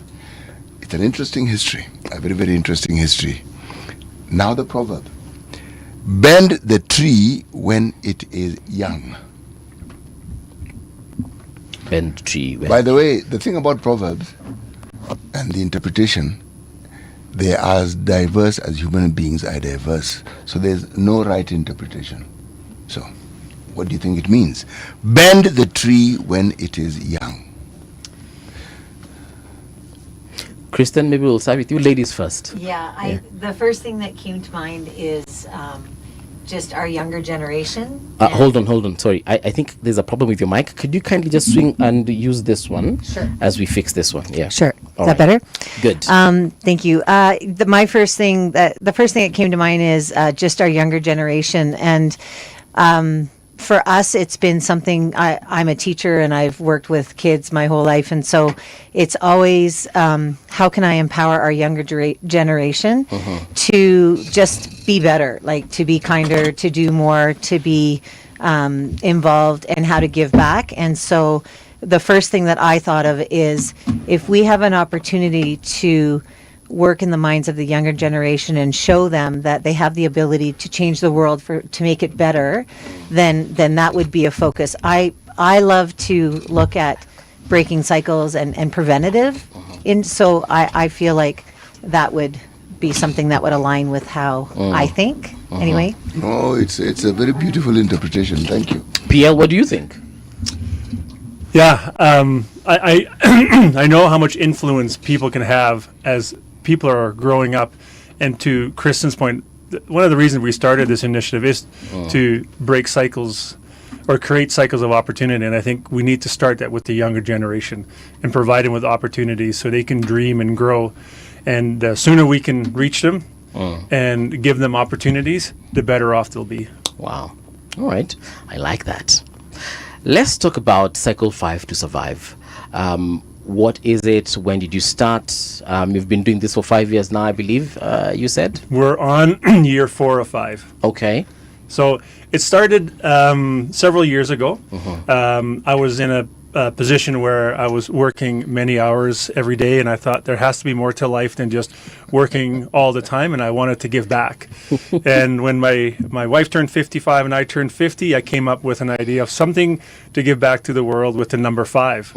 And we met riding bicycles, and we're very good on the bike together. So maybe we'll ride around the world and give back through supporting 5 different charities. So that's kind of how it started. And there's a long story, but that's the short radio version. Okay. Kristen, maybe you can let us know. Did that idea come to you first, or was it to him first? I mean, who did what? Let's just use this for now. Okay. Yeah, sorry about that. No problem. Okay. No, this was completely PL's idea. And so one of the things with him is when his inside voice is his outside voice, it means it's been spinning in here for a long time. So when he made that statement, I thought, oh boy, if he's saying it, it means it's going to happen. And so those years where he was working so much, it was tough to watch as the wife. I know he's very driven and he built a successful company, but there was the payoff was great. And so when he said that, I was just kind of excited that it was an opportunity to, break out of his kind of craziness too. So but yeah, it's in his mind, and when he says it, and so as soon as he said it, I'm like, sure, let's go. Why? Okay, they're bicycles, right?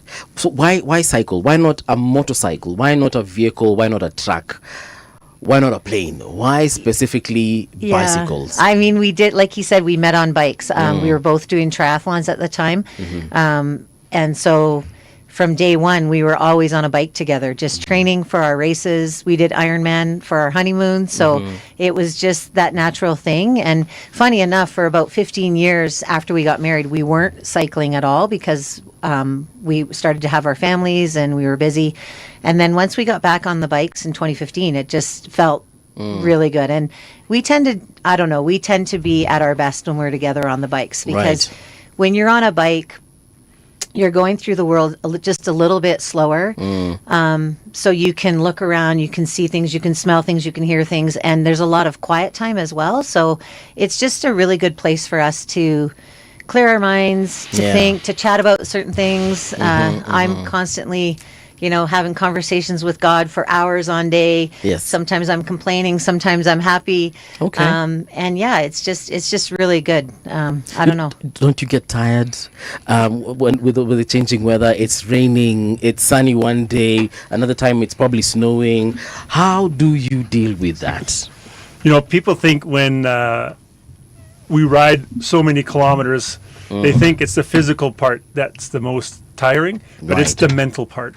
Okay. The physical part is something that we just know and understand, but to your point, the ups and downs of how do you deal with the weather, how do you deal when you're in an area where you don't know where you're going to sleep tonight, when you're hungry and maybe you didn't bring enough food, or when you're in situations where you don't know how to speak the language. So when we cycle across South America, everybody speaks Spanish, not English. So those language barriers are very difficult. So it's the emotional part. And to add on top of that, sometimes you're riding by yourself and you're trying to do all these great things around the world and you don't hear anything and you wonder, are we doing the right thing? Is it really worth it? And you feel very alone. Yeah. So opportunities to share our story on radio stations like these are very, very humbling for us, because this is really what we're trying to do, is share the message that there's simple people like us doing really good things in the world, and more people need to know about that. How does it work? This work that you do, how does it work? How does it translate into bringing about change? How does it translate into helping people? And the help that is then brought about, how does it manifest? How do we then know that this has actually happened? Yes. Excellent question. We just spent a week with one of our charities in Ethiopia called Hope for Korah. And tomorrow we're spending time with one of our other charities called IDE, International Development Enterprise, to see the work we're doing as well. To the people that we meet on the ground, we tell them to dream big and opportunities they have as young people. We're doing the same thing. We're in our 50s, and we created a dream to change lives around the world. And as we started to share our dream to create change and the funds we were trying to raise to help these charities, the people in our community said, "That's amazing. Let us help you." So they will give donations to the 5 charities. And then we visit the 5 charities. So just yesterday, we got a report from IDE, who's doing work right here in your community. And the funds that we have given them have multiplied into $4.7 million in revenues around the world. So the multiplying effect of the few dollars we are able to help give these charities are multiplying drastically. So whether it is sports, business, or education, which is what our 3 pillars are for our charity, we want to support, the charities are the ones that are doing all of the work with the funds we give them to create the change, because we don't know the change that's required. They do. So we are really just what we call a conduit. Right. We're just a little piece that is taking the message and sharing it with the world, to let the people who are doing the world and the work in the charities continue to do that work. And we're funding that. You said 5 charities. One is IDE. You said it's here in Kenya. The other one is in Ethiopia. Hope for Korah. Help for what? Hope. Hope. Korah. Okay. The other 3? LCC University, which is in Lithuania. All right. Where we support students that come from countries at war. The other one is called Opportunity International, which is in the Dominican Republic, where we support a women's microfinance program. Okay. And then the other is Himalayan Life, which is in Nepal, where we support 5 or 6 different schools, where they're going out into urban communities where children have to walk 2-3 hours to come to school, and they're planting schools and accommodations in these urban centers. Wow. How do you decide where to start the charities? I mean, or is it that the charities exist and you work with them? How? Again, I think your mic is good now. The original question, how does it work? Yeah. So in the beginning, we thought we would just have one charity, we'd do one ride, and then the next year we'd think of a different charity. But early on, people were like, well, what are your 5 charities? And so we took some time to think about, first of all, like we said, we're raising money for specific things, either business, sport, or education, because I'm in education, he's a business owner, and we met through sport. So they're very specific things. 3 of the charities, the founders actually live in our area. Okay. And the one charity, Hope for Cora, that started about 20 years ago with a little pen pal writing program that our kids were writing letters to kids here in Ethiopia. Right. And that went back and forth for, 20 years ago. So then we just started to look for charities, and we vetted the charities. So there is who was checking out the statements? There's a philanthropy consultant that we know who can audit financial statements because they're public. Right. So we did financial audits on all the charities. Yeah.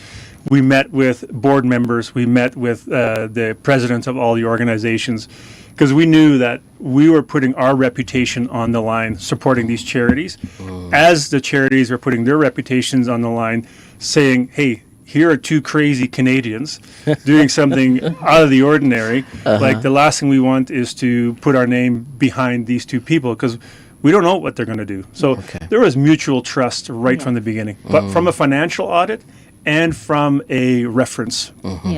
So we spent time and trying to figure out what we would raise money for. So for one of the charities, like in Ethiopia, they weren't quite sure. And we said, well, what about sport? And so we were raising money for the Youth Empowerment Center. So, we've been able to fund 300 kids from the community that come after school for art, sports, after school care, reading, like all of it. And so, there was a little bit of work on their part too. Okay, if we're going to give you $500,000, what are you going to do with it? And so each charity came up with something specific that aligned with what our goals were.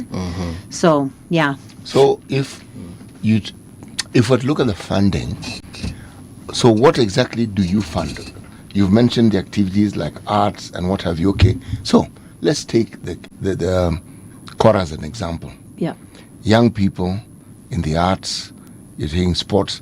Explain a little bit. What is it about the arts that you actually fund? What is it about the sports that you actually fund? Yeah, so with that one specifically, we are raising money for the Youth Empowerment Center. Okay. So it's a compound. And Hope for Cora started as an empowerment for women. So they, and it's getting families to who are living off the garbage dump in Cora. So that's how it started. So these are extreme poverty families. And so there's a breakfast program there. There's a basket weaving program. There's all kinds of stuff. So for us specifically, kids who are already registered with Hope for Cora are involved in that, or kids in the community can come. In that Youth Empowerment Center, there's all kinds of things that happen. So there's a soccer program that happens. There's a music program. There's a library. So we raise money for all of it. And so once we got on the ground here, we realized pretty quickly that the most important part of what we're raising money for is the staff. Like, the staff there is incredible. They're the ones showing up every day doing the work. And so our money is helping them be empowered to work with the children. And so it's a place where they can come and be safe. They get to act like kids. They're being completely loved and surrounded in whatever area they want. So if they're more inclined to being on the computer, there's an IT class. So there's a whole bunch of classrooms where kids can choose where they want to go. And it's incredible. We were there just floored with how many kids were running in and out, and just the excitement where, these kids have spent days picking up garbage on the dump. And there's 4 or 5 people living in the home that's maybe 3 or 4 meters by 3 or 4 meters square. Yeah. And they sleep there, they live there, they cook there, and they salvage plastics and metals from the garbage dump for money. And then those kids then can come to this program and learn and dream and hope that their education will maybe take them into university and get them a job. Right. And I was just going through your website and I saw something, Pamoja Safari Africa 2026, which starts in June and ends in August. Yeah. What is this all about? Do you have folks, riding with you on bikes, or what is it about? No. So Pamoja Safari was every time we do a ride across the continent, we try and come up with a name. And as we're in year 4 of 5, we're realizing that this is a difficult journey for us. And Pamoja Safari really means to journey together. Right. And it's been so appropriate for this ride. The people in Africa have been so beautiful and so welcoming. It's really fueled us. But we start our ride in 2 days right here from Nairobi. Okay. And we are cycling 7,000 kilometers to Cape Town, South Africa. So we'll go from Nairobi into Tanzania, to Malawi, to Zambia, Zimbabwe, Botswana, Namibia, and then all the way south to Cape Town. So we'll be done in the middle of September, leaving in 2 days. Yeah. That means that... and this entire time, no, you're not taking any matatus, public transport. You're not taking any... You're just riding your bicycles. The goal is to ride as much of it as we can. Sometimes we do have to take transport, just depending on where we're at, or but 99% of it is our own 2 bodies pedaling bikes, not with motors, no e-bikes. Tell us about your bicycles. What sort of bicycles are these that can endure all these journeys that you have? And then what do you do for repairs and because you have to repair the bike at some point. I mean, those many change the wheels, oil the chains. Yes, the question asked me, how does it work? Let's start with the bicycles. What sort of bicycles are these? Yes, so these bicycles are made in the United States, and they are designed specifically to carry bags. So we carry about 20 to 25 kilograms of packs on these bicycles. And the tires are very fat. The tires on their bicycles are the same size as what people ride mountain bikes on. So they're 2.5 inches thick. So what is that? About 10 centimeters thick. The bikes are also designed that if we have to climb really steep mountains, we have the gears to climb very steep mountains. I have tools to fix most of the parts on our bikes. We carry extra chains, and the tires that we have do not have inner tubes in them. They're a very thick rubber. They're tubeless. They're tubeless tires. Right. And so I hope that these tires will last the entire distance. But I carry extra chains. I have 3 extra bicycle chains that for each bike. Just 2 for me and 1 for her. We hope they will last. Okay. I have oil. I have extra spokes. Right. I have extra bearings. I have extra cables. So I carry a bicycle toolbox with me, in addition to tent, sleeping bag. We carry 4 to 6 liters of water. We carry food for 2 days. We carry clothes in case it rains. We carry clothes in case it gets really cold. All right. So you don't eat at local restaurants. So, for example, when you get to a town, you don't sample their local cuisine. No, absolutely we do. As you said, I'm almost 2 meters, and my body needs about 5,000 to 7,000 calories per day. So when we see a restaurant, we stop and eat. But we cannot rely on restaurants. True. Because there are some parts that you take that there may be no restaurants. Correct. And yet you still need nourishment. Yes. Does that answer your question? It does. No, it doesn't. Not fully.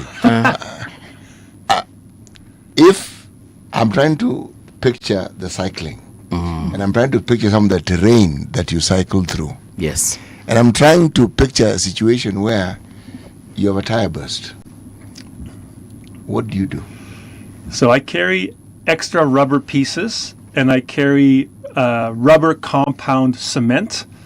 I also carry dental floss and a needle. So you can sew. So I can sew my rubber tires, and I can glue patches on the inside. And I carry an extra inner tube. So if the tire gets really badly cut and the inner tube does not repair, I have 1 or 2 repair kits that, in case of emergency, I can sew them with dental floss, and I can put contact cement with a rubber patch on the inside to hold the tire together to hopefully get to the next town. And hopefully either we have to ship a tire in, we might have to wait a week for DHL to arrive, or because some of the tires we have are not available in some of the locations. Yes, Kristen, for you, you've answered my question. In terms of some of the challenges that you've encountered in your journey through the very many locations you've gone through, what are some of the highlights you can say that, wow, I remember this one time I was in this place and this happened? The highlights. Oh, well, the lady, the physio. Well, yeah, I mean, there's a few. One of the things that tends to happen is, like, for example, I was sick yesterday. Like, sometimes things just happen and you get sick or you have an injury. And so I'll tell the low light first. When we did South America last year, we started in Colombia and at high elevation, and we just, for whatever reason, we just had a lot of problems early on in the first couple weeks. So we had mechanicals, his derailleur broke, which doesn't ever really happen. It snapped right in half. And so we were stranded right away. And it just seemed like that whole trip with weather, we had to bypass a few things. We had to take a plane to get out of Colombia.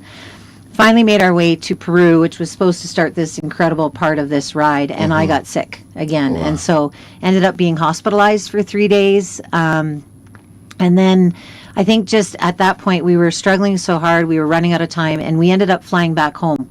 We just said, let's just go home. Went back to Canada. Back to Canada, took a break, and then just tried to get better. So I had been sick. We got home. He got sick with bacterial infection like the day we were leaving. Yeah. And it just seemed like that whole first part of South America was just so backwards. Like we had never had issues like that where we had to stop. Okay. So then, and we did finish it. We went back in November and finished the southern part, which was incredible. Okay. But a highlight would be when we were in Germany, I was struggling with some knee pain because it was quite climby and off-road stuff where your body is just taking a beating. And we stopped in this town, and I said, I wonder if we can just find a physio just to maybe do a little bit of work. And they said, no, but if you call ahead, maybe you could find somebody. And I think was it the same day? Same day we were riding. It's raining. We're kind of riding our bikes. This lady in a car rolls down her window and says, do you want to come for tea and just warm up and have some tea? Stranger. With her two girls in the back. All right. And I'm thinking, yes, we'll follow you wherever. So we follow her, and she opens up her home. She said, I better call my husband just to make sure. Okay. Opens up her home. We're having tea. We're talking about what's going on. And she says, well, I'm a physiotherapist. And she says, what a coincidence. It is the craziest. So I have it on video. It's unbelievable. Okay. Yeah. So long story short, we spent the night. They offered for us to spend the night. Wow. She arranged for her kids to get rides. She spent about an hour and a half on me. I was in tears because it was just this completely holistic moment where I just felt so cared for and taken care of. Wow. And so, I mean, we know how to ride. You kind of have an idea, but the unexpected just sometimes either knocks you off and you go home and you start again, or it just reaffirms that this is where you're supposed to be. So I believe in God, and I just know that there are moments where He specifically does divine something intervention, yes, to say you need to stop because it's not the right path, or I got you, just keep going. So, I mean, those are two very extreme differences, but it's, So you believe in God, and God clearly believes in you. Yeah. Yes, because, yes, if you think of something and you need something and you're a believer. Right. And then the very thing that you need happens. I mean, how do you explain it? You don't. You are on this road out of the blues. This lady comes along. Yep. She asks you if you'd like some tea. Yep. And she turns out to be a physiotherapist. That isn't coincidence. No. And I don't think she's a believer. Like and it was just such a beautiful thing. And I mean, as we head on these journeys, people are just like, are you sure? Like, nobody's there. You have no protection. And I'm like, this is God's thing. Yeah.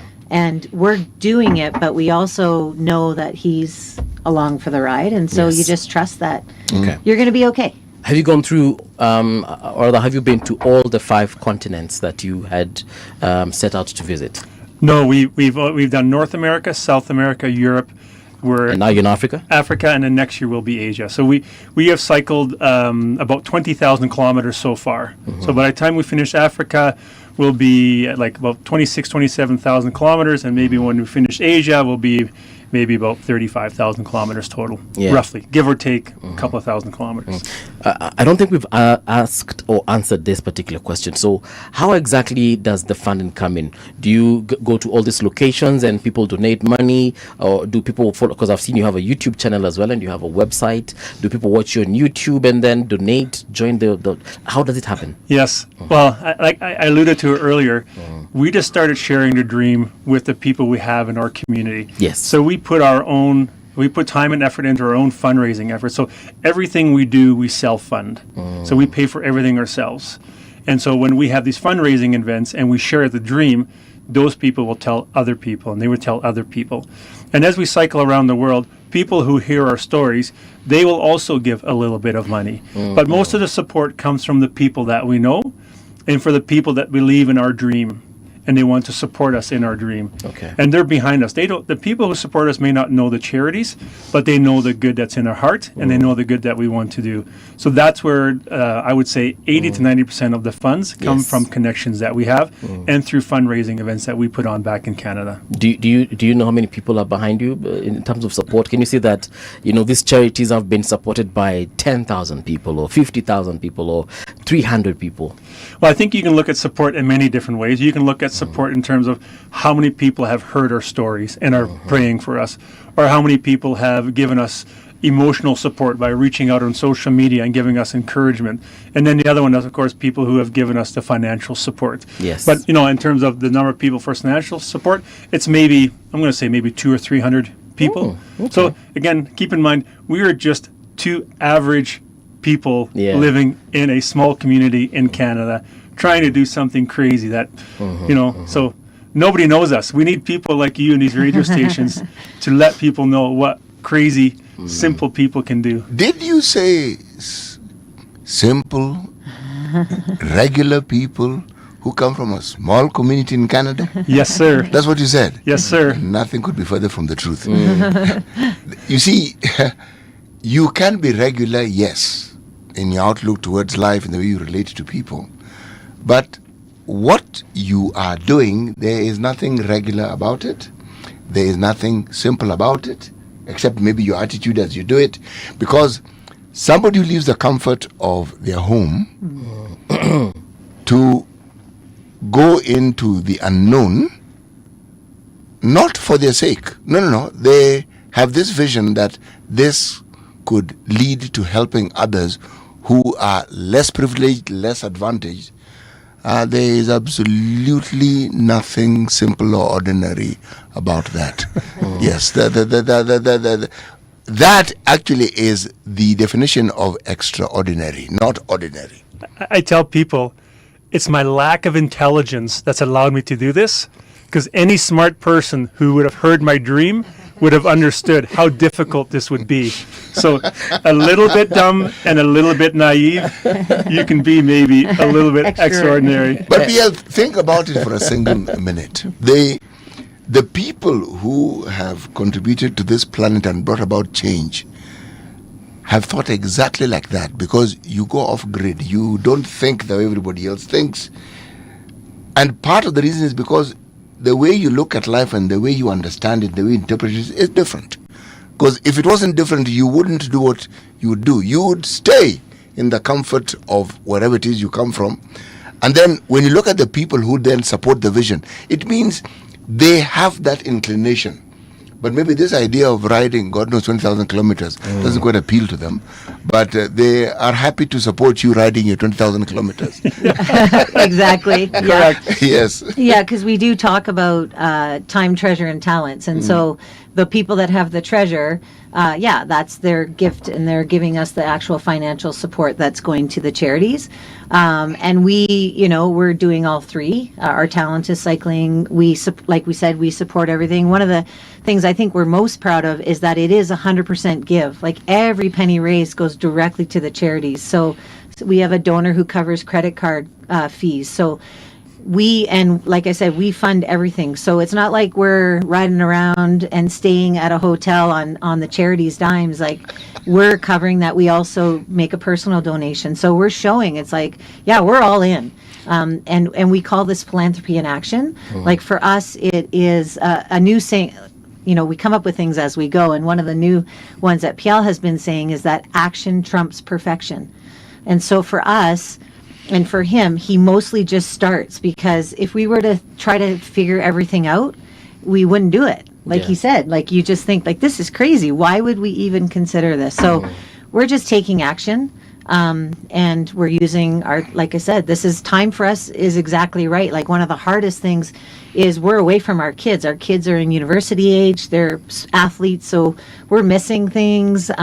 We miss our daughter always has a birthday in August, so for the last 4 years we've missed her birthday. No. I know, right? Like, so those three things, the 3 T's we call them, we're all in. We'll keep riding if people keep giving and the charities keep showing up. And on the issue of family, how does family take it? You've mentioned your daughter, for example, being away every time she's celebrating her birthday. But how are they taking this? Yeah. This question was asked a couple of days ago. We were on a interview as well, and I broke down in tears. But I'll try not to do that here. But our kids are telling us how proud they are of us. Yes, and it's a very humbling feeling as a parent. I can feel myself getting choked up here, because as a parent, you tell your kids they're proud, but they're telling us they're proud of us. Proud, yeah. How many children do you have? Yeah, so we have 2 children. Our son is 24. He's in university. And our daughter will turn 22 in August. Right. Yeah, good so stuff. just the 2. You didn't think of having, say, 5 children? Well, that's a funny story, too. Well, I was older, so we met. I am 5 years older than him. Yeah. And so when we met, I was in my 30s, and so I had my children late at 36 and 38. So at that point, you're kind of like, I think I could be This done. is it. Yeah. Yeah, but when we first met, he, you're doing the dating thing and asking, and he said, "Oh, well, how many kids?" And I said, and he's like, "Well, probably 2." And I'm like, "Yeah, sure, 2." And then we had our daughter, and I thought, "Oh, maybe." I said, "Hey, maybe we should have another one, like 3." And he said, "Nope, you said 2." And I said, "We're done." Yeah. And then I remember very clearly. So our son is older, and I don't know if you have sons, but they're high energy. He was extremely high energy. And our daughter is just a couple years younger. And I remember she turned 4, and she opened up the truck door, hopped in the car, put her seatbelt on, and I thought, maybe I'm good with 2. Like, I thought the independence was easy. Yeah, I thought this is easy. Let's just stop here. Yeah. So, yeah. Do they ever meet you in any of your destinations? Like, for example, are they coming to Kenya? Yeah. No, because they're both in sports. So our son represents Canada in rowing, so he's on the national team. And our daughter in university plays 2 different sports, soccer and basketball. So they have to go back to school early, and they're constantly training and studying. So we tried to get him to Africa. It just didn't work out. Yeah. My daughter does volunteer work as well for charity outreach programs through soccer. And our son, again, he's at the National Training Center. So he trains 12 months of the year. Yeah. And keep in mind, right now, the World Cup is happening in our hometown. So our daughter is. Oh yeah, there's that. So she got to go to one of the World Cup games in Vancouver. So she's a soccer fan. She's a football player. And she does Athletes in Action soccer programming. So they had a bit of a missions trip in their own community, working around FIFA. So you talk about sacrifice. Our Canadian team played in the city that's a 1 hour away from where we live. Yes. And we're here watching it in Africa. Right. How is that for a sacrifice? Well, it is a sacrifice. Yeah. I can assure you. Especially because Canada is, it's historical what they're doing. So, anyway. So let me just read a few comments here. Nyaga says, how do they deal with language barriers? You'll answer that. Louise says, on the contrary, you're very smart. Thank you, Louise. I like you already. I've never met you. Yes. She's watching all the way from Rwanda in Kigali. Beautiful. Okay. Yes. And then Ombati Steven says, please let the guests know there is nothing ordinary about what they are doing, and it does require a certain kind of intelligence to do it. Not everyone can do it. Now, language barrier. Kristen, maybe you can tell us. Yeah. Actually, we were pretty excited about coming to Africa because majority of the continent speaks English. We found it was really difficult in South America because I thought we knew Spanish. You know, you're doing the Duolingo, you're trying to learn as much as you can, but each town has their different slang and different types of Spanish. So we really struggled. And I think the struggle is, I mean, we can always figure out how to find food or find a hotel, but the thing that we miss out on is deep conversation. When you are spending time with people, you just cannot really get to know them because you can't have a conversation. So that was a real struggle for us. So we were actually pretty excited about the fact that most people will speak English and we'll be able to have these kinds of conversations. And then learning Swahili. We were in Tanzania for a few weeks because we came early. And that we was hiked Kilimanjaro. Yeah. So Did you get to the top? Yep. We did. Barely. I barely got there. That was probably one of the hardest things physically that I've done. Yes. Can I add to South America? We do use Google Translate a lot, so we download the language and we use Google Translate. So we will figure out with sign language and Google Translate, we can usually figure out how to communicate. Right. But we missed the conversation 100%. part. Like it is just your food, shelter, that kind of Basics. thing. So we had a lot of fun just even In Tanzania. You were saying something to do learning with Swahili. Yes. like it's so much. It seems easier for me to personally retain than the Spanish for some reason. So we've been having a lot of fun just trying to converse in Swahili and get a few words that will Pole pole. pole. What can you say a full sentence in Swahili? Any sentence that you No, have I learned? Nothing. cannot. Phrase? A phrase? Yeah. Well, no, I can't even do that yet. Okay, can you ask for water in Swahili? No, because I don't know what water is. Maji. Maji. Maji. Yeah, we know that. We knew that. Yeah. Right. So, for example, if you want water, you just say nisaidie na maji. No. Or nipe maji. Paul. That's lengthy. Yes. Do you know please in Kiswahili? Well, I know asante sana and karibu sana. Very good. Please is tafadhali. So if you say tafadhali maji, that's it. Somebody will understand Tafadhali that maji. you are asking. Tafadhali maji is please water. Yeah. So essentially water, you are please. asking for water. Yeah. Yes. I have my Swahili note. Yes. So I've got lots of phrases in you've there. added that, eh? I've been adding notes. So Alright. Mungo aka barike. Oh, very good. See, I got them here. That means God bless you. Rafiki zangu. My friends. My friends. Yeah, I'm getting it. But we've been in. Piel is quiet on this. No, she's much better. I can barely speak English. Exactly. It is his third language, so we do joke that he can't speak Really? English. How many languages can you speak? Well, I was born in the Netherlands, so I speak Dutch, and I was born in a little province called Friesland, so I speak a little bit of Fries. Okay. But I was 10 years old when I came to Canada, and when we immigrated, my parents said, now we're English. We're Canadians, we speak English. So I've lost a lot of my abilities, but I can, for those people who are listening, they kind of beter verstaan en praten. All right. What Did you just cast a spell on us? Yeah. I said I could. It's easier for me to understand than to speak it, the Dutch language. Okay. All right. Once you're done with all the 5 continents, what next? You start all over again?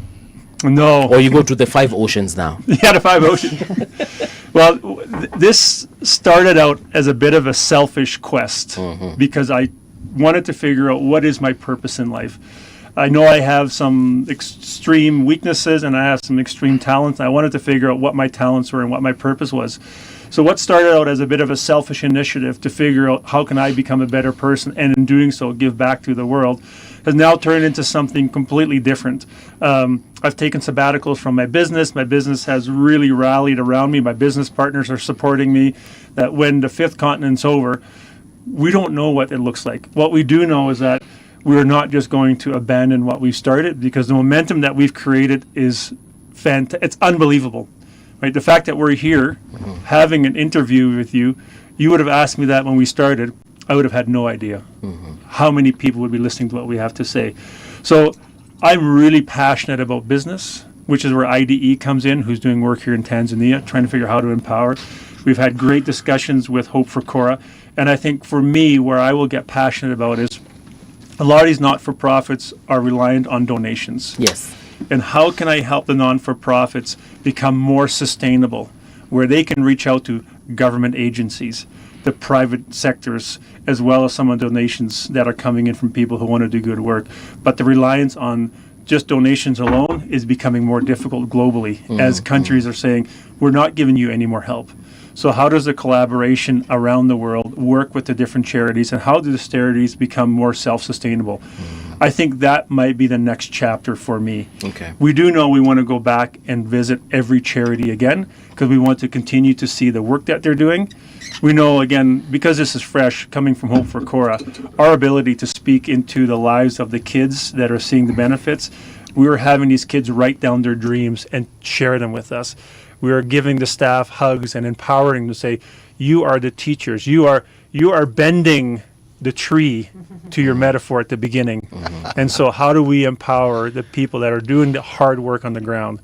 And again, I appreciate people saying, it's extraordinary, but really we are very humbled with the support we get. And we've just been very fortunate that we've worked hard all our lives. And I think now's the time for us to take the things we've learned and share it. I think it's selfish for people who have a lot of wisdom to keep it to themselves. So if someone thinks I have wisdom, which I think I don't have very much of, but if I can give a little bit of wisdom, it's free. It's free for me to give. And I would love nothing more than to give as much of what little I know to the people who don't know and can do something with it. Yeah. Now, in terms of, because clearly you really can't do everything, but I'm sure through your journey you have met other challenges that you think, OMG, perhaps we need to also think about how we can tackle that. I don't know. Kristen, is that something that you've seen?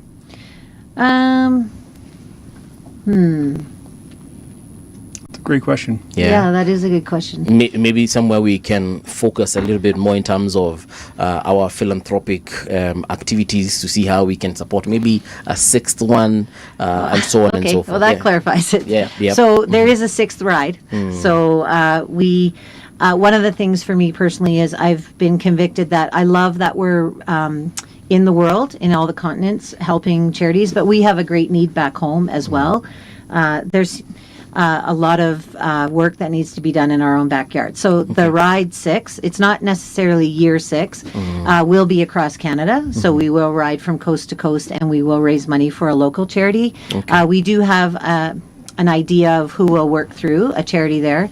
And so that keeps formulating as well each year as we ride.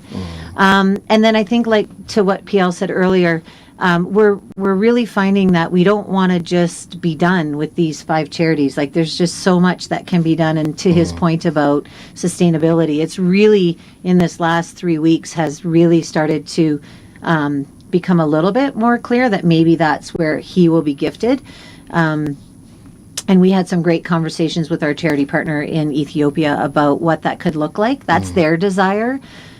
Because the stress for these leaders of these charities is that what if we don't get these donations? Yeah. Then what? Then how do we sustain? How do we keep moving? And when you see like 70 staff who show up every day, who you're going to let go? Like there's a need. There's more. There will always be need.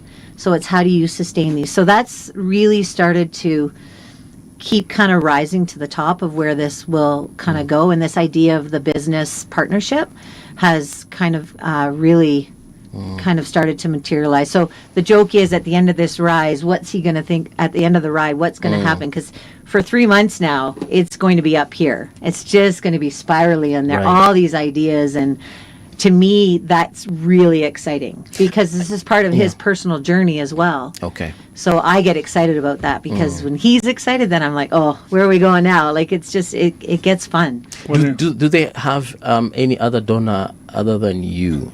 Yes, they do. Okay. All right. Okay, you were saying something. Yeah, no. No, you continue on. I've No, lost no, my train of thought. no. It was just that one point because I wanted to understand. Yeah. I mean, what happens if Cycle 5 to survive today, let me say, is out of commission? Then what Sure. happens? You But know, does it need to be out of commission? for whatever reason. Where I'm going with this, what you raise is actually pertinent. But if you're talking about sustainability, what about local partners who are willing to support the work? Yeah. Absolutely. That's so the goal. Yeah, that is 100% the goal. So when we started this, we are not a foundation. We chose to become a marketing machine, and we chose our bicycles to help people raise their eyebrows and go, "You're doing what? Why are you doing that? Can you tell me why?" Yes. And so doing something, to your point, extreme on a bicycle gets people's attention. And it's allowed us to share our story and allows us to create awareness of what we're doing and how other people are now understanding that, oh, I've never heard of Hope for Core. I've never heard of ID, LCC, Himalayan Life, Opportunity International. I've never heard of these charities. Let me look them up. And hopefully we can, maybe you'll get to this question, but our hope is that we will allow other people to hear our story and think, I'm just a normal guy like PL. I'm just a normal lady like Kristen. Like, we both put our pants on the same way this morning. We both brush our teeth. There's nothing different about us except for what's, in our brain. So how can the story of Cycle 5 plant a few ideas in people that are sitting there listening go, my neighbor needs help. I can help my neighbor. My son's friend needs a pair of soccer boots. And just create a little bit of change. And that little bit of change can have a huge ripple effect. And there's stories we can tell you that go beyond the charities of people that are... Can I share one story? Sure, why not? Yes, you can. When we were home, a young gentleman reached out to us.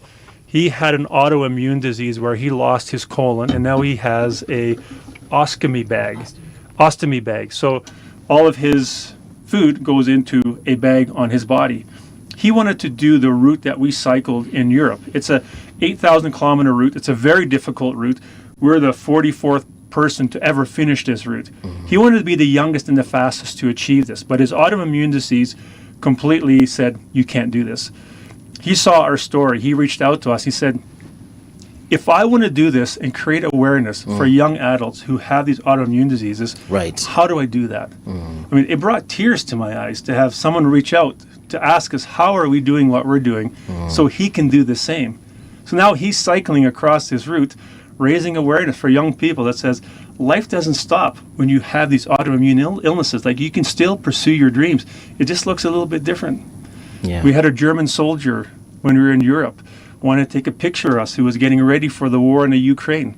He reached out to us 2 months later saying, can I have a copy of that picture because I need some inspiration because of all the bad things I see happening in this world. Yeah.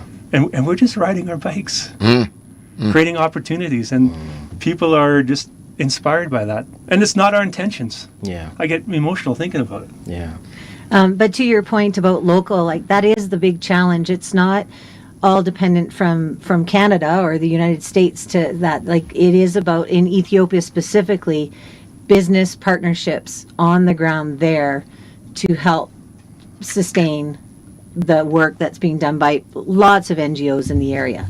So that is the hope, and that's meeting with the country director. Like, she's very motivated to get government and business support. So that's what a lot of the discussion over this last week was happening with PL and Sosana, the country director, and the founder Eve, who was there from Canada. So yeah, that's the goal, is for countries or cities to support their own NGOs that are there. Yeah.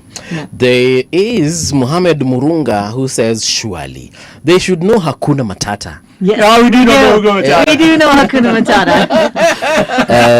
Then we have Nelly. Nelly says, I love their spirit and energy. I was listening on radio and had to see them on YouTube doing what they... Someone has just changed my view. Who is that? Here we go. I love the spirit and energy. I was listening on radio and had to see them on YouTube doing what they are doing. Is amazing, especially at their age. No wonder they look and sound like Generation Z.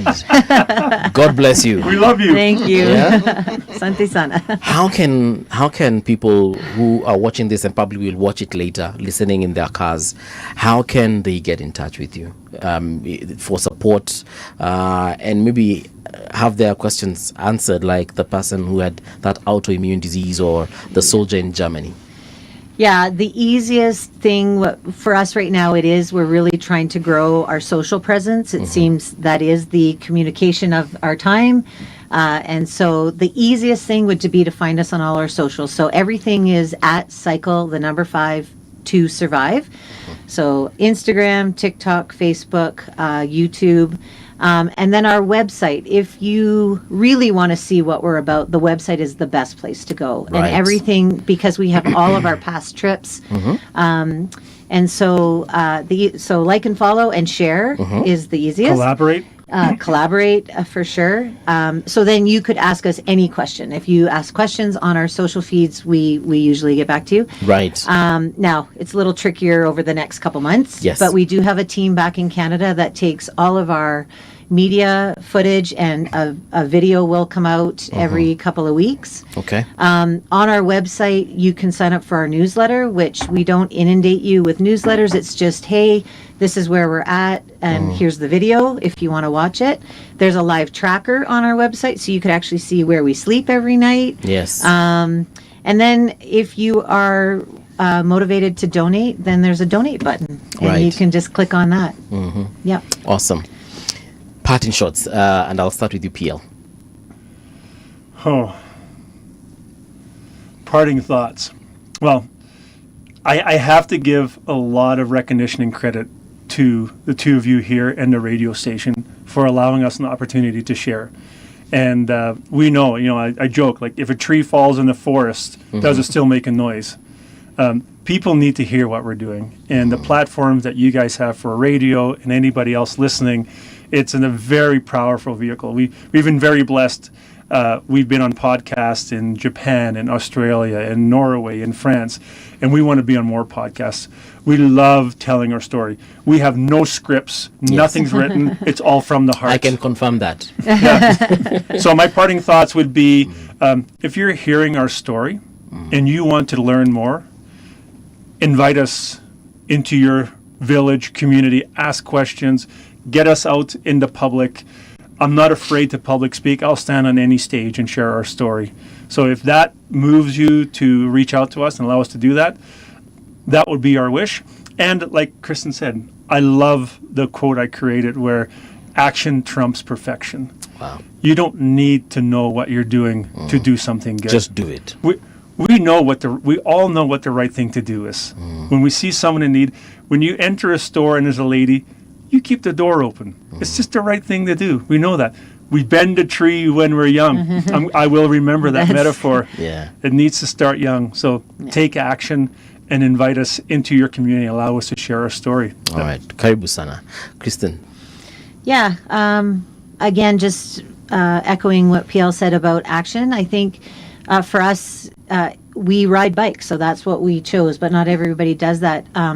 And I think if you just look around, there is so much need, whether it's kindness or actual financial support. So wherever you feel that you can help, then do that. A lot of, there's always, like where we are, there's always these community runs that happen and they're raising. So just show up and join and go for a run. And just by paying an entry fee, you're helping somebody out. So obviously in North America or wherever you are, your dollar sometimes goes a lot farther. So a Canadian dollar can go a lot farther in some of these communities here. But yeah, just take action and do something. And when we give, like, it's such a good feeling when we help somebody else. So, if you sow generously, you reap generously. And I think sometimes we miss out on how good it feels to help. So we think it's a burden sometimes. It's going to cost us something. But more often than not, we actually receive, I think, some beautiful things in our hearts. And so, All right. yeah, I think that would just be it. It's it was awesome hosting you. Had some incredible stories, and we wish you all the best. As you said, you're from Kenya in 2 days, right? You're going down to Tanzania, Malawi, and into Cape Town, right? Yep. Yeah. All right, sawa. We wish you all the best. Thank you so much. All right. Thank you for hosting. Yeah. City and I will be karibu sana. Hakuna matata. Hakuna matata. City and I will be seeing you tomorrow morning at exactly 6 a.m. But Rania Abdi is coming through in the next couple of minutes with Karaoke Tige. I shall have Lady Mathai on the power drive, and don't forget Halaiki and Adan, who will be taking you through the wind down. But for me and City, kesho sui bright and early. All right, see you tomorrow, guys.